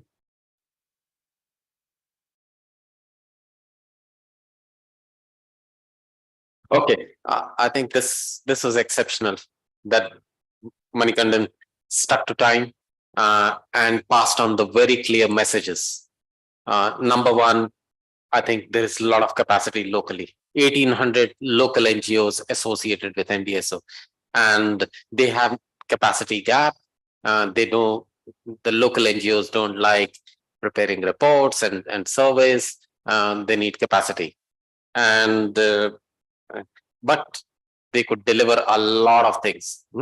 And I think we count on NDSO capacity in Tamil Nadu hugely. So thank you so much. Thank you, Manikandan. Exceptional. Now I'm going to invite Subir Kumar from IAG Jharkhand. So Subir Kumar ji, you have to match Manikandan basically, and beat him if possible in terms of time. Yeah.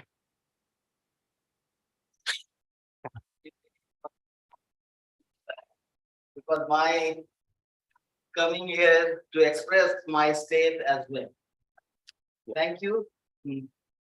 सबको नमस्कार और जोहार. I think मेरा presentation is there. Kindly focus on key lessons, because these data and statistics again is going to be documented by Spare India for their need. Lesson learned. Just the lesson which in the last 1 year, the lesson हम लोगों को जो समझ में आई, advocacy to operationalize and utilize SDMA functionality. हमारे state में SDMA exist करता है by name, but कोई भी स्ट्रक्चर नहीं है, कुछ भी नहीं है. इसलिए NGO ही नेटवर्क के माध्यम से काम कर पाता है, और UNICEF, Save the Children, World Vision और CASA के support से we have done certain activities which already has been documented there. Capacity building of SDMA, DDMA and block level official or their roles and responsibilities before, during and after. ये lesson हम लोगों को था कि जो भी लोग हैं, we have been doing it with the support of UNICEF. हमने 2 project चलाया है to just mobilize people there कि कैसे हमें DRR और climate change के लिए हमने काम किया है. फिर involvement of CBOs and hand holding support for sustainability is a must. So these are certain lessons learned by the team of core committee we are having in Jharkhand, all the development partners and few intellectuals जो university के हैं और researchers हैं, उनके माध्यम से ये learning हम लोगों के पास है। डिजाइन और sustainable livelihood model for local level के लिए गवर्नमेंट के लिए उनके हिसाब का जो प्रोग्राम डिजाइन होगा उनके हिसाब से होना चाहिए, क्योंकि बहुत समय में हम लोग यहाँ से शहर से भी इम्पोज प्रोग्राम कोई भी प्रोग्राम लेके आते हैं एंड भी जस्ट उन लोगों को ट्रेनिंग देते हैं, उनके पास वो नीड है कि नहीं। कोविड में काफी हम लोगों की लर्निंग आई है, उसके उनके हिसाब से हम लोगों ने नहीं किया है, अपने एनजीओज के मैंडेट के हिसाब से हम लोगों ने किया है। Awareness generation on simply precautionary measure dos and don'ts can help boost lightning. हमारे झारखंड में जो डिजास्टर्स हैं वो खास करके चाहे तो साइक्लोन है, कहीं कहीं पे फायर है, कहीं पे फ्लड और अर्थक्वेक जैसे कम है, लेकिन लाइट रेजिलिएंट जो लाइटनिंग कंडक्टिंग वो सब में इश्यूज में हम लोगों ने काफी काम किया है और उसमें बहुत सारी नेशनल लेवल से और स्टेट लेवल तक काफी की है और इन सब चीजों को हमको स्केल अप करना है। These are certain lesson learn. फिर जो चैलेंजेस जो जिस बात को लेकर हमें चर्चा करनी चाहिए, क्योंकि ये हमें स्ट्रैटेजाइज करेगा कि किस तरह से हम अपने स्टेट में काम कर सकें। एक है कि lack of public resources and technical know how at the state district local level to manage Covid, ये कुछ चैलेंजेस हम लोगों को रहा। Supply chain of PDS system and stock limitation रहा, जिसके चलते अपॉर्चुनिटी हम लोगों को मिली एज ए सोशल सेक्टर को लोग सप्लाई हम लोगों ने बहुत काफी कर पाया और उसमें भी ऑपरेशनल चैलेंजेस हमेशा रहा, उनके माध्यम से नहीं वो लोग एनजीओस के रिसोर्सेज को लेके भी गवर्नमेंट डिस्ट्रीब्यूट किए हैं, जिसमें World Vision, CASA, Save the Children लोग काफी सपोर्ट किए हैं वैसे वल्नरेबल लोगों तक रिसोर्स पहुंचाने के लिए। और कुछ तो बिहेवियरल इश्यूज है जिसको भी चैलेंज के रूप में हम लोग ले रहे हैं, जैसे लिकर जो ट्राइबल लोगों में एक कंजम्पशन लिकर कंजम्पशन का है, जिसके चलते भी उन लोगों की अंडरस्टैंडिंग और उसको किस तरह से इग्नोर करते थे उन लोगों को, और बहुत सारे समय में उन लोगों ने वैक्सीनेशन प्रोसेस में भी काफी चैलेंजेस हम लोगों को इम्प्लीमेंट करने में आए।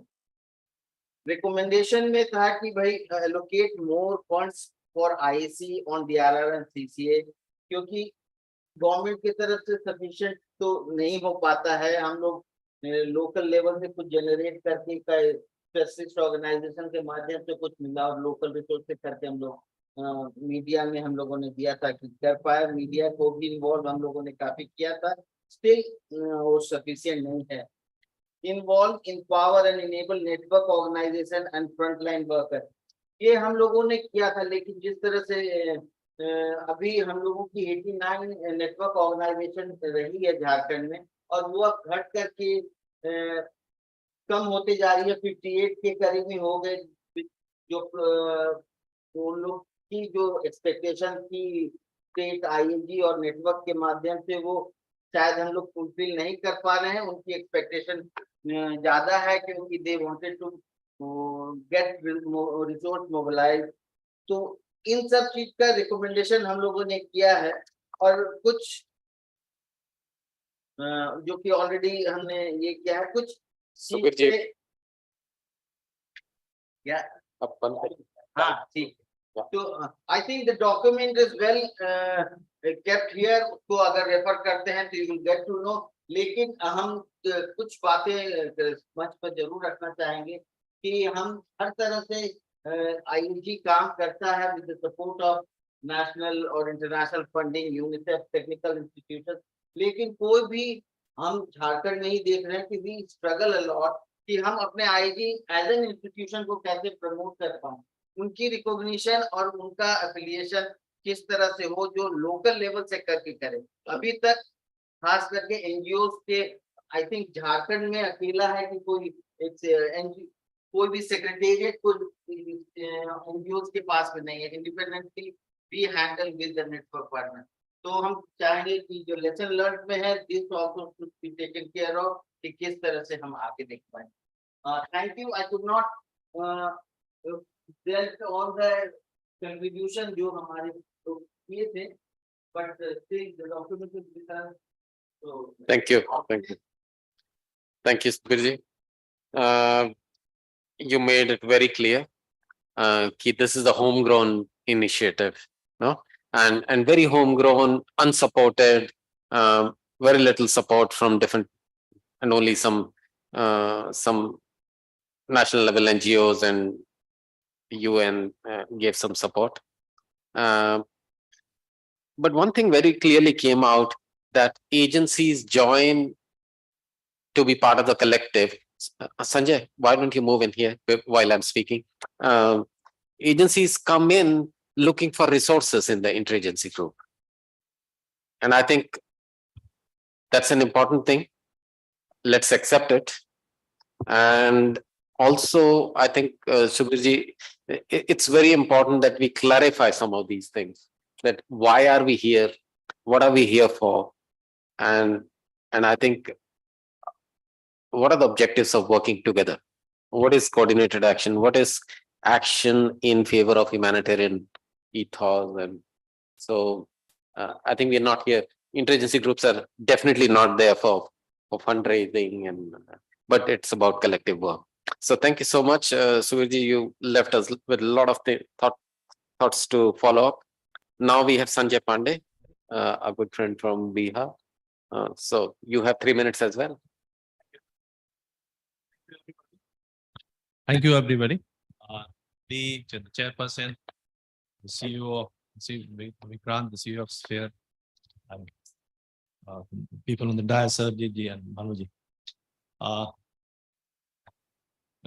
3 minutes is very short time, but still I'll just summarize it, the whole thing. Bihar IAG, Bihar Interagency Group, started in 2002, and the journey went on with UNICEF and all agencies, Save the Children, Plan, etc., and CARE and all moved on. And now we have been coming to a point where we have 20 core committee members and around 200 general body members in the BIG, Bihar Interagency Group in the state of Bihar. Of these 20 core committee members, we meet every month, and this is sponsored by some agencies, some from the core group, they've sponsored it. And one meeting is going on today also in Patna, which is being sponsored by IGSS and is led by IGSS for this month. So this is the way, in a collaborative way, we are working in Bihar. Although I have been the convener for that for the last 16, or maybe more than that, since 2002 or 2004, but that was the initial phase, and slowly we have come to a phase that we are here. We have been working, and Sphere also came up in the same time period, 2004, 5, I don't know exactly. And we are working very closely, like the railway lines, going together all along, complementing each other. And Sphere, because being in the national level, we all look up to them for providing more support, more guidance, and more also all sorts of support. What are the major challenges, I think, what we have? Let me finish it up before coming to the challenges. Till now, the major achievement has been, we have been very closely working with the government also. We have been, the BIG members have been help the state government developing the state disaster risk reduction plan for 2015-30. A big document that was developed. That was a role of around 180 members, individual members from the BIG worked with them, which are commonly definitely being, or some of Sphere also common members from that. And from there on, we have been, now we have developed a mobile-based app for joint rapid need assessment, which has been tried this year. But fortunately, there wasn't any major flood, so we can't come out with the analysis of that. But that has been developed. There's a mobile-based app that has been developed in Hindi, in the local language. Now coming to the challenges. Challenges are basically of coming together of all agencies, of what I spoke in the morning also, the Sudarshan ji was there. The Sudarshan church moves only in the NCR area, not beyond that. So that we need that all the Sphere members, including the Sphere chairperson there, so I want to remind her also, and all the UNICEF and others all, that they should also look at not only the Bihar IIG, but other IIGs in India also on how to strengthen them. The strengthening is that a regular HR support is very much needed in that. Fortunately, in Bihar, we have been getting that for a number of years from various agencies, SAVE, ACT, many agencies. I won't try to name all. But of the late till now, we are getting from the UNICEF only 8 or 9 people are there, which are placed in the district and one in the state level, a state coordinator. But this support is just only for UNICEF. That is not a good sign for any IAG. It should be a support from all agencies, maybe some providing for 3 months, some providing for 6 months, 2 months, whatever it is. So this is the challenge for which I am working, looking forward. I've crossed 4 minutes, so I think I should stop my answer. Thank you, Sanjay. Big round of applause for Sanjay. He gave us history. He gave us what are the good practices they are doing. They're using a lot of information technology now to automate the assessments, etc. That's good. And he made very clear points on the resource needs of the operational needs of the interagency groups. Everyone is talking about UNICEF, not because I'm here. So I think the call is to other agencies that please step up and support the interagency process. Now we'll invite Manoj from Kerala. And next will be Gayatri, followed by Biju. Manoj, 3 minutes. Huh? Yeah. Straight to AG Kerala has been actively pursuing repatriation of migrant laborers to various parts of India during the onset of COVID-19. Immediate concern faced by migrant workers are related to food, shelters, and care, fear of getting infected and spreading the infection, loss of wages, concern about their families, anxiety, and fear. Sometimes they have also faced harassment and negative reaction of local community. We have some problem to communicate in their languages, and we create a cartoon character and named as COVID Boy and COVID Girl, and circulate some small reels and videos in their social networks and print media. When COVID-19 patients quarantining at home, there is a huge rising demand for sanitation and disinfection services.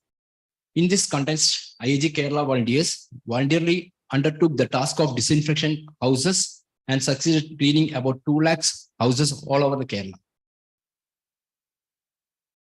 IAG volunteer played a remarkable role in the call center related activities such as help desk, etc., rescues, rehabilitation during flood 2018 and 19, and COVID-19 pandemic in association with government of agencies.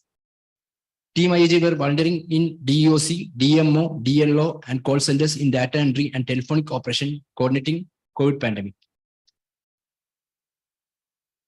IAG provided leadership support to providing food and other basic needs for people suffering from flood and other natural calamities, COVID-19 pandemic, volunteers from various organizations and ambulance drivers also. My hometown, IAG Palakkad. Palakkad district team played a remarkable role in finding and providing emergency support for rescuing a boy named Babu, get trapped on the top of a hill mountain in Malampura. Which attracted the attention of the world India. On that time, we had an opportunity to work with Indian military. To coordinate the volunteers who scattered across Kerala will be coordinated seamlessly using an innovative and first of its kind mobile app named Drud. IAG Palakkad is underway and is scheduled to launch by next month. In this app, volunteer can be sorted and notified pin code wise and categories such as training, type of disaster, and skill set of volunteers. Presently, IAG Kerala works in collaboration with 375 number of government and non-government agencies at grassroots level with a total strength of 85,000, and out of them 25,000 is trained volunteers. IAG has entrusted by the district administration to support NDRF in disaster situation in Palakkad since last 4 years. Palakkad IAG is the only IAG in Kerala to have office in district collected premises. IAG Palakkad is the first IAG in Kerala to bring volunteers to root level as Taluk IAG and Panchayat IAG. Presently, IAG Kerala works in collaboration with, okay, I got told it.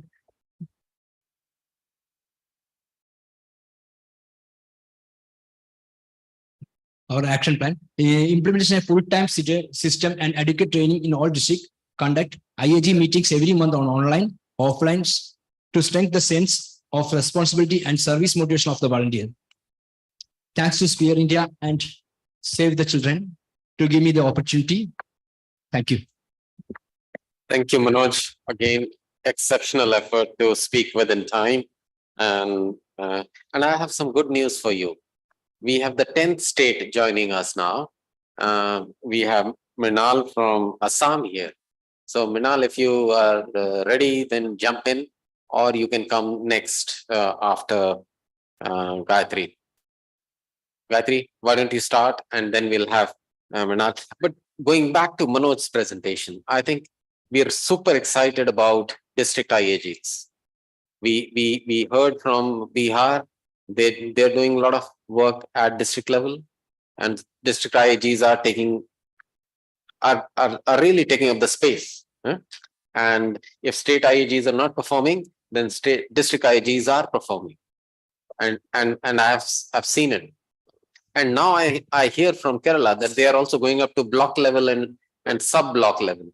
And I think that's exciting news and lots of very important ideas. Thanks for that very inspired presentation, Manoj. And thanks to Save the Children for bringing Manoj here. Yeah, thank you. आप भी 3 minute. नमस्कार आप सभी को. मेरा नाम doctor Gayatri है और मैं मध्य प्रदेश के आईजी ग्रुप से आप सभी के लोगों के बीच में हमारे ग्रुप की प्रस्तुति देने के लिए आई हूँ. हमारा जो ग्रुप है अभी जाकर व्यवस्थित हुआ है और अब सारे एनजीओ पार्टनर्स इसमें एक्टिव हुए हैं.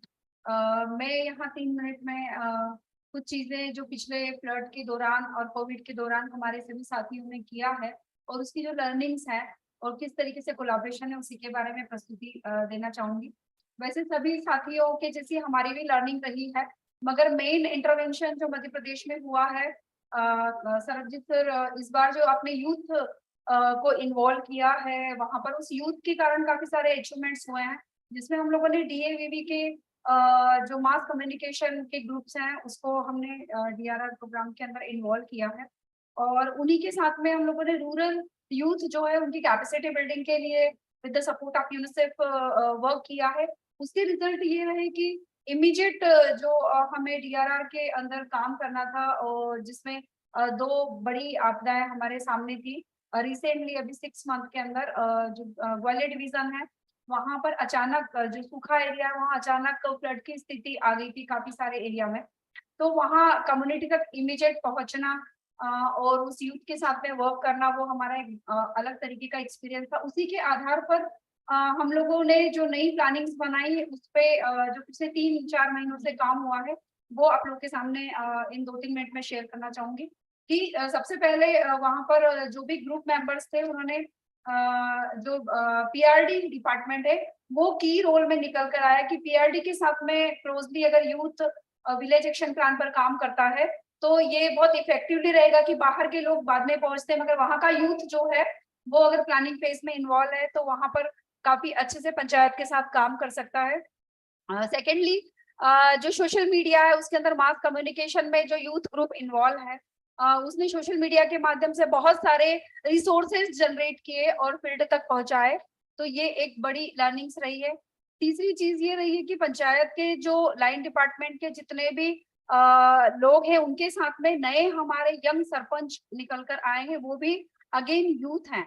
तो उस सरपंच के साथ में जो विलेज एक्शन प्लान हमारा जो इम्प्लीमेंट हुआ है और जो स्टेट लेवल पर ट्रेनिंग हुई है उसके रिजल्ट ये रहे हैं कि लगभग अभी 52 जो हाई रिस्क डिस्ट्रिक्ट है हमारे वहां पर हमारे विलेज एक्शन प्लान अलग अलग एनजीओ पार्टनर्स के सपोर्ट से तैयार हो गए हैं.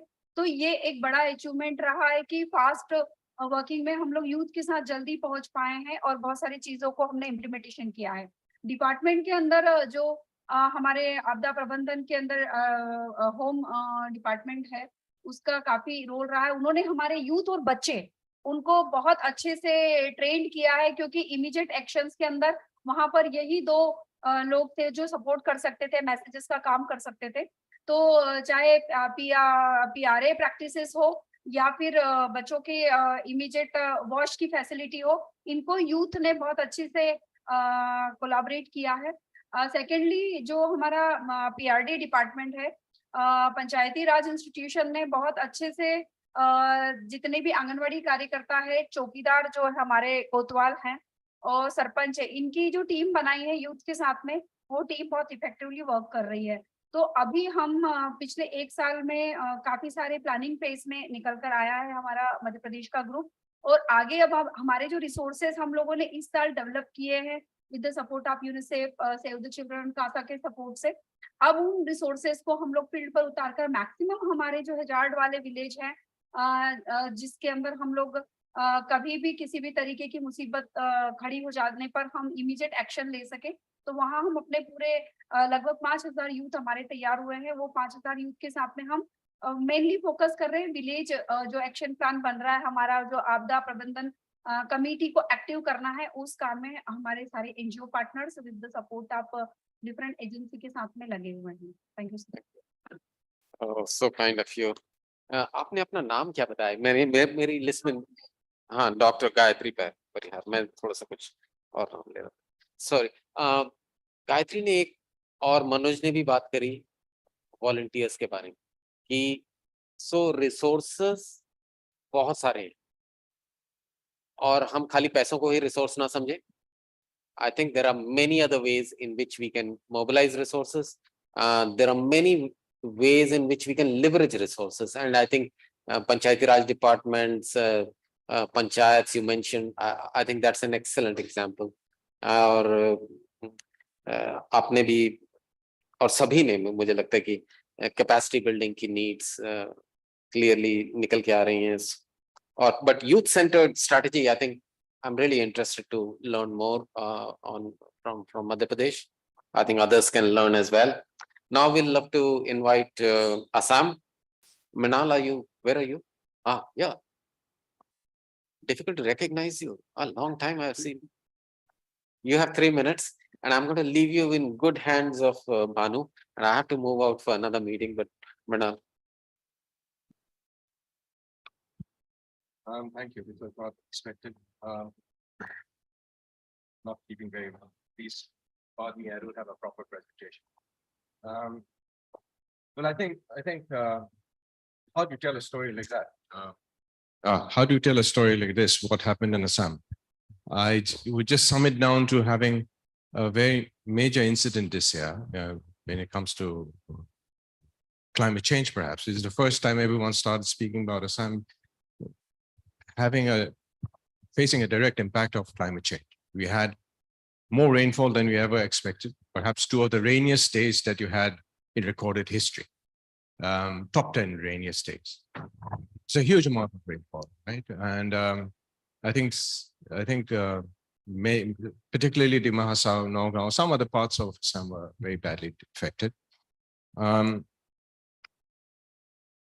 I think one of the things that happened with the IAG was that, we are, I think we brought a lot about, we brought a lot of quality to the work. It was a challenge bringing resources initially, but after a point of time, I think the IAG really brought in a lot of quality. I think it added value to many of the work that was being done by the government. Say, for instance, in a city like Silchar, which was flooded for a very long time, what happened was that we had a lot of people who were associated with the IAG, whether it's Oxfam, we had people from UNICEF coming out with different solutions to the problem. Likewise, in a district like Dima Hasao, there was no one, the government literally given up reaching out to certain parts of the district, which is huge landslides, the entire railway station got washed away. That's where you had, again, IAG members who had ventured out to those most difficult places to kind of carry out a response. I think that was really amazing. I think there were a lot of conversations which happened among us. There were challenges, of course, agreeing upon different things, but that's what that's what the IIG is about, like, coordinating, talking to each other, supporting each other and getting resources. For instance, how do you put a plan up? How do you put a proposal up? And then bringing about that kind of support among ourselves to kind of say like, okay, these are the areas, these are our strengths, these are our weaknesses. So why don't we kind of coordinate our activities and respond to it? But I think what I really came prepared to speak about was not really about what we did as an IIG, but where we seek to go next. I think the biggest challenge, if you really look at it, is about how do you do the current means that we have, both in the government and in organizations like us, who really in some ways appear to be insignificant. We can actually make a difference. We can make a difference in the way a response is understood, the way that we kind of analyze and interpret a situation. Climate change is big, and across the Northeast, I think one of the things that we are seeing is that massive infrastructure is coming up from dams, highways that are about 30 meters high, somewhere 10 meters high. All these have an impact on the environment. If you're looking at a district like Morrigaon, my friend was the district magistrate out there. I was passing him and I was calling him and I was saying like, your entire district seems to be on the highways. And he was agreeing. He said, yes, everyone, there's no one in the villages now. Everyone's on the railway tracks going the highways. So what am I trying to say is that one of the reasons why we have floods in Assam, long periods of inundation, which disrupts your agricultural cycle, which causes, takes people away from their homes, causes huge loss of property, is because the way infrastructure has been created over time. They don't keep space for drainage. You disrupt the natural drainage system of a basin. So I think there are a lot of things that really need to be understood and considered. We look at agriculture. I think that needs a fresh look. I think that is something that the IIG, we have been talking in the IIG, and I think that's something that really needs to happen. We need to engage with the state. We have had these conversations to some extent with the ASTM, but that's a conversation that really needs to go ahead. The other thing that comes to mind, I'm just speaking about highlights because of time constraint out here, is also the way we interpret macro data. Very often, whether it's for funding or whether it's for telling the story to the media, every time we have a major event, we look at macro data that is brought in usually by the ASTMA or someone who's more capable than, single NGOs here and there. What macro data misses out is the context. It misses out on the smaller stories. Dima Hasao is a district with a population about 2.5 lakh people.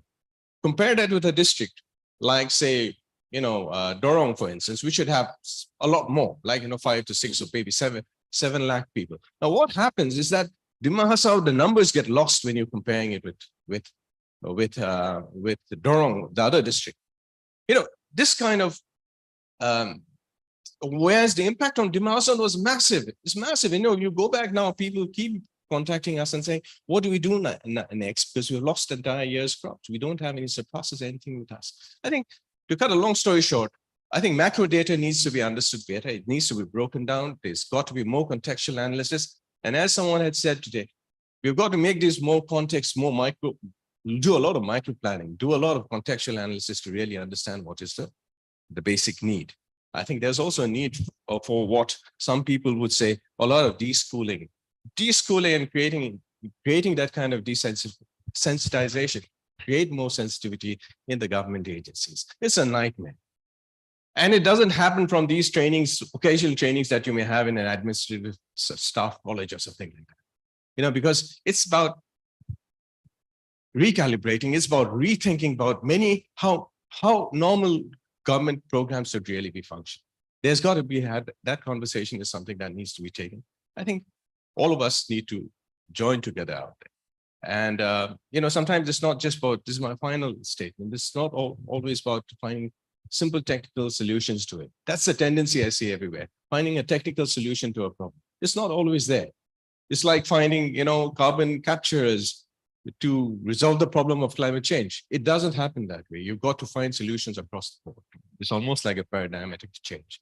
And that is what I think we have to start engaging in. I think it's a job of IIGs as well in different states to participate in that kind, and maybe even trigger those discussions. Because we are all in the front line and we bring in a lot of experience. Thank you, Mrinal. Thank you so much. I think very nicely Mrinal has given a different perspective to what we all did to speak much about it. That is pulling environment into it. This अगर हम हिंदी में बात करें तो कैसे हम environment component को लेके आते हैं, जो हम disaster risk reduction main streaming की बात कर रहे हैं, जो हम बातें कर रहे हैं कि सस्टेनेबल डेवलपमेंट हो, तो इस पूरे प्रोसेस को हम एनवायरमेंट की नजर से कैसे देखें और इस मूवमेंट में हम उसको कैसे लेके आए। एक्चुअली इसके साथ साथ एक और चीज हम जोड़ना चाहते थे जो इस पूरे प्रोसेस में आपकी मदद करेगा, शायद बहुत सारे लोगों को आइडिया भी होगा। अभी पंचायत की बात बार बार आ रही थी कि पंचायत को कैसे इंटीग्रेट किया जाए। बहुत सारे जगहों पर, बहुत सारे स्टेट्स में VDMP village disaster management plan बन रहा है। हमारा ये मानना है कि अगर हम सस्टेनेबल GPDP ग्राम पंचायत डेवलपमेंट प्लान बनाते हैं, जो थोड़ी देर पहले बात हो रही थी हमारी अपने वेस्ट बंगाल के साथियों से, कि किस तरह से जब हम ग्राम पंचायत का प्लान सस्टेनेबल बनेगा तो डिजास्टर मैनेजमेंट या डिजास्टर रिस्क रिडक्शन अपने आप उसमें इंटीग्रेट हो जाएगा। तो शायद हमें दोहरा मेहनत नहीं करना होगा। We don't have to work harder and that will be confusing also for people कि एक बार वो डिजास्टर मैनेजमेंट प्लान बनाते हैं और फिर वो सस्टेनेबल डेवलपमेंट ग्राम पंचायत प्लान बनाते हैं। तो ये समझने की जरूरत है हम लोगों को। दूसरा जो अभी बात हुई है कि जो पहाड़ों पर या ऐसे स्थानों पर इंफ्रास्ट्रक्चर डेवलपमेंट हो रहा है जहां पर ड्रेनेज उससे रेस्ट्रिक्ट हो जाए, जहां पर हम बड़े बड़े स्ट्रक्चर्स बनाए जो पूरे के पूरे सिस्टम को डिस्ट्रॉय कर दें, तो क्या ये उचित है और कितना उचित है, ये शायद हम लोगों को आपस में समझना होगा। हमें दो काम करना है, एक PGVS को भी रिप्रेजेंट करना है थोड़ा सा, और दूसरा IAG UP को भी रिप्रेजेंट करना है, और इस पूरे प्रोसेस को कंक्लूड करना है जो विक्रांत ने सुबह सुबह एक्सपेक्टेशन रेज कर दिया था। तो इन तीनों को मैं एक में मिला के अगर बात करूं कि UP SDMA के साथ में IAG UP किस तरह से मिलके काम कर रहा है। 2007 में काम हम लोगों ने शुरुआत किया और मेरे ख्याल से विक्रांत शुरू में स्फीयर इंडिया तब ज्वाइन ही किए थे, और उसके बाद का आज का प्रोग्रेस किस तरह से हुआ है, उसमें सबसे बड़ा जो रोल रहा है स्फीयर इंडिया का कि समय समय पर कोऑर्डिनेटर्स कैसे प्रोवाइड किया जाए स्टेट को, कैसे फैसिलिटेट कराया जाए स्टेट को। ये एक बहुत बड़ा स्ट्रेंथ रहा है यूपी के लिए, और आज UP SDMA अपने ऑफिस में ही एक स्पेस प्रोवाइड करा करके कोऑर्डिनेटर को भी सपोर्ट कर रहा है। पूरे सारे सिस्टम्स उन्होंने प्रोवाइड किए हैं, and then they are in consultation day to day basis. But जैसे कहते हैं कि उसको एडॉप्ट नहीं किया, उनको ऐसा नहीं किया कि मर्ज हो जाए IAG और SDMA एक के साथ में, एक ऐसा नहीं माहौल किया, बल्कि एक पूरी इंडिपेंडेंस के साथ में उन्होंने इस प्रोसेस को ऑन किया। और सारी चीजें जितनी भी मीटिंग्स उनकी होती हैं या जो हम लोग प्रपोज करते हैं, उस पूरे प्रोसेस को वो अपने साथ अपने सिस्टम में लाते हैं। और बहुत बार ऐसा हुआ है कि IAG ने जो समस्याएं रेज की या जो समाधान बताया है, उस पूरे प्रोसेस को वो गवर्नमेंट के रिकॉर्ड में ला करके एक जो उनका ACEO additional chief executive officer है, जो चीफ सेक्रेटरी के बिहाफ पे काम करता है, उनसे चिट्ठी जारी करवाते हैं। जिसका सबसे बड़ा एग्जाम्पल रहा अभी की फ्लड में, जो अक्टूबर फ्लड आया, उसमें जितनी भी चिट्ठियां जारी हुई IAG के लिए, वो IAG को इंटीग्रेट करते हुए with a copy to IAG, और उन्होंने सारे डिपार्टमेंट्स को चिट्ठियां जारी की, जो एक बहुत बड़ा स्ट्रेंथ रहा हम लोगों के लिए, क्योंकि सारे डिपार्टमेंट ऑफिशियली उसमें पार्टिसिपेट किए और उसमें सपोर्ट किए। तो मुझे लगता है कि ये जो स्फीयर इंडिया का एक आप हैंड होल्डिंग कहें through putting a coordinator for that process, क्योंकि आईएजी के पास कोई फंड नहीं है ऐसा जिससे कि वो कोऑर्डिनेटर अपने वहां रख सके, तो उससे उन्होंने एक कोऑर्डिनेटर प्रोवाइड किया और जो इस प्रोसेस को डे टू डे प्रोसेस में सिस्टम में ला रहे हैं। जैसे हम कहें कि हम जब पंचायत के साथ कोई काम करते हैं तो पंचायत उस काम को अपने ग्राम सभा के प्लानिंग में लाए या ग्राम पंचायत की प्लानिंग में लेके आए, तो ऐसे ही एक इंटीग्रेशन यहाँ पे हुआ है जिसको हम बताना चाहते थे। और एक एसपीडीआरआर जैसे नेशनल लेवल पे नेशनल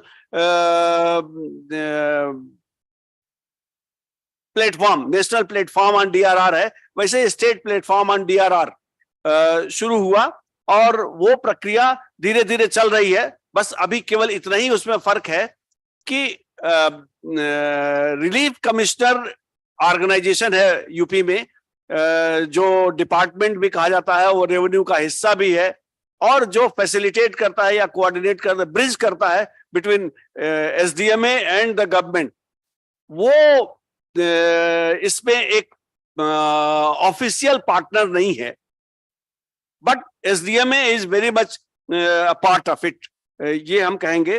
तो ये भी एक प्रोसेस वहां पे शुरू हुआ है। इसके अलावा जो कोविड में रिस्पांस रहा है, तो उस पूरे प्रोसेस में चाहे वो माइग्रेशन को लेकर के रहा हो, चाहे उनको कैपेसिटी बिल्डिंग रही हो, एक कोरोना सचेतक के नाम से कैडर खड़ा किया गया और उस कैडर को रिकॉग्नाइज किया यूपीएसडीएमए ने, अपने सर्टिफिकेट इशू किया सारे के सारे वॉलंटियर्स को, plus at the same time उनको आइडेंटिटी कार्ड जारी किया गया and still they are there and that was done very much with the support of Lucknow University. और बाद में सारे लखनऊ यूनिवर्सिटी, गोरखपुर यूनिवर्सिटी और Prayagraj University and MMM Technical University, एक है मदन मोहन मालवीय टेक्निकल यूनिवर्सिटी, इन चारों यूनिवर्सिटी के साथ में एमओयू करा करके एक ट्राईपार्टाइट एग्रीमेंट शुरू हुआ और जिस पर आईएजी काम कर रहा वहां पर और फैसिलिटेट कर रहा पूरे प्रोसेस को। जो अभी बात हो रही थी उसमें हम अभी चर्चा आप लोगों से ये करेंगे जिसमें आप लोग पार्टिसिपेट भी करें कि कैसे हम लोग अभी आईएजी और स्फीयर इंडिया का जो कोलैबोरेशन है या एक है एक दूसरे का सपोर्ट, म्यूचुअल सपोर्ट एक दूसरे को मिल सके, उसका प्रोसेस क्या हो सकता है, इस पर शायद हम चाहेंगे कि आप लोग सब लोग अपने सुझाव भी दें एक एक मिनट में कि क्या कर सकते हैं। और दूसरा ये कि जो हम कहते हैं कैपेसिटी बिल्ड नहीं हो पा रही है, अभी सुबह से जो हम चर्चा सुन रहे हैं उस चर्चा में आ रहा है कि हम लोगों की कैपेसिटी बिल्ड नहीं हो रही है। आईएजीज अपने ढंग से काम कर रहे हैं, नेशनल लेवल पर अपने ढंग से काम हो रहा है और वो जो म्यूचुअल एक सपोर्ट एक दूसरे को होता है उसमें पता नहीं क्यों कमी रह जा रही है। कुछ लोग ऐसे करते, ट्रस्ट डेफिसिट की बात आ रही थी।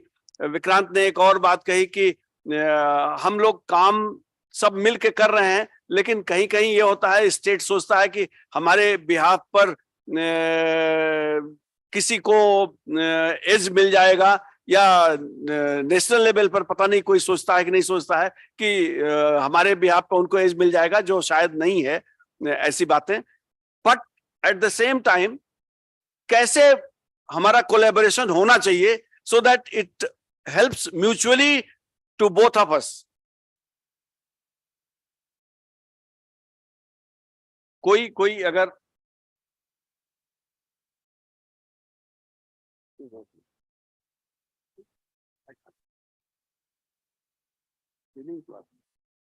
Oh, I'm so sorry. I'm so sorry. He brought the 10th. Okay, इस पे आप लोग दिमाग में रखें, फिर हम लोग बात करते हैं 10 मिनट 15 मिनट में। मणिपुर से mister Biju Lukose, father Biju Lukose. I thought that last one was the final.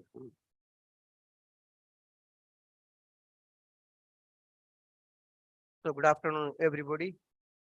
I stand here on behalf of the IAG Manipur. Manipur is a small state which consists of 30 lakhs of people spread both the hills and the valleys.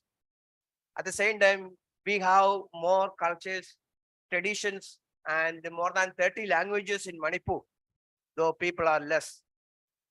And at the time of this COVID, after a few years of gap, we began in a very humble way. But in the year 2019 and end of the year 2019, the COVID started, and we approached the state government for the approval for distributing various relief things, and they all were happy to accept us and ready to give the permission and the pass for the vehicle and the volunteers and so on. Accordingly, we have already informed the district level. At the same time, we have informed the village authorities and the women and the youth. They all were ready to accept us, and they received us. And when we went to the villages, we covered more than 50, or to be exact, 53 villages we covered. And some of the villages, when we reached there, kilometers away, 2-3 kilometers away, they lock the gate with a lock and keep a board there writing the phone number. If anybody wants to come, ring up this one. They will come from 2-3 kilometers away from the village and open and allow us to enter. That was the situation. But we have overcome all this. We have spread all the districts during the COVID, and they all welcomed us with a happy and joy. And above all, I want to say is that this whenever we approach the state government or the district level administration, even the village level, and all accepted. So we could connect, IAG could connect all these levels of authorities, state level, district level, and the village level. And the people, volunteers were there to do anything for the relief work. And another tussle we had is that people were in fear psychosis. People were in fear psychosis during the COVID. When we called for volunteers like nurses and doctors, after they're serving in the hospital, when they come back to the village, when they come back to the society, they don't accept them because of the COVID. They don't allow them to enter. So we had to intervene some of the villages in order to allow them, in order to accept them. We have done that part. Even in the CMC hospital, we have a hospital, it is called a CMC, that is a Catholic Medical Center. And the government wanted to make this center a COVID ward. And I was connecting the government with the director of the hospital. And sometime when I call the director, he will not take it up. He knows that I am calling for this to connect to the government. So sometime I had to go and meet him, and finally he accepted, and we made a COVID ward in the CMC hospital in Imphal. Then we have conducted the mock drill in Imphal, and we have covered all the 16 districts of Manipur, conducting 3 state level meetings, selection of core member IAG Manipur, and we have developed a joint action plan MOU with the Relief and Disaster Department, Government of Manipur. And these are some of the achievements we had during this year. And now we have very happy going with the government. Another great important achievement, what I want to say is that we could connect the government with the other FPOs and CSOs, because we have already given a letter of action plan to the Commissioner of Health Department. And the health department, the commissioner said, yes, surely we will serve this one to the chief minister. And within 3 days, chief minister replied, given a written reply saying that, yes, we can collaborate with the government and we can fight against the spread of this COVID. And then we wanted to meet the chief minister separately. We gave a written letter and he gave, after 3 days, he gave the reply saying that let all the faith-based organization, FPOs, come together. Let us have a meeting. And he fixed a date and we fixed the meeting, and the meeting went on very well. And that same day itself, the chief minister there and then he fixed a day that we shall begin the fight against the spread of COVID with the prayer service of all the FPOs. And we had the prayer meeting of all the FPOs in the state, and that is the way we began the COVID barrier or fight against the spread of COVID. Father, little short. Yes. And finally, I want to say that we have already initiated this IAG movement in Manipur, and we have already created the website IAG Manipur, and we are going forward. And now only recently only we could have the meeting after this COVID, only we could have the IAG members or partners meeting in Manipur. So thank you. Great. Thank you, Father. You have very nicely spoke about how state, district and panchayat level activities were connected, and the facilitation with the health minister and chief minister, how the entire process taken up very nicely, and faith-based organizations did show a collective strength, not exactly strength, but capacity to deal with the situation. So that was very nice. Now I'd call Dr. Itender Singh Bali from JNK. Sir, as short as possible, in 3-4 minutes. Yeah. Good afternoon to everybody. My name is Dr. Itender Singh Bali. I am from Kashmir. You all know Jammu and Kashmir is the most vulnerable state where we are prone to earthquakes, we are prone to floods, we are prone to snow tsunamis and cold waves and anything. So our disaster management cell started in after the flood, 2014, all the activities started in this thing. We had made a disaster management cell, that disaster management in all the states, but still IAG is on a working point. From last, when the COVID started, we started with different organizations starting meeting, and we developed volunteer teams. Personally, I'm as a trainer and a focal for Spare India group in Kashmir. We almost trained 10,000 volunteers in first aid and search and rescue all over the Kashmir with the help of different organizations like Red Cross, Save the Children, Civil Defense, and all organizations.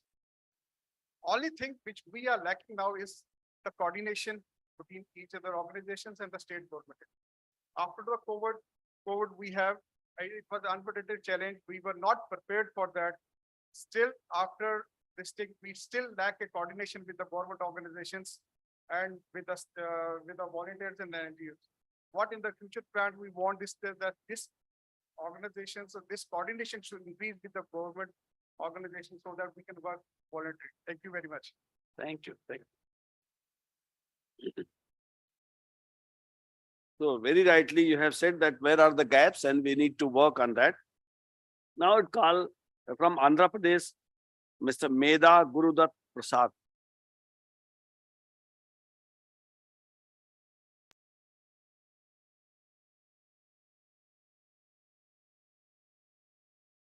Sir, keep short, 3 minutes. Good afternoon, everybody. My name is Gurudat, associated with an organization called Coastal Area Disaster Mitigation Effort. In fact, we have been working on disaster management and since 1996.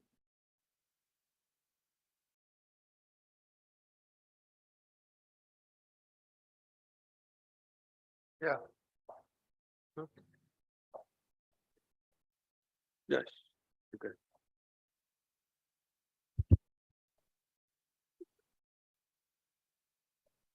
Good afternoon, everybody. My name is Gurudat, associated with an organization called Coastal Area Disaster Mitigation Efforts. In fact, we have been working on disaster management and climate change since 1996. Our main intervention is community preparedness in the vulnerable villages. In fact, we have identified almost all 502 villages, vulnerable villages in the Andhra Pradesh state. Our main concept is to establish the task force groups at each village level to extend their services to the people or victims in the time of disaster. That is the main aspect of our organization.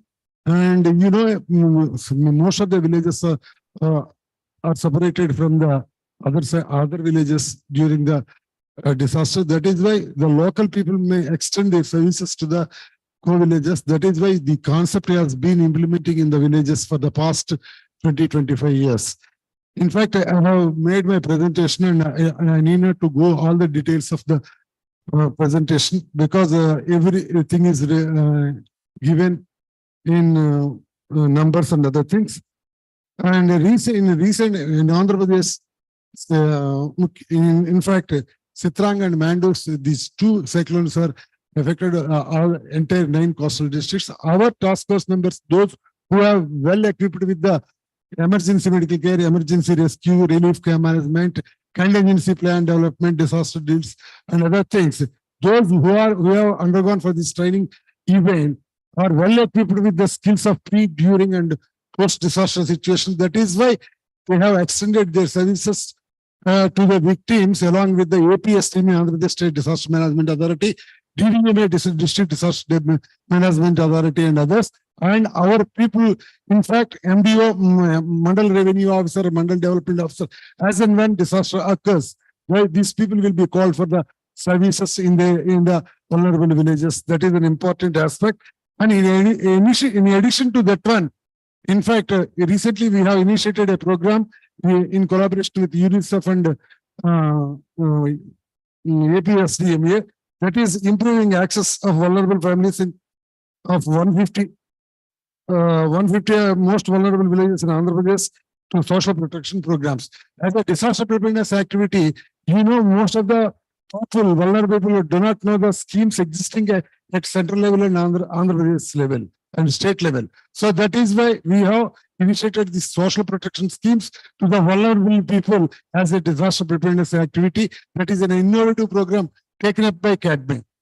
The second one is school safety program. In fact, we have identified 250 vulnerable schools in the Andhra Pradesh state, covering all the 9 coastal districts. And these students are expected to develop some important task, that is the school wise. The school is vulnerable, and the risks are different from one school to another school. That is why we involve all the students to identify their risks and risk analysis, risk mapping, and students, and with the student involvement, we will develop a plan to overcome the problems existing at the school level. That is, and finally, we conduct disaster drills at school level to combat the disaster. If disaster occurs, how to combat the disaster situations, pre, during, and post-disaster situations. And key lessons and challenges, recommendations. In fact, although we have been working in vulnerable areas, we don't get full cooperation from the governmental agencies. That is very lacking. Particularly, the coordination between the NGOs and NGOs are lacking. This is an important aspect to be considered by the government to work with the NGOs, particularly in the disaster times. And the second point is the funds allocated for the disaster preparedness is deviating to another programs in the states. That is an important point we have to discuss with the government, and the allocated funds should be spent for the disaster preparedness activities. And we have already conducted 72 GEO-NGO collaboration meetings. And the challenges and other things, in fact, I request IAG to collaborate with the governmental departments and to extend their services to the non-governmental agencies, particularly in disaster times. That is our request to the IAG. And finally, in recognition of our efforts in mitigating the effects of impending disasters in Andhra Pradesh and Orissa, United Nations has given us Sasaka Award in the year of 2003. That is why we are the award winner of United Nations. Thank you very much.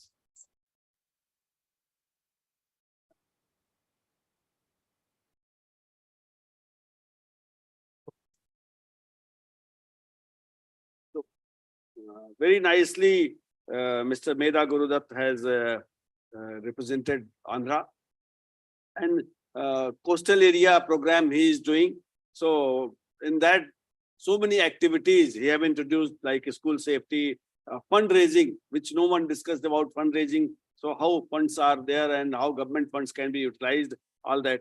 And then the best part is GeoNGO collaboration. So I mean, hundreds of meetings he has organized. So all these things are really very important, and by that I think he has given a very nice presentation in very less time. Thank you very much, Mr. Dutta. अभी हम लोग जो बात कर रहे थे कि किस तरह से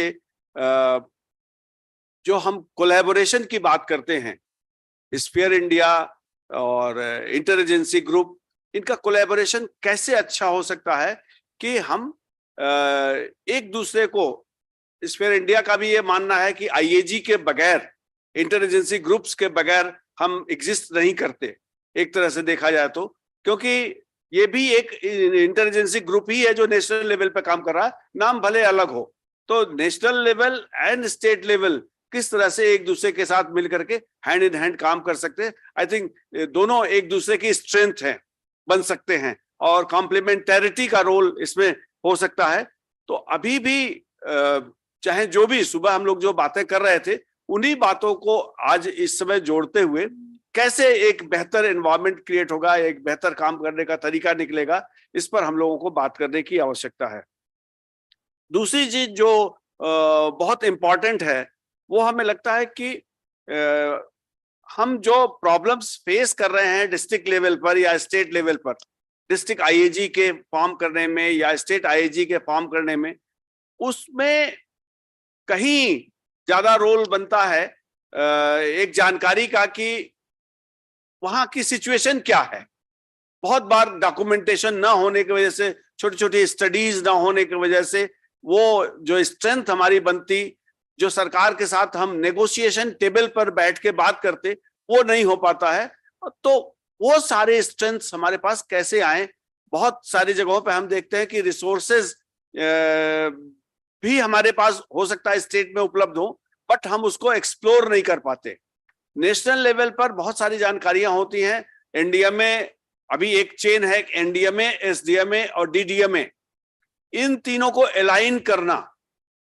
अभी हम अगर यूपी की बात ज्यादा डिस्कस नहीं करेंगे, लेकिन यूपी की बात करें तो अभी पिछले महीने में इस पूरे समस्या को लेकर के एक विशेष माहौल पैदा हो गया, और वो स्ट्रेंथनिंग जो एसडीएमए की होनी चाहिए, जो डीडीएमए की होनी चाहिए, वो नहीं हो पाई, और एक पूरा प्रोग्राम किसी तरह से खराब होते होते अच्छा हो गया।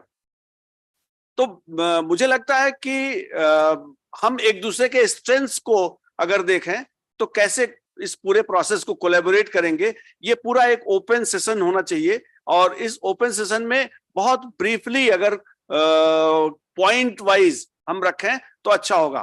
बट आई विल से कि अगर विक्रांत कुछ इस बात को कह सकें, रख सकें, अभी कैसे हम आगे इस प्रोसेस को लेके चलेंगे, तो that will be nice, and we will discuss things in very meaningful way. I think doctor Bhanu ने जो बात कर रहे हैं कि अगला जो सत्र है हमारा, वो जो पिछले साल की इम्पोर्टेंट डिजास्टर्स हैं उस पे कुछ रिफ्लेक्शंस का था, तो हम उस चर्चा को इसके साथ ही कंटिन्यू करते हैं समय को मैनेज करने के लिए।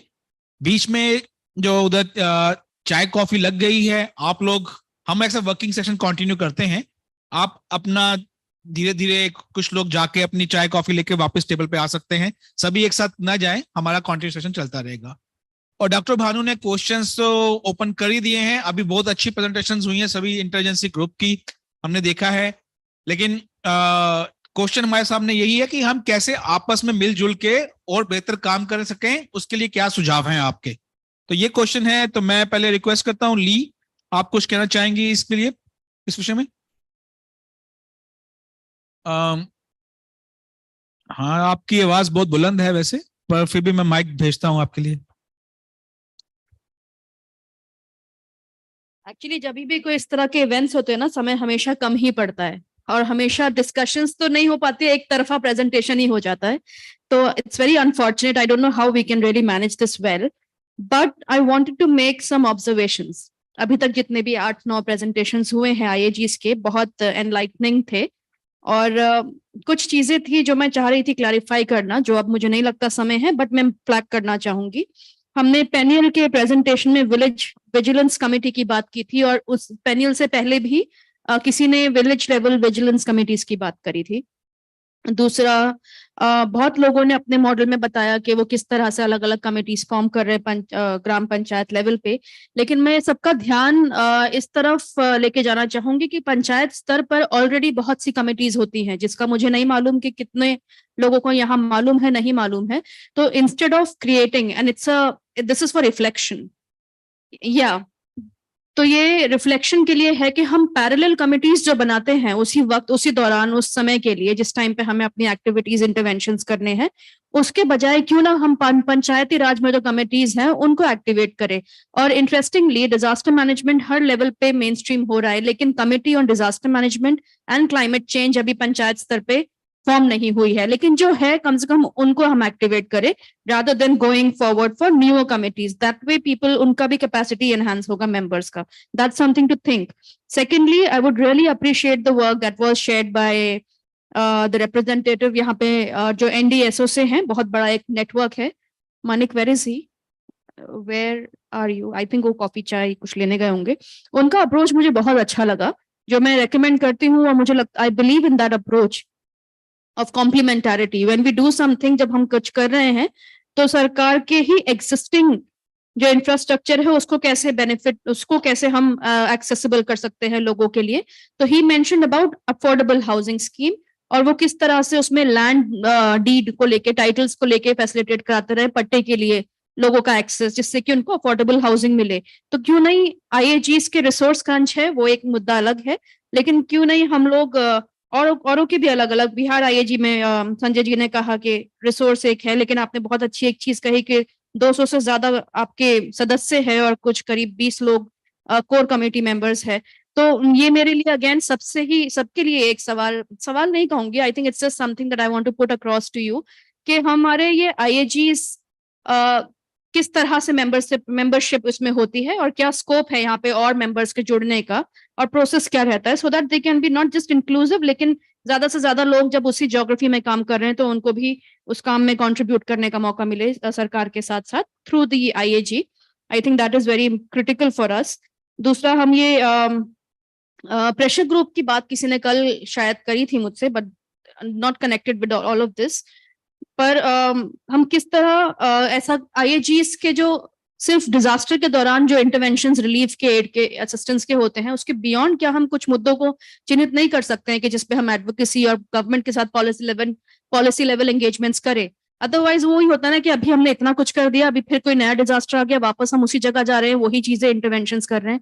तो जब आपका इतना क्लाउड है, आईएजीज इतनी रिकग्नाइज हो रही है यूपी लेवल पे या फिर बिहार लेवल पर, या आने वाले समय में और भी ज्यादा से ज्यादा वो इंस्टीट्यूशनलाइज होगी, केरला में हो रही है, तो क्यों नहीं हम इसको पीपल्स स्ट्रेंथ की तरह कलेक्टिवली एक कुछ मुद्दों पे, पॉलिसी लेवल डिसीजंस पे, पॉलिसी को इन्फ्लुएंस करने के लिए हम अपना उसमें एज अ प्रेशर ग्रुप भी हम काम करें, और लोगों के जो कंसर्न्स हैं, जो सिस्टम स्ट्रक्चरल नॉन स्ट्रक्चरल है, उसको हम थोड़ा मजबूत कर सके। I think that's something that I wanted to flag, apart from all the great work that's being done, how do we really pitch in as a group that takes up the concerns of the people of the most marginalized, and also systemic challenges that are there at policy level through the IAGs, and how we can make them really inclusive for other people also. Thank you. Thank you, Lee. Luit.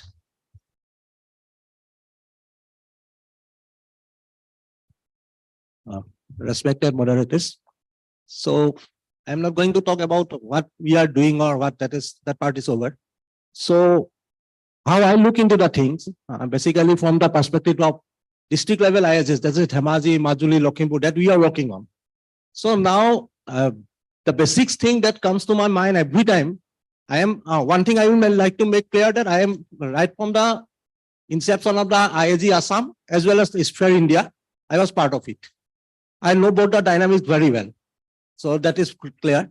So basically one problem is there during the non-emergency period, we becomes like we stay latent, lamented things. That is one thing that I always observe. So when there is an emergency, like this time, if we see even the state level IAG also, from back to Assam, so it has activated on May when the Dimahasa has happened. So there is a gap of some period every time it goes on. So how we can keep this time engaged, the IAGs and Sphere India, all these things. The other point is that what Lee has pointed out very well. Yes, we need to focus on the government structures. As now, if we see the 15 finance recommendation to the NDMA, they are rightly saying that the capacity building of the peers, even PRIs, as well as transfer of money to the PRI levels should be encouraged. That means the panchayat is almost, they are going to be stakeholders in coming years, good stakeholders beyond the district level. So that is one the point is coming up. So now let us come on to the GPDP process, Gaon Panchayat Development Plan. Yes, it can be realized. Because in Dhemaji and Majuli, we are working on it. We call it that promoting risk-informed GPDP. And in the last 3 years, we have seen that convergence through the PACD and Panchayats, 15 Finance Commission rupees and PACD rupees, Education Department's rupees and Social Welfare rupees, the structures are coming up. So we have seen that 51 such structures are coming out. It will go around 20 crores or something like that.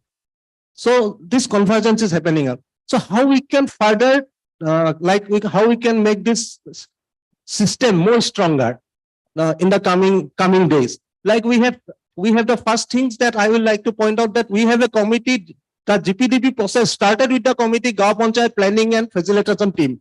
So how we can put ourselves in this process of strengthening this Gaon Panchayat Planning and Facilitation Team. Then there are 7 another structures in that process. And this year it is becoming more easier to us because all the GPDP process has been put under nine thematic areas, and one is the climate action is there, green village is there. So all these things are in system. Now how the civil society organizations, how we can put our effort to build the capacity of the PRIs, not to the panchayat level, but to the ward levels and beyond to the committees. So that this structure, I am never in support of coming out with a village disaster management plan and separately a GPDP plan of action. Rather, I will like to see that how this GPDP process comes up with risk-informed GPDP process comes up, and the district disaster management plan and the risk-informed GPDP plan merged at the district level, so that the confusion does not goes to the grassroots level. Instead, the integration happens at least at the district level, then it transfers to the state level. Just to start with, and just to end with one thing. In Assam, so if we see the flood, in case of flood, I am coming to flood. In case of flood in Assam, so the most of the vulnerabilities in Assam, in the Brahmaputra River Basin, if we see, it is in and around the Arunachal Pradesh area. So that is very much true. And in the case of climate change, so when we see the Brahmaputra basins, the erosions, the sand depositions, etc., and deforestation, the boulder mining in the Arunachal part, so we see that we now need an eco-based approach system is required, basically targeting the Arunachal Pradesh area, because Arunachal have only 17% per square kilometer. That is the population density. So the Arunachal is the strategic area, right, from the defense point of view, as well as from the disaster and climate risk point of view for the entire Brahmaputra River Basin, including the Meghna and Ganga Basin downwards. So just to start with from Assam, thank you.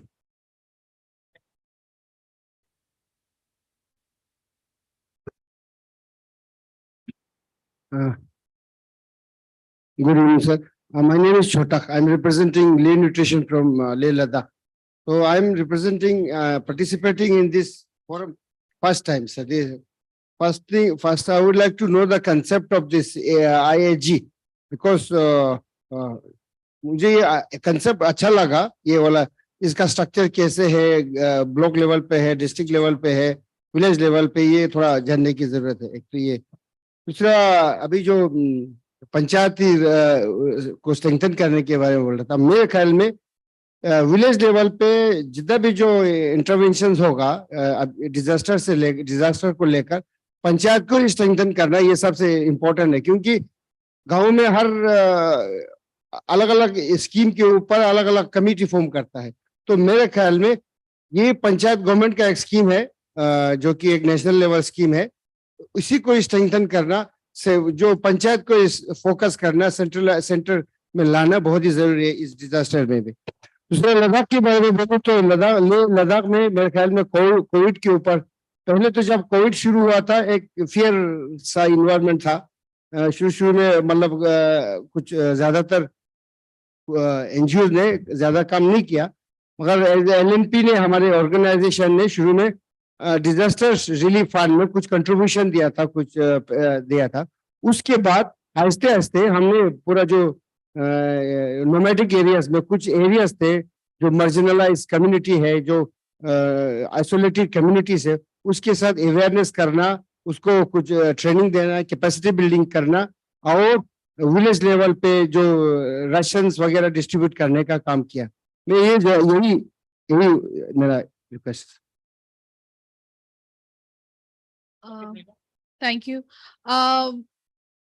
अभी Louis I think उनका नाम है वो ये बात बोल रहे थे ही वाज सेइंग कि IAG एक्टिव होता है at the time of disasters so we need to please understand we are always every time living in the time period of disaster so ये जो गैप है ये हमारे पार्टनर्स के अंदर में इसीलिए ही है because we do not have the understanding about vulnerabilities in regard to climate change. We are not talking about climate change. We are not talking about actual disaster. Abhi, I think the roadmap for Sphere should be to map the climate vulnerabilities of each state, build the capacities of each IAG according to those vulnerabilities. We will be always talking about flood and we will always get the understanding disaster means flood, disaster means fire. So you look at Delhi, you know, we are breathing in disaster. Air pollution is a disaster. So, and as what Lee said, we need to get involved with the government on different other levels also, not only, you know, responding as a responder on disasters. Yes, see, I am a convener for IH Chhattisgarh. I also work on climate change in the National Program of Climate Change and Human Health. What we are identifying in Korba and other mineral-rich states, mining is a real great threat. The craters which has been created by commercially used mines, they are very prone to earthquakes. So we need to also identify the future disasters that we are going to have, which can take a form of epidemiological disaster or any sort of outbreaks all of a sudden. So I request, please include identifying and mapping of the vulnerabilities of the states and building the capacities of the IAGs, building the understanding of the partners, what about the vulnerabilities. And I would be happy to share that Chhattisgarh has prepared a PRI training program on climate change, focusing more on human health, but we include a climate change. It's a document in Hindi. We can share it with other IAG people. And they can, over there, we have identified our local and core vulnerabilities and have taken up that document. But they can make it more local specific. We'll be very happy to share it with them. So we have, at present, we have almost trained more than 2,000 PRI members. And first respondents in any disaster, every evaluation has said that it's the next door person. So PRI people are very important part of this entire IAG system. Thank you.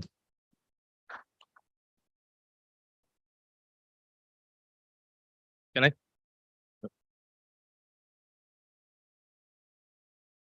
धन्यवाद। मैं Bihar IG से। IG का जो हम लोग समझ है कि वो एक कोऑर्डिनेटिंग बॉडी है, ना कि एक इम्प्लीमेंटिंग बॉडी है, और एक कोऑर्डिनेटिंग है अमंग अपने जो एनजीओ पार्टनर्स हैं, मेंबर्स हैं, उनके बीच का, दूसरे स्टेक होल्डर्स हैं, अगर पीआरआई लोग हैं उनके साथ, सरकार के एडवोकेसी लेवल पर हम लोग जुड़ते हैं, बीएसडी में है, स्टेट डिजास्टर अथॉरिटीज है या दूसरे डिपार्टमेंट्स हैं उनके साथ। तो कुल मिला के ये चीज हम लोग का होता है। साथ ही साथ एक चीज हम लोग ये कोशिश करते हैं कि कम्युनिटी के साथ जुड़ने के लिए अपने मेंबर्स को कितना हम लोग कैपेसिटी बिल्डिंग कर सकें, जिससे वेब बेस्ड हम लोगों ने GRNA बनाया है। तो जो पहले चैलेंजेस होता था कि हम लोग 7 दिन में रिपोर्ट देते थे, अब हम लोग इतने कॉन्फिडेंट हैं कि हम लोग 24 आवर्स में वो रिपोर्ट दे सकेंगे। तो फर्स्ट रिपोर्ट जो आता है, क्योंकि वेब बेस्ड है, वो ऑटोमेटिक सब एनालिसिस होके आ जाएगा। और इस साल तो हम लोग उसको नहीं कर पाए, क्योंकि ऐसा कोई मेजर डिजास्टर नहीं हुआ था, लेकिन हम लोगों ने उसकी ट्रेनिंग अपने सभी जो 6 एक्टिव डिस्ट्रिक्ट IAGs हैं उनके माध्यम से, और साथ ही साथ अपने जितने कोर कमेटी मेंबर्स हैं उनके फील्ड एरियाज के जो वॉलंटियर्स हैं उनके साथ वो ट्रेनिंग हो गई है। तो वो लोग अपने अपने क्षेत्र में रहेंगे, जब भी उनके गांव में कोई घटना घटती है तो वो उसको कर सकते हैं।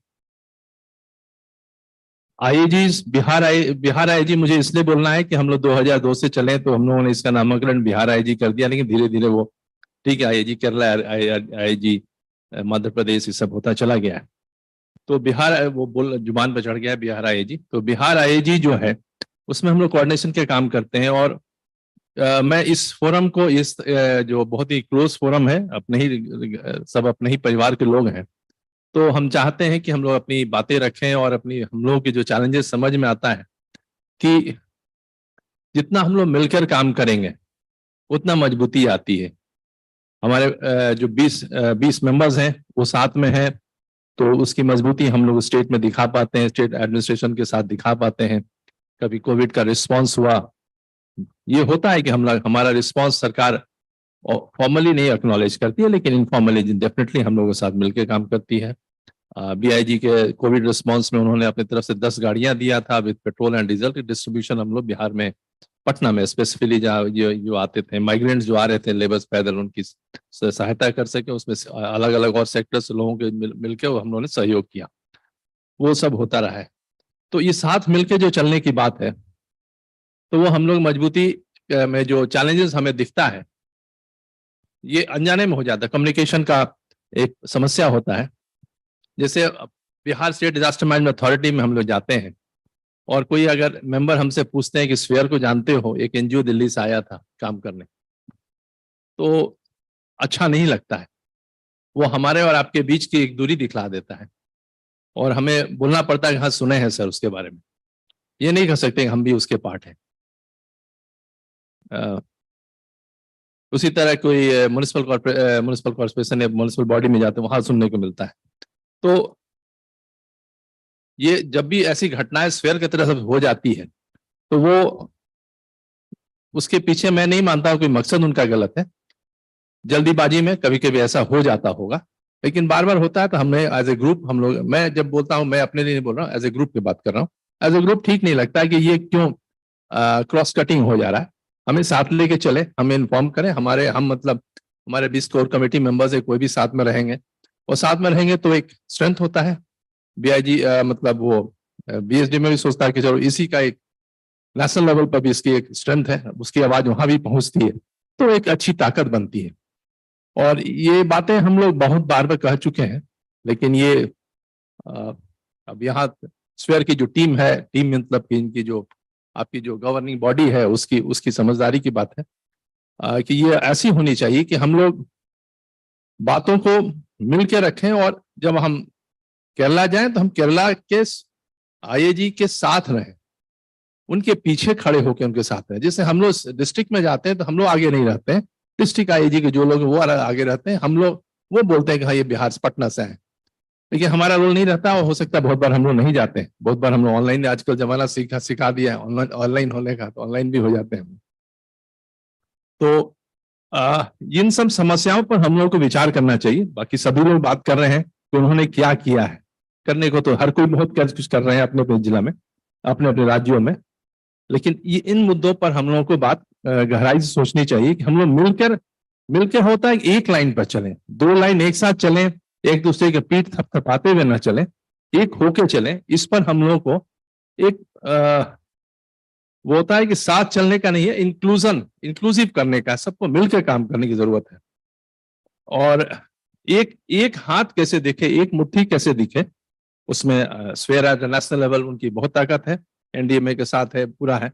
इनकी आवाज अगर वहां स्टेट में जाता है कि भाई वो बीआईजी के बात कर रहे हैं, तो हमें भी ताकत मिलती है। जैसे हमारी बात जब डिस्ट्रिक्ट में जाता है तो वो लोग बात करते हैं कि चलो स्टेट में ये बातें हुई थी, तो वहां भी डिस्ट्रिक्ट मैजिस्ट्रेट उन लोगों की बातों को ध्यान देते हैं। तो इन सब मुद्दों पर मैं चाह रहा हूं कि आज अगर हम लोग बातचीत करें तो और इसमें हम भानु जी से, विक्रांत जी से, ली एज ए चेयर हैं, हाँ चेयरपर्सन है, उनसे भी हम चाहेंगे कि अपने विचार इस पर दें कि कैसे हम लोग इसको मिलकर करें। मिलकर तो करना ही है, लेकिन कितने मजबूती से मिलकर कर रहे हैं, लेकिन वो थोड़ा सा कहीं कहीं गैप दिख जाता है। वो लैक ऑफ ट्रस्ट आप जो कह रहे हैं, वो ट्रस्ट एक्शन के कारण कभी कभी उखड़ के आ जाता है, वो ना हो। और सहयोगात्मक भी होना चाहिए, मैंने सिर्फ फाइनेंशियल रिसोर्सेज बहुत एसेंशियल है, अदर रिसोर्सेज है। अभी जो वेब हम लोग वेब ऐप बनाए, उसमें लगा 4-5 लाख रुपया लगा, वो तो देना ही पड़ेगा। लेकिन हाँ, जो टेक्निकल सपोर्ट है, पूरी बीआईजी की टीम कोर कमेटी है, उसमें हम लोग सब कोई लगता है 1 महीना तक हफ्ते में एक बार बैठ के 8-8 घंटा बैठ के उसको पूरा टेस्टिंग किया गया, निकला, उसमें टेक्निकल सपोर्ट मिला। उसको अगर फाइनेंशियल टर्म में जोड़े तो बहुत बड़ा चीज हो जाता है, लेकिन उसके अलावा फाइनेंशियल सपोर्ट की जरूरत पड़ती है, एक कंटिन्यूड कोऑर्डिनेशन टीम की जरूरत पड़ती है। अन्यथा क्या होता है, कुछ कोऑर्डिनेशन चलता है 6 महीना 7 महीना चलता है, फिर वो एजेंसी थक जाती है, भाई हम 2-3 महीना अभी पैसा नहीं दे सकते, तो हमारी कोऑर्डिनेशन टीम जो है अलग हो जाता है।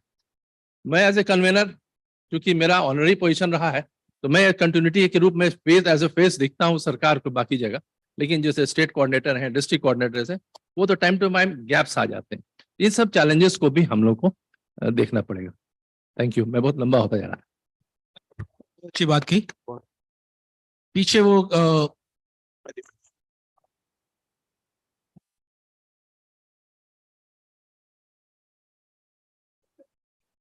Hello, good evening.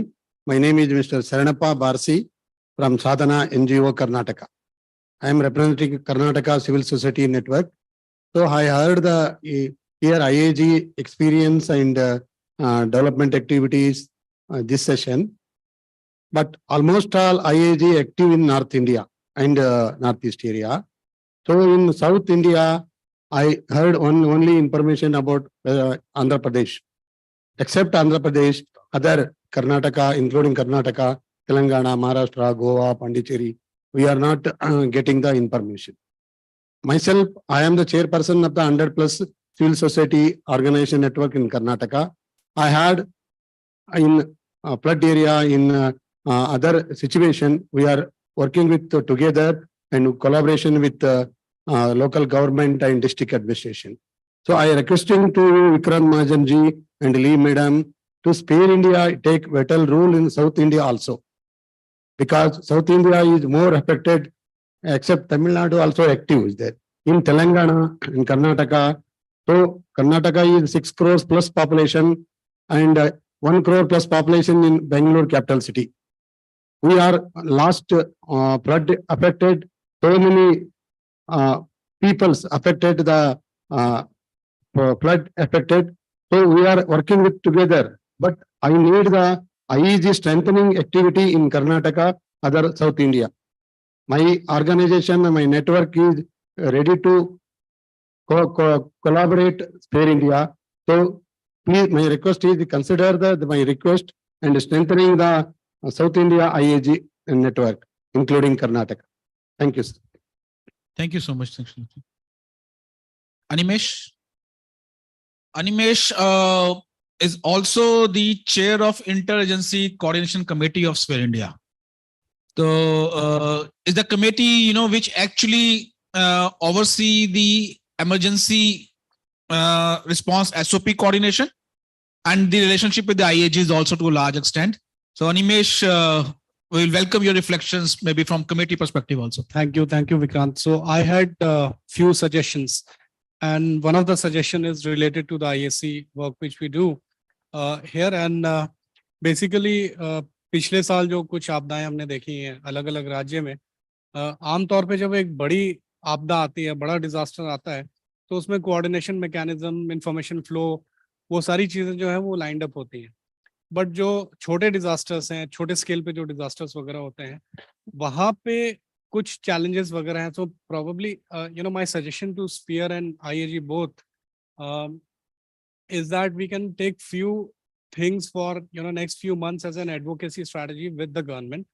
एक तो ये हमने देखा है उड़ीसा के एग्जाम्पल से, यूपी का जो बाढ़ आया उसके एग्जाम्पल से भी, कि कई दफा जो है गवर्नमेंट से जो सिट रेप्स वगैरह रिलीज होते हैं, वो दो sit reps are not available for many of the humanitarian agencies, and those information are very critical for agencies to plan the humanitarian assistance which is required in the immediate phase.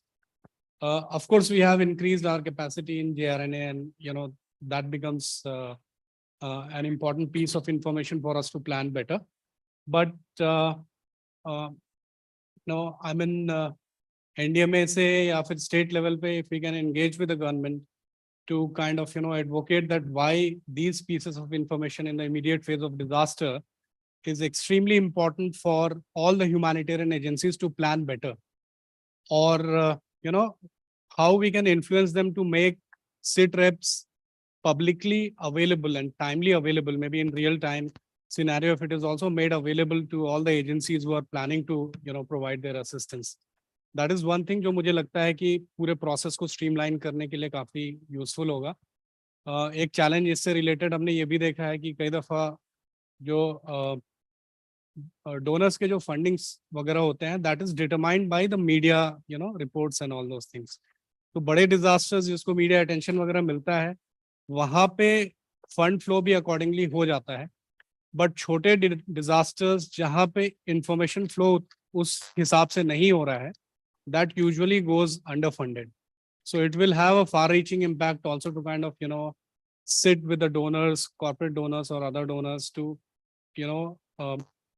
maybe tell them better about the ground realities and the situation, that even though this is not covered very well in the media, there are striking humanitarian needs in the field, and we need to kind of resort to that. So if this can be taken up as one of the advocacy agenda, maybe at the national level led by Sphere and IAGs at the state level, that will be really important. दूसरा point मेरा ये था कि आज कुछ sessions थे जिसमें children और कोविड के ऊपर काफ़ी ज़्यादा हमने डिटेल में बात किया. मेरे साथ नज़ीर जी बैठे हैं, उन्होंने अपने स्पीच में उन्होंने पोस्ट कोविड इम्पैक्ट्स के बारे में भी बताया. सो वहाँ पे मैं ये हाईलाइट करना चाहता हूँ कि as this network, Sphere and IAG, we have improved our capacity in immediate rapid needs assessment. But some of the missing opportunities which we probably saw after the second wave of COVID was that कि जो COVID के long term impacts हुए हैं, probably जब lockdown हटा, schools वगैरह खुले, वहाँ पे शायद हमारे पास ये अपॉर्चुनिटी था एसेस करने के लिए कि स्कूल ड्रॉप आउट कितने हुए हैं, स्कूल ड्रॉप आउट से रिलेटेड जो इश्यूज हैं, क्या that is because of loss of livelihood, और maybe school drop out की वजह से आपका न्यूट्रिशन और बाकी चीज़ों पे क्या इम्पैक्ट पड़ा है, चाइल्ड लेबर किस तरह से इंक्रीज हुआ है. these are some of the questions जिसके शायद आंसर हमारे पास नहीं है, because we don't have an evidence as of yet, because collectively शायद वो प्रोसेस नहीं हुआ जो जितना प्रॉम्प्टली हम लोग इमीडिएटली डिजास्टर के बाद रैपिड असेसमेंट करने के लिए एक साथ खड़े हो जाते हैं. So maybe we also need to, as a network, we also need to see that how we can learn from the capacities which we have developed in immediate phase of disaster to also generate collective evidence in subsequent phases of disasters like recovery, rehabilitation, or post COVID का जो मैंने example दिया. तीसरी बात and final which I want to say here is that Prime Minister's Relief Fund is now emerging to be a big pot of money जो आमतौर पे disaster scenario के लिए available है, and government uses it for relief and other things. CSR के fund जो आमतौर पे unspent होते हैं वो भी PM Relief Fund में आजकल जा रहे हैं. So another piece of maybe advocacy or influencing is to see that how that money can be systematically utilized not only for the relief purposes, which it is, I mean, जो अभी हो रहा है, but उस resource को हम emergency preparedness के लिए भी कैसे use कर सकते हैं. And when I'm talking about emergency preparedness, that includes, our capacity for pre-positioning. आज जो आपका पहला slide था उसमें logistics hub और बाकी issues वगैरह भी आए थे. So how, that can also be, one of the agenda where we can advocate. NPDRR is, coming up in few months. So these can be the issues where we can raise that कि जो available resources हैं for relief, उसको हम किस तरह से एक structured manner में emergency preparedness के अलग-अलग components के ऊपर भी देखने के लिए एक resource allocation की बात करें. So that is it from my end. Okay.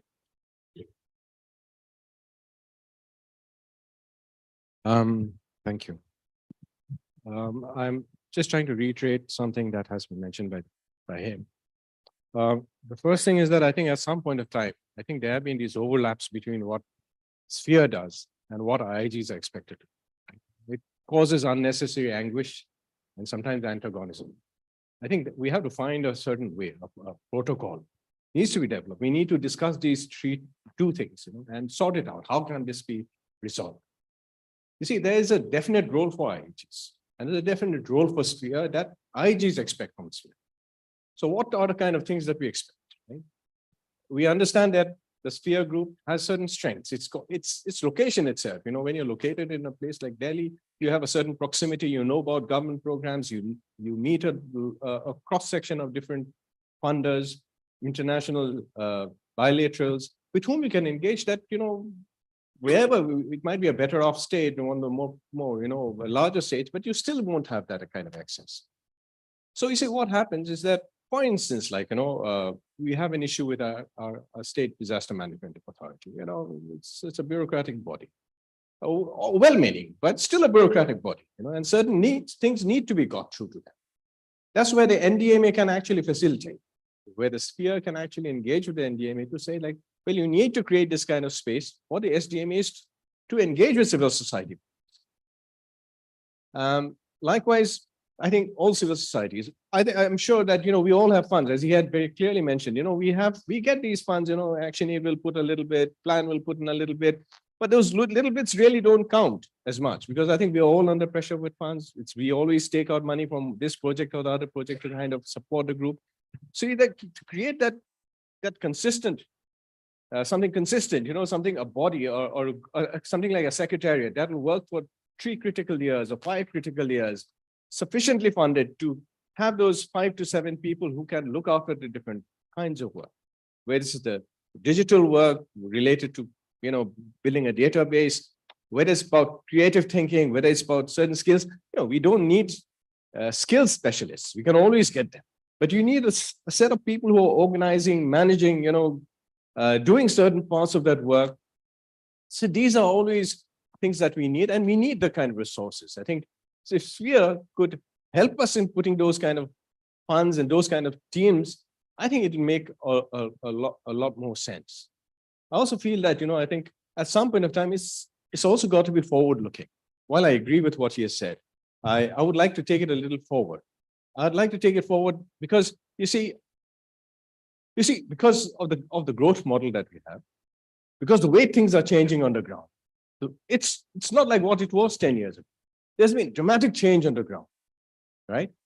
It's also climate change which is coming. This year was really an eye-opener. I'm repeating it here. I've said it before, I'm repeating it. It has really been an eye-opener for us in Assam or in the Northeast, not just Assam, really, Manipur, Meghalaya as well. So what does it mean? It means that a different kind of engagement needs to happen. It needs to bring in, the different, it's got to be very cross-sectional. You've got to bring in climate change. You've got to bring in climate justice related issues to DRR response. the old things of building a platform, rebuilding the embankment, those concepts are gone. They don't work anymore. They are hugely problematic. And this is an opportunity, even if lots of NGOs and a lot of people are saying these things in the past, we need to revisit them. This is an opportunity to revisit. Because everyone is talking about climate change. Every conversation you have with people, whether in the government or outside, including political parties, will mention COP27. Some are even getting a little better and mentioning COP15 regarding biodiversity. So my point is, it requires a forward thinking. And you see, just like COVID triggered a change in at least a certain thinking, I wouldn't call it change, but a certain thinking around how health services are organized, how medical services are organized. I think a similar kind of, thinking needs to get into other sectors as well. So, that is the cutting edge work that Sphere and IIGs can do together. IIGs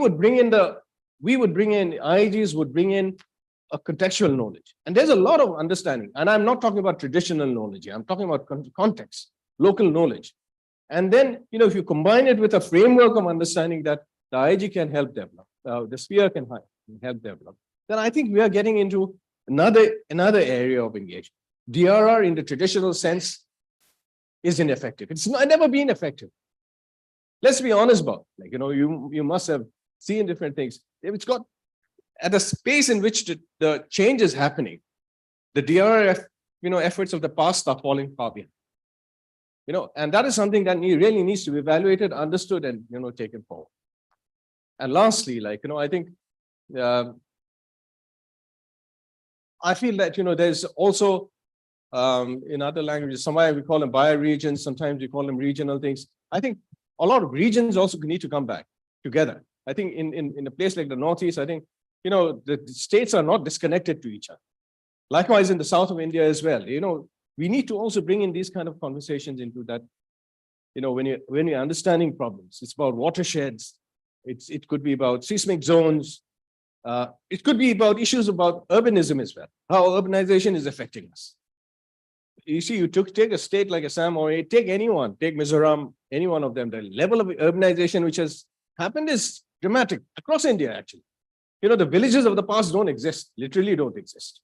We have got urbanized as in, our way of living has changed. We have become, farming is no longer a livelihood activity, it's become an industrialized activity, right, at various levels. You can take away isolated populations here and there, but generally that happens. So what does it mean? It has huge ramifications on the way we respond. So I think there is a serious amount of rethink which needs to happen. And I think that, I hope this becomes an opportunity for us to engage at that. Shall we take a couple of responses back to move the discussion and then we come back again, Prasad? Can we, is it? I think just move the discussion a little forward from these points. I think we बहुत सारे ideas आए हैं. I think I especially appreciate थोड़ा हमारी open sharing भी शुरू हुई है and I will encourage more about that. I think future visioning के साथ साथ जो काम अच्छा हो रहा है उसके साथ साथ जहां पे हमारे बीच में challenges आ रहे हैं, मतभेद आ रहे हैं, चाहे वो communication के issues हैं, perception के issues हैं, हम उसे खुल के बात करें. मैं सबको encourage करूंगा कि जो ये समय और रिसोर्सेज लगाए गए हैं सबको एक साथ लेके आने के लिए, अगर हम अपने जो भी हमारे मन में शंकाएं हैं, जो भी बात है उसको हम खुल के रखेंगे, तो शायद this will be a good investment of time and resources happening through this opportunity of bringing people together. Just responding to some of the points which have come up, not necessarily response, basically sharing another perspective. What I heard from Punita ji was that the challenge that IAG remains active during only emergencies, right? This also come up from a couple of other places. Okay. So, और उसी का solution again Punita ji ने भी बताया. I think she said climate change is now posing kind of vulnerabilities which require an action whole year. तो I think यहीं पर भी IAG को हम में सिर्फ डिजास्टर रिस्पॉन्स का प्लेटफॉर्म के रूप में उसका विजनिंग कल्पना ना करें. अभी कल जो हमारा सत्र है उसमें एक लगभग आधा पौने घंटे की हम डिस्कशन रख रहे हैं। अभी तक हमारी URS was unified response strategy कि यूनिफाइड रिस्पांस सिस्टम कैसे हमने मिलकर सिस्टम बनाना है यूनिफाइड रिस्पांस का आपस में मिलजुल के। लेकिन कल हम एक चर्चा और करेंगे यूआरएस 2 की जो है यूनिफाइड रेजिलियंस सिस्टम। अब हम डिस्कशन करेंगे रेजिलियंस के लिए कोऑर्डिनेशन कैसे होनी है। अगर हम सिर्फ इमरजेंसी के टाइम में कौन कहां पे डिजास्टर का रिस्पांस कर रहा है और मैपिंग करते हैं, try to coordinate pick up advocacy issues, और हम गवर्नमेंट से जियो एनजीओ कोऑर्डिनेशन करते हैं, वो इमरजेंसी कोऑर्डिनेशन की है। लेकिन हमारा जो लार्जर पैराडाइम शिफ्ट है पूरे नेशन का, पूरे ग्लोबल इज ऑल्सो, क्योंकि क्लाइमेट डिजास्टर डीआरआर डेवलपमेंट को अब हम इकट्ठा देख रहे हैं, तो it's more of a resilience coordination. तो आई थिंक हमें रेजिलियंस कोऑर्डिनेशन की गुड प्रैक्टिस वैसे ही डेवलप करनी है जैसे हमने यूनिफाइड रिस्पांस की गुड प्रैक्टिस डेवलप की है, वैसे यूनिफाइड रेजिलियंस की गुड प्रैक्टिस डेवलप करनी है। I think that will address कि ये जो हमारा कोऑर्डिनेशन है आईएजी sphere, it not remain limited to the emergency response, it remains overall throughout the. तो उसकी प्रैक्टिस कैसे डेवलप होनी है वो एक चर्चा हम कल करेंगे, लेकिन this is the way we all will stay active. I think second, I think some of the very good practices are happening on GPDP process. उसमें कैसे resilience building होनी है। Again, from Sphere's experience, अभी हम लोग again by virtue of our presence here, यहाँ हम लोग जो काम करते आए हैं, largely हमारा काम जो IAGs की वजह से होता आया है आज तक, ठीक है। We have been able to build good strength and relationship with the government at the central level. NDMA NIDM के साथ में अब हमारी ज्वाइंट पब्लिकेशंस होती है। आपको मुझे बताते हो ये भी, इसमें भी हर्ष हो रहा है कि अभी मिनिस्ट्री ऑफ होम अफेयर्स का कोविड रिस्पांस का डॉक्यूमेंटेशन और लर्निंग एक्सरसाइज भी स्फीयर फैसिलिटेट कर रहा है, राइट। तो हमारे गवर्नमेंट में इक्वेशन ऐसे बिल्ड हो रहा है। और अभी how to mainstream DRR climate change in development, इसकी हर मिनिस्ट्री के लिए, हर एसडीजी के लिए और एसडीजी के साथ में लिंक्ड हर मिनिस्ट्री के लिए गाइडलाइंस डेवलप की जा रही हैं। वो भी एक कंसल्टेटिव प्रोसेस को स्टीयर कर रहा है। I think this is the वे। अभी हम एनडीएमए एनआईडीएम और एमएचए के बाद में कुछ लाइन मिनिस्ट्री तक सीमित नहीं रहेंगे। धीरे धीरे हमारा कोऑर्डिनेशन ऑलमोस्ट सभी लाइन मिनिस्ट्री के साथ में कैसे प्लग इन होता है, हम उसकी तरफ मूव कर रहे हैं नेशनल लेवल पे, ठीक है। तो ये एक अपॉर्चुनिटीज जो बिल्ड हो रही हैं वही रिफ्लेक्ट होती है ग्राउंड पे जाके एक्शंस कहां पे हैं, वो गाइडलाइंस नेशनल लेवल पे पॉलिसी गाइडलाइंस रहने वाली हैं, उसका एक्चुअल रिजल्ट और एक्शन हाउ वी जो ग्राम पंचायत के लेवल पे उसको जीपीडीपी में कैसे मेन स्ट्रीमिंग होने वाली है, रिजल्ट उसी से आने वाला है और उसके लिए हम सबको मिलजुल काम करना है।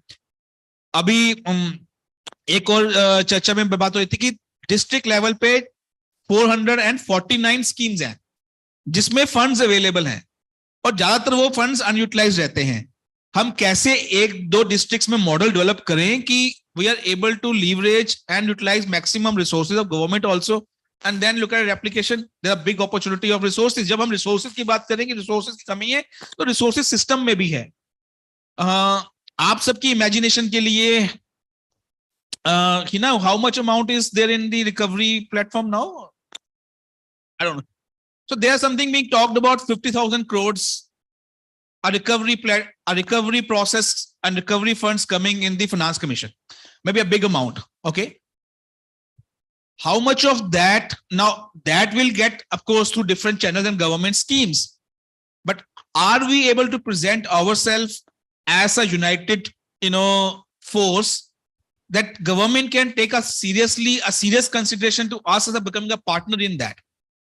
I think मुझे लगता है उसकी बहुत बड़ी अपॉर्चुनिटी है हमारे पास में, प्रोवाइडेड हम अपनी आउटलुक को हम एक यूनाइटेड आउटलुक प्रेजेंट करें कि हम सब मिलके काम कर रहे हैं। जैसे एनडीएमए, एसडीएमए, डीडीएमए एक स्ट्रक्चर चल रहा है, वैसे ही स्फीयर, स्टेट आईएजी और डिस्ट्रिक्ट आईएजी हम एक संगठन है पूरा ऊपर से लेकर नीचे तक जो आपस में कोऑर्डिनेट करते हुए काम कर रहा है। तो मुझे लगता है कि इससे संभावनाएं, जो काफी लोग बोलते हैं रिसोर्सेज की बात करें, इससे संभावनाएं बहुत बढ़ जाती है।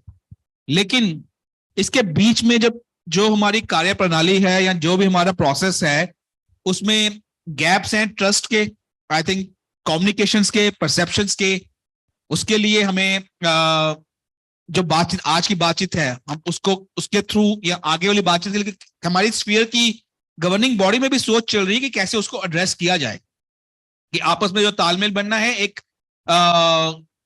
कॉम्युनिकेशन गैप ना हो। तो उसके लिए जैसे संजय जी ने कुछ बातें बताई हैं, अब मृणाल जी की मैंने जैसे उन्होंने बताया कि असम में SDMA में there are some bureaucratic structure, या उनके साथ मूव करने के लिए एक्सपेक्टेशन इज फ्रॉम स्फीयर। उन्होंने स्फीयर से एक्सपेक्टेशन शेयर की है कि हमें स्फीयर के NDMA के साथ में अच्छा रिलेशनशिप होने की वजह से हम उसमें उनकी हेल्प कर सकते। तो उस चर्चा को आगे लेके जाने के लिए जरूरी होगा, कई बार मीटिंग्स हमको SDMA के साथ में अलग से करनी पड़ेगी।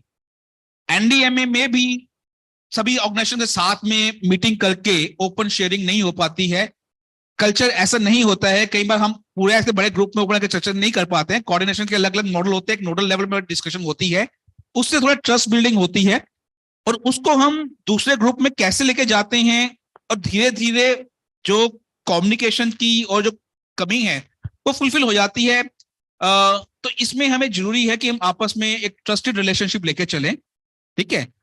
कम्युनिकेशन, इंफॉर्मेशन शेयर करना जरूरी है। आई थिंक सबको कि ये बातचीत हो रही है and all this thing, may be कहीं किसी की जगह पे SDMA में आपस में मिलकर बात, मे बी फ्रॉम स्फीयर से अगर किसी को बुलाया गया है स्पेशली कि आप आके हमें बताइए इसके बारे में, यहाँ तो वो चर्चा होने देते हैं। उसके बाद में वो इन्फॉर्मेशन शेयरिंग ओपन में आ रही है कि ये अपॉर्चुनिटी बिल्ड होकर आ रही है, कैसे ये ट्रस्ट बिल्ड किया जाए, राइट। मुझे लगता है इसके ऊपर आगे हमें, इसके ऊपर चाहूंगा कि डिस्कशन आगे बढ़े। अब मैं इसका एक IAGs के लिए मे बी मेरे पर्सपेक्टिव से अगर आज मैं बात करता हूं, देखता हूं, तो अभी पिछले सत्र में दौरान मैं प्रसाद से और ली से शेयर कर रहा था, केरला एक IAG, इकलौता IAG है, स्टेट है, गवर्नमेंट ऑर्डर नोटिफाई करता है IAG को, ठीक कह रहे हैं सब, बिल्कुल ठीक, राइट। गवर्नमेंट का ऑर्डर है जो नोटिफाई कर रहा है IAG को कि ये IAG है, ये IAG डिस्ट्रिक्ट कलेक्टर के ऑफिस से या DDMA से काम करेगा, और स्टेट गवर्नमेंट का ऑर्डर है वो नोटिफाई करता है कि ये स्टेट डिजास्टर मैनेजमेंट की एडवाइजरी कमेटी है। इस कमेटी के सदस्य कौन कौन हैं? उन सदस्यों में सभी डिस्ट्रिक्ट IAG का कन्वीनर उस कमेटी का मेंबर है, और नेशनल लेवल पे स्फीयर इंडिया उस कमेटी का मेंबर है। तो एक गवर्नमेंट ऑर्डर है जिसके अंदर ये हमारे पास में एक स्टेट है, और ये सब संभव हुआ आप सबके मिले जुले सहयोग से, क्योंकि 2018 से पहले तो वो डिस्ट्रिक्ट IAG था ही नहीं केरला में। हम लोग स्ट्रगल कर रहे थे केरला फ्लड्स के टाइम पे, लेकिन 4 सालों में हमारी ये जो जर्नी हुई है कि गवर्नमेंट ने एक ऑर्डर पब्लिश किया कि ये डिस्ट्रिक्ट IAGs हैं, इनके कन्वीनर्स जो है स्टेट डिजास्टर मैनेजमेंट अथॉरिटी के एडवाइजरी कमेटी के सदस्य हैं, ये हैं। ये एक बड़ा उदाहरण है लोकलाइजेशन का, जिसकी बहुत डिबेट होती है। वो लोकलाइजेशन की डिबेट भी मेरे पर्सपेक्टिव से पता नहीं कहाँ हम उलझे हुए हैं इंटरनेशनल फंडिंग और इस फंडिंग के लिए, जिसका इंडिया में कॉन्टेक्स्ट खत्म होता जा रहा है। लेकिन ये एग्जाम्पल है लोकलाइजेशन और इंस्टीट्यूशनलाइजेशन का, जिसके ऊपर हमें काम करना है।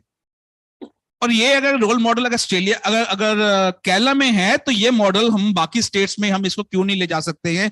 मुझे नहीं लगता कि कोई अगर हम मिलजुल काम करें तो वो संभव नहीं है, बिल्कुल संभव है।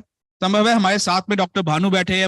मेरी उम्मीद है कि दूसरा स्टेट जहां पे ये बहुत जल्दी संभव होगा वो होगा यूपी।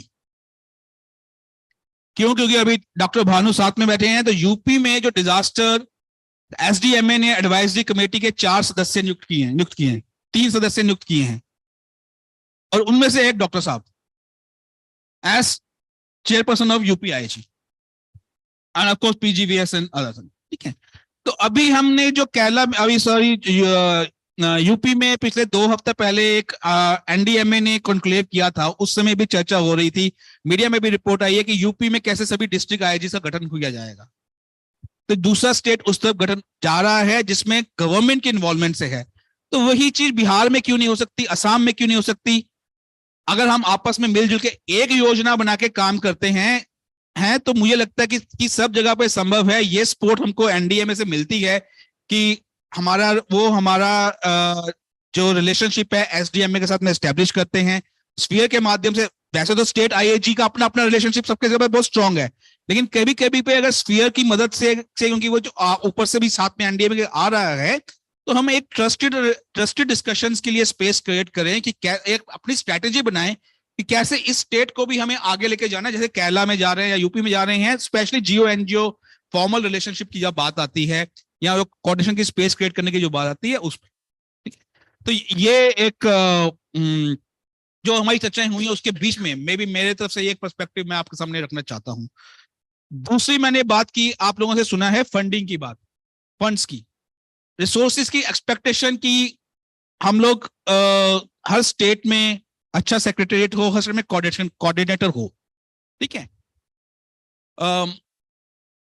इसमें स्फीयर की तरफ से पहले तो उसके एज अ चीफ एग्जीक्यूटिव मैं कमिटमेंट देना चाहता हूं कि स्फीयर की तरफ से स्फीयर के जितने भी रिसोर्सेज हमारे पास हैं, हम उसकी आईएजी के साथ में प्रॉपर ट्रांसपेरेंसी, फुल ट्रांसपेरेंसी, वो जो स्फीयर के रिसोर्सेज हैं they are as much the resources of IAGs, हम उसको ऐसे कंसिडर करें। इसमें ये नहीं है कि स्फीयर इज की तरफ से हम अपना फंड मोबिलाइज करके स्फीयर के पास रखना चाहते हैं, लेकिन ऐसा कुछ हमारी सोच में नहीं है। जहां पे हमें मुमकिन होता है हम आईएजी को रिसोर्सेज प्रोवाइड कर देते हैं कि यहाँ पे ये अपॉर्चुनिटी आ रही है, ये आईएजी कोऑर्डिनेटर आप डिप्लॉय कर लीजिए। ठीक है, कुछ स्टेट्स में, ज्यादातर स्टेट्स में जब हमारे पास पॉसिबिलिटी होती है, लेकिन मुझे लगता है कि ये हमारी जो स्फीयर और आईएजी की आपस में मिलकर जो क्षमता है वो पूरी तरह से यूटिलाइज इसलिए नहीं हो रही क्योंकि हम लोगों ने अभी बीच बीच में अलग अलग हो जाते हैं, हम लोग एक यूनिफाइड प्लानिंग नहीं की है। अगर सरकार में हम एग्जाम्पल लेके चलते हैं भारत सरकार का और राज्य स्टेट गवर्नमेंट्स का, अभी भी बहुत इश्यूज हैं। उनके इश्यूज इसलिए हैं क्योंकि हर जगह पे पॉलिटिकल पार्टी अलग हो सकती है जिसकी सरकार है, इसलिए भी प्रॉब्लम्स आती है। हमारे बीच में तो वो प्रॉब्लम नहीं है, हम तो अलग अलग पॉलिटिकल पार्टीज के नहीं हैं, हम सब तो ह्यूमैनिटेरियन और एक प्रिंसिपल के साथ में बंधे हुए लोग हैं। तो अगर उनके बीच में इश्यूज होने के बावजूद भी जीएसटी जैसी एक रिसोर्स रेवेन्यू शेयरिंग मॉडल हो सकता है, तो हमारे बीच में क्यों नहीं हो सकता है? हम क्यों नहीं एक कॉमन रिसोर्स प्लानिंग कर सकते हैं, ताकि जब जिन आईएजी से एक्सपेक्टेशन आती है कि वहां पे भी कोऑर्डिनेटर होना चाहिए, ये हो, हम इकट्ठे से एक रिसोर्स प्लानिंग क्यों नहीं कर सकते हैं? मुझे लगता है बिल्कुल पॉसिबल है, प्रोवाइडेड हम लोग साथ में मिलकर काम करें और एक योजना के बना के काम करें। कैसे जो रिसोर्सेस, अगर हमारी टीम में सदस्य हैं वैन, अभी नेशनल लेवल की कोऑर्डिनेशन देख रहे हैं कुछ यूनेस्को के प्रोजेक्ट में, लेकिन बेस्ड है मणिपुर में, तो why can't be Van be de facto the coordinator और the support for the Manipur IAG? वैसे ही अगर मैं बात कर रहा हूँ रिया, जो कि टीम में नॉलेज एंड कैपेसिटी शेयरिंग के सदस्य हैं और वो बेस्ड है इंदौर में, तो why can't she be the resource person for the MP IAG और ऑल दिस थिंग? तो ये सब पॉसिबिलिटीज हैं। I think from this discussion I like everybody open up mind, we see हमारे जो रिसोर्सेज हैं हम उसे कैसे कलेक्टिवली यूटिलाइज करें। चैलेंज एक जो आता है हमारा, उसको हम जो एसओपी है इमरजेंसी के टाइम की, या एक जो डिजास्टर के टाइम समय एक जो स्पीड की एक्सपेक्टेशन होती है कि अब डिजास्टर है, हुआ है, हमें अगले, संजय पांडे जी ने कहा 24 घंटे में असेसमेंट, पिछले कुछ सालों से हम 72 घंटे में असेसमेंट रिपोर्ट। तो ये एक स्टैंडर्ड हमने अपनी प्रैक्टिस में सबने मिलजुल सेटअप किया है, तो हमारे ऊपर वो एक उस परफॉर्मेंस को मेंटेन करने का प्रेशर होता है।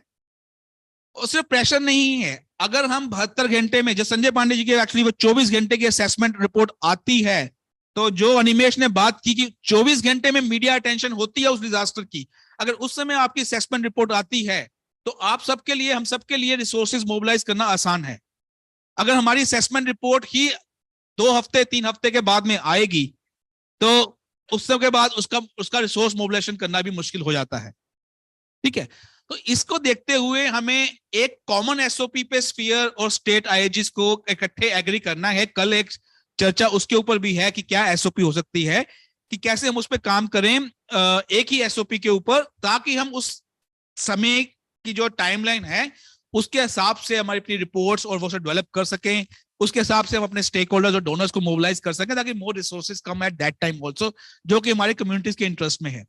अब इसमें चैलेंज कहाँ भी ये भी आ जाता है कि कई बार डिजास्टर हुआ है तो उसका पहला स्टेप है कि आईएजी का मीटिंग होना 24 घंटे के अंदर अंदर, और वो नहीं हो पाता है क्योंकि हम लोग वेट कर रहे हैं फिजिकली मीटिंग करने की या सभी आईएजी के सभी सदस्यों की अवेलेबिलिटी होने की, और उसमें 4 या 5 दिन निकल जाते हैं तो आप अपनी टाइमलाइन से पीछे छूट जाते हैं।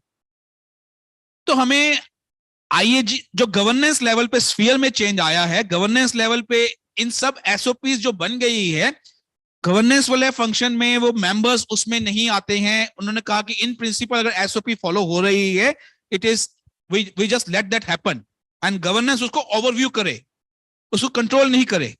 I think somewhere all these are discussion points also we need to look at in the IAG governance कि ये SOP है, let it happen at that time, and we 1 or 2 members whosoever are available oversee the process, क्योंकि timeliness उसमें बहुत important है इन सब चीजों की। यहाँ पे challenges आते हैं और यहीं पे communication और trust issues आ जाते हैं कि पता नहीं IAG क्यों नहीं ये assessment होने दे रहा। आई थिंक हमें इसके ऊपर भी थोड़ा और माइंडसेट ओपन करने की जरूरत है। वेज ऑफ एंगेजिंग में लास्ट बात करूंगा। एंगेजमेंट की बात मैंने 2-4 लोगों से बात आप लोगों ने की है, मिनाल भाई ने भी कही है।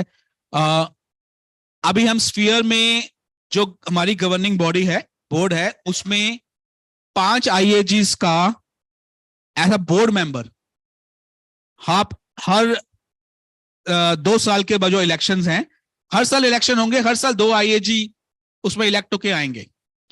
और मे बी उसको better off organising it more कि वो 5 आईजी के नॉर्थ ईस्ट साउथ वेस्ट, जैसे कि आई थिंक हमारे उन्होंने कहा कि साउथ के आईएजी पे स्ट्रेंथनिंग जो है, तो हर रीजन से एक आईएजी का रिप्रेजेंटेशन ऑन रोटेशन होता रहेगा गवर्निंग बॉडी में।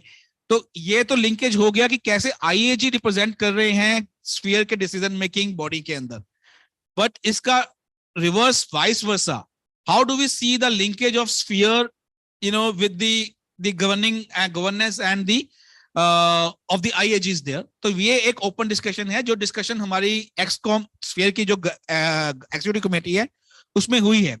उसमें कुछ सुझाव ये भी आए हैं कि स्फीयर की एक्सकॉम में जो मेंबर्स हैं, एक्सकॉम के मेंबर्स हैं, वो स्फीयर को रिप्रेजेंट करें कुछ स्टेट आईएजीज में, और कुछ जगह पे जो स्फीयर की टीम है वो रिप्रेजेंट करे स्फीयर को उस स्टेट आईएजीज की एक्सकॉम के अंदर। तो जैसे उदाहरण के तौर पे अनिरुद्धा अभी स्फीयर की एक्सकॉम के मेंबर हैं, ठीक है, और वेस्ट बंगाल आईएजी के भी एक्सकॉम के मेंबर हैं, तो ये कनेक्शन हो गया। बट इस तरह से we nominate each and every state so that there is some organic linkage, और जहां पे कभी भी थोड़ा तालमेल की या ऐसी कोई कम्युनिकेशन के इशू आ रहे हैं तो इन पॉइंट पर्संस के through we facilitate a discussion and resolve it, और वो रेजोल्यूशन हम नॉर्मल टाइम पीस टाइम में कर सकते हैं, सो दैट डिजास्टर के समय हमें जब स्पीड की जरूरत चाहिए, जब हमें संगठन की जरूरत चाहिए, तब हमें ये चैलेंजेस ना आए। तो ये this is some of my reflections on the points which I have raised. I will hand it over to doctor साहब for his position. Thank you Vikrant. बहुत अच्छे से आपने इस पूरे प्रोसेस को फैसिलिटेट भी किया और अभी जो हम लोग बात कर रहे थे उसमें बहुत सारी बातें तो आ गई हैं। मुझे लगता है कि एक जो बहुत इम्पॉर्टेंट बात आई जीपीडीपी में, किस तरह से इस पूरे प्रोसेस को इंटीग्रेट किया जाए और उसी को सस्टेनेबल बनाया जाए। और बहुत सारे स्टेट्स में वीडीएमपी की बातचीत चल रही है कि उसके बुकलेट वगैरह भी निकली हैं, बट जीपीडीपी को ही हमें स्ट्रेंथन करने की आवश्यकता है और सेपरेट 2 डॉक्यूमेंट होने की जरूरत नहीं है, ऐसा मुझे लग रहा है। आप सब लोगों में भी कुछ लोगों की राय यही होगी। और अभी इस पूरे प्रोसेस में जो हम लोगों ने डिस्कस किया और सारे लोगों ने बातचीत किया, तो बहुत इंपॉर्टेंट एस्पेक्ट और भी आ रहा था कि जीपीडीपी का प्रोसेस बहुत क्लियर है और 2018 से इसमें वाइब्रेंट ग्राम सभा का एक कॉन्सेप्ट आया हुआ है। आप में से बहुत सारे लोग जानते भी होंगे और कुछ लोग नहीं भी जानते होंगे, तो वो जान लें। लेकिन बहुत सारे स्टेट्स में, मैं यूपी का ही देखा हूं और दूसरे स्टेट्स का नहीं जानता हूं मैं, लेकिन बहुत सारे स्टेट्स में जो प्लानिंग प्रोसेस है वो प्रॉपर नहीं है। उसमें एक मैप गांव का एक 4-6 लाइन 10 लाइन में वहां का प्लान और 4-6 लोगों का नाम, ये रिफ्लेक्ट हो जाता है और उसके अलावा कुछ नहीं है। आप उसके पोर्टल पे जाके अगर देखें तो मेरा निवेदन सबसे ये होगा कि अपने जिले का या अपने ग्राम पंचायतों का, अपने स्टेट का पोर्टल आप लोग देखें और उस पोर्टल में जो एक सबसे इंपॉर्टेंट है कि एक नोडल बनाया जाता है जो ग्राम पंचायत में होता है, जिसको हम फैसिलिटेटर कहते हैं। तो ग्राम पंचायत का फैसिलिटेटर वो अपनी सूची बनाता है हर वार्ड वाइज। अभी किसी ने कहा कि वार्ड वाइज प्लानिंग है अब, और जो 9 थीमेटिक एरियाज हैं वो वार्ड वाइज होते हैं। तो हम ये देखें कि वार्ड वाइज हमारे पास बन रहा है कि नहीं बन रहा है, और फिर हम उस वार्ड वाइज प्लान को कैसे ग्राम पंचायत वाइज में इंटीग्रेट करेंगे। तीसरा ये कि इसकी मीटिंग अब 6 बार होती है, पहले 2 बार साल में होती थी ग्राम सभा की, अब 6 बार होती है। तो उस 6 बार की मीटिंग में कैसे हम minimum 6 times, more than that also हो सकती है, हर महीने हो सकती है, डिपेंड करता है। तो उस 6 बार की मीटिंग में हम किस तरह से अपने जो चाहे 4 महीने पर रखें या 6 महीने पर तो नहीं, लेकिन 4 महीने पर या 3 महीने पर हम कैसे अपडेट करेंगे इंफॉर्मेशंस को, उनको करवाएं। बहुत सारे लोग ये भी कहते हैं कि साहब ये तो रेगुलर कोर डेवलपमेंट एक्टिविटी है, और कोर डेवलपमेंट एक्टिविटी को हम क्यों करने जाए, हम तो डिजास्टर की बात करते हैं। लेकिन जब हम क्लाइमेट चेंज और क्लाइमेट जस्टिस और DRR की बात करते हैं, इट्स कोर डेवलपमेंट इशू। तो हमें उस कोर डेवलपमेंट इशू में घुसना पड़ेगा। अगर हम नहीं घुसते हैं तो फिर हम सस्टेनेबिलिटी की बात नहीं कर पाएंगे, फिर हम क्लाइमेट रिस्क मैनेजमेंट की बात नहीं कर पाएंगे। क्लाइमेट रिस्क की चर्चा होगी लेकिन मैनेजमेंट का एस्पेक्ट नहीं आएगा। तो हमें लगता है कि चाहे ये अर्बन पंचायत हो और चाहे रूरल पंचायत हो, इसमें जाने की जरूरत है हम सब लोगों को, और इसको समझने की जरूरत है। और फिर वही जो अभी विक्रांत जी ने कहा कि हमारे पास रिसोर्सेज की कमी नहीं है, क्योंकि सारे जो प्लान्स हैं वो पंचायत के लिए हैं और सारे रिसोर्सेज पंचायत के लिए हैं। तो जो ही हम उसको फैसिलिटेट करते हैं, हम पंचायत के साथ MOU करते हैं। अभी तो हो रहा है कि भाई ये हुआ कि भाई डिस्ट्रिक्ट की बात हम कर रहे हैं, हम स्टेट की बात कर रहे हैं, और हम ब्लॉक की बात कर रहे हैं, हम ग्राम पंचायत की भी बात करें, और वहां से ग्राम प्रधान के साथ में MOU करके और फिर हम चीजों को आगे बढ़ाते हैं। ये नीचे हमारे SOP में अगर ये चीजें आती हैं तो शायद ये भी हमारे लिए बहुत स्ट्रेंथनिंग होंगी। इसके साथ साथ एक जो बात हो रही थी अभी कि हमारी आपकी एक दूसरे के सहयोग, मतलब हम IAG की बात कर रहे हैं at different levels, state level, national level और डिस्ट्रिक्ट लेवल या even below district level. Partnering principles क्या होंगे, हम लोग शायद इसको भी अगर चर्चा कर लें कि पार्टनरिंग प्रिंसिपल्स, क्योंकि अभी जो विक्रांत ने एक बहुत बड़ी बात कही कि हम बिल्कुल ट्रांसपेरेंट होना चाहते हैं। तो आप लोगों में से ही कल की चर्चा में अगर ये कहा जाए कि हमारे पार्टनरिंग प्रिंसिपल्स ये हैं, हम इन 4 मुद्दे, अगर 4 बातें, 4 पॉइंट्स अगर डिस्कस कर लें कि ये पार्टनरिंग प्रिंसिपल्स है जिसपे हम लोगों की पार्टनरशिप बेस करेगी, तो बहुत अच्छा होगा।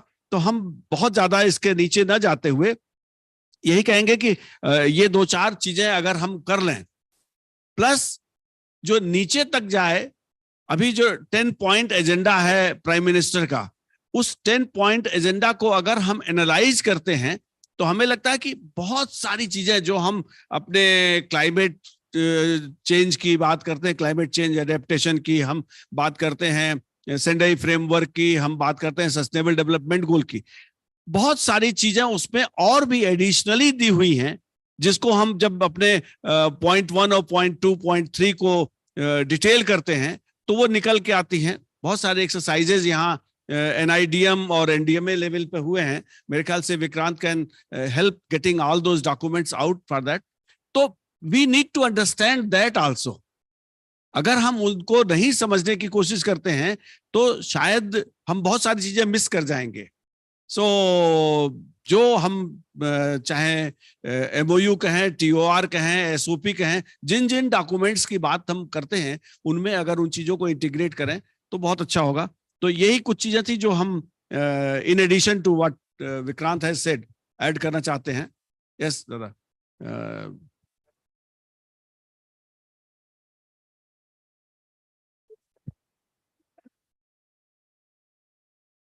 I am, as Vikrant has already mentioned, I am a member of ExCom of Sphere India. So I am representing NGOs here.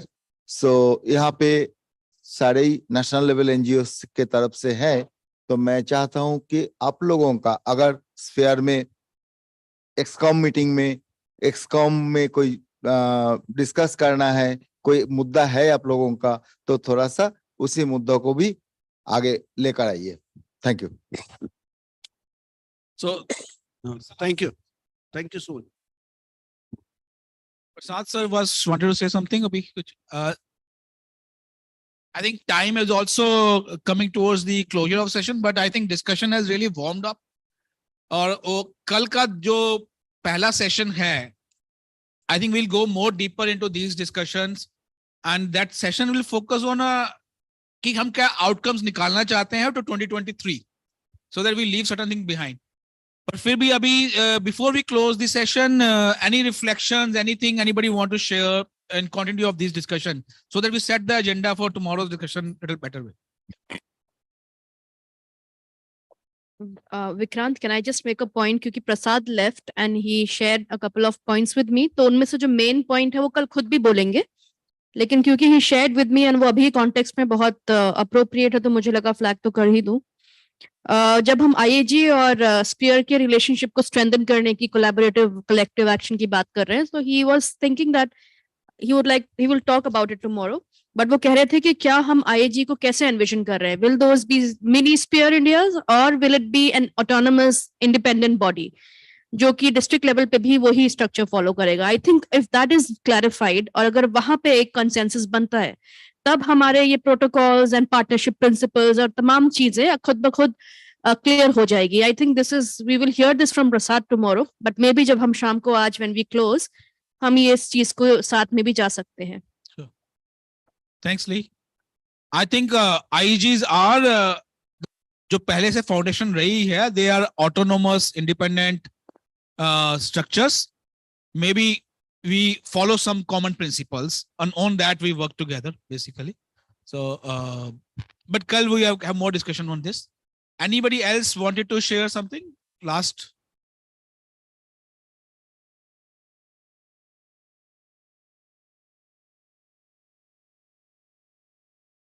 Okay. So I think maybe we have picked the discussion for a day. So kal hum isko or structured way mein picking up specific issues and have more organized discussion on these topics in the session 1 tomorrow morning. And to move it further ahead, Hina, any closing remarks of the day? Is working on it, Nupur? Yeah.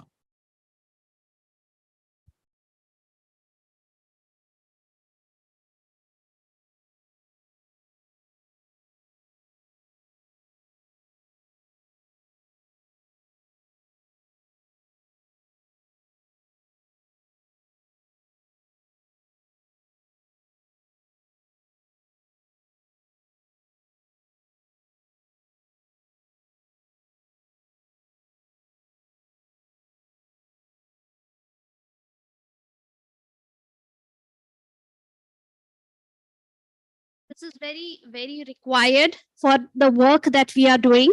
And it will also pave way for a strengthened relationship of Sphere, of IAGs, and are working with the government, because that's something we need to kind of now take a leap on, and working very closely, as Dr. Banu sir has said, and all our other IAG representatives from different governments have also, from different IAGs have also reflected in their vices and their testimonies and all the humble submissions that they've made. So I think it's been a very, very power-packed session since morning, and thanks for sharing your reflections. Please do not abstain nahi kare. कुछ बोलने के लिए, आपके mind में कुछ आता है तो आप please be very open, please be very transparent. Tomorrow we have some really good and interesting sessions in the first half, whereby we'll have more grounded insights into how हम MOUs की बात कर रहे थे. आज बहुत presentations में tripartite MOUs की बात हुई. हम ये MOUs, ये formal agreements कैसे बनाएं, roles कैसे constitute करें. So we'll talk a little about that. We'll talk about how we are instituting and institutionalizing our SOPs for emergency coordination. हमने SOPs और checklists तो बनाया है. अनिमेश यहाँ पे है, हमारे IAC कमेटी के बाकी members यहाँ पे है. To what extent वो implement होते हैं post disasters? जब हम 48 hours के rapid assessment की बात करते हैं, तो वो कितने states में follow हुआ? Actually हम group activity करना था, which would help us gain more insights into इस साल में कितने disaster हुए और वो disasters को लेकर क्या-क्या challenges, क्या-क्या learnings रही और वो हमें help करता further. I mean, we couldn't do that because of paucity of time, but nevertheless, it's a huge learning for us, and we are very receptive to have your inputs. And Aniruddha has also, said that let's make it more focused in terms of your insights and inputs that will feed into our other programs. Thank you so much for staying with us and staying very interested, very participatory in this session. We hope and pray that tomorrow's session will also help us draw and cull out some more grounded recommendations, which will help us in a better planning. Thank you, Lee, for all your overarching support and guidance throughout the day. And thanks, Vikrant, Dr. Banu, and all the other facilitators and presenters who have been there with us, Sarabjit sir, and the morning session, all the presenters who were there. With this, we, in case you want any information, kindly get in touch with Farhana or Kennedy for any logistic related information. And for those who are putting here, but for others, we would try to make it very early in the morning just to avoid, because post afternoon we have an AGM. So we would try to close early. And if we want to have more of these discussions, let's start early at around 9 o'clock. All of us will try to be here at 9 o'clock. Debadrita, you wanted to make any? Yeah. Okay. Thank you so much. Thank you so much, everybody. We will close for the day. Thanks.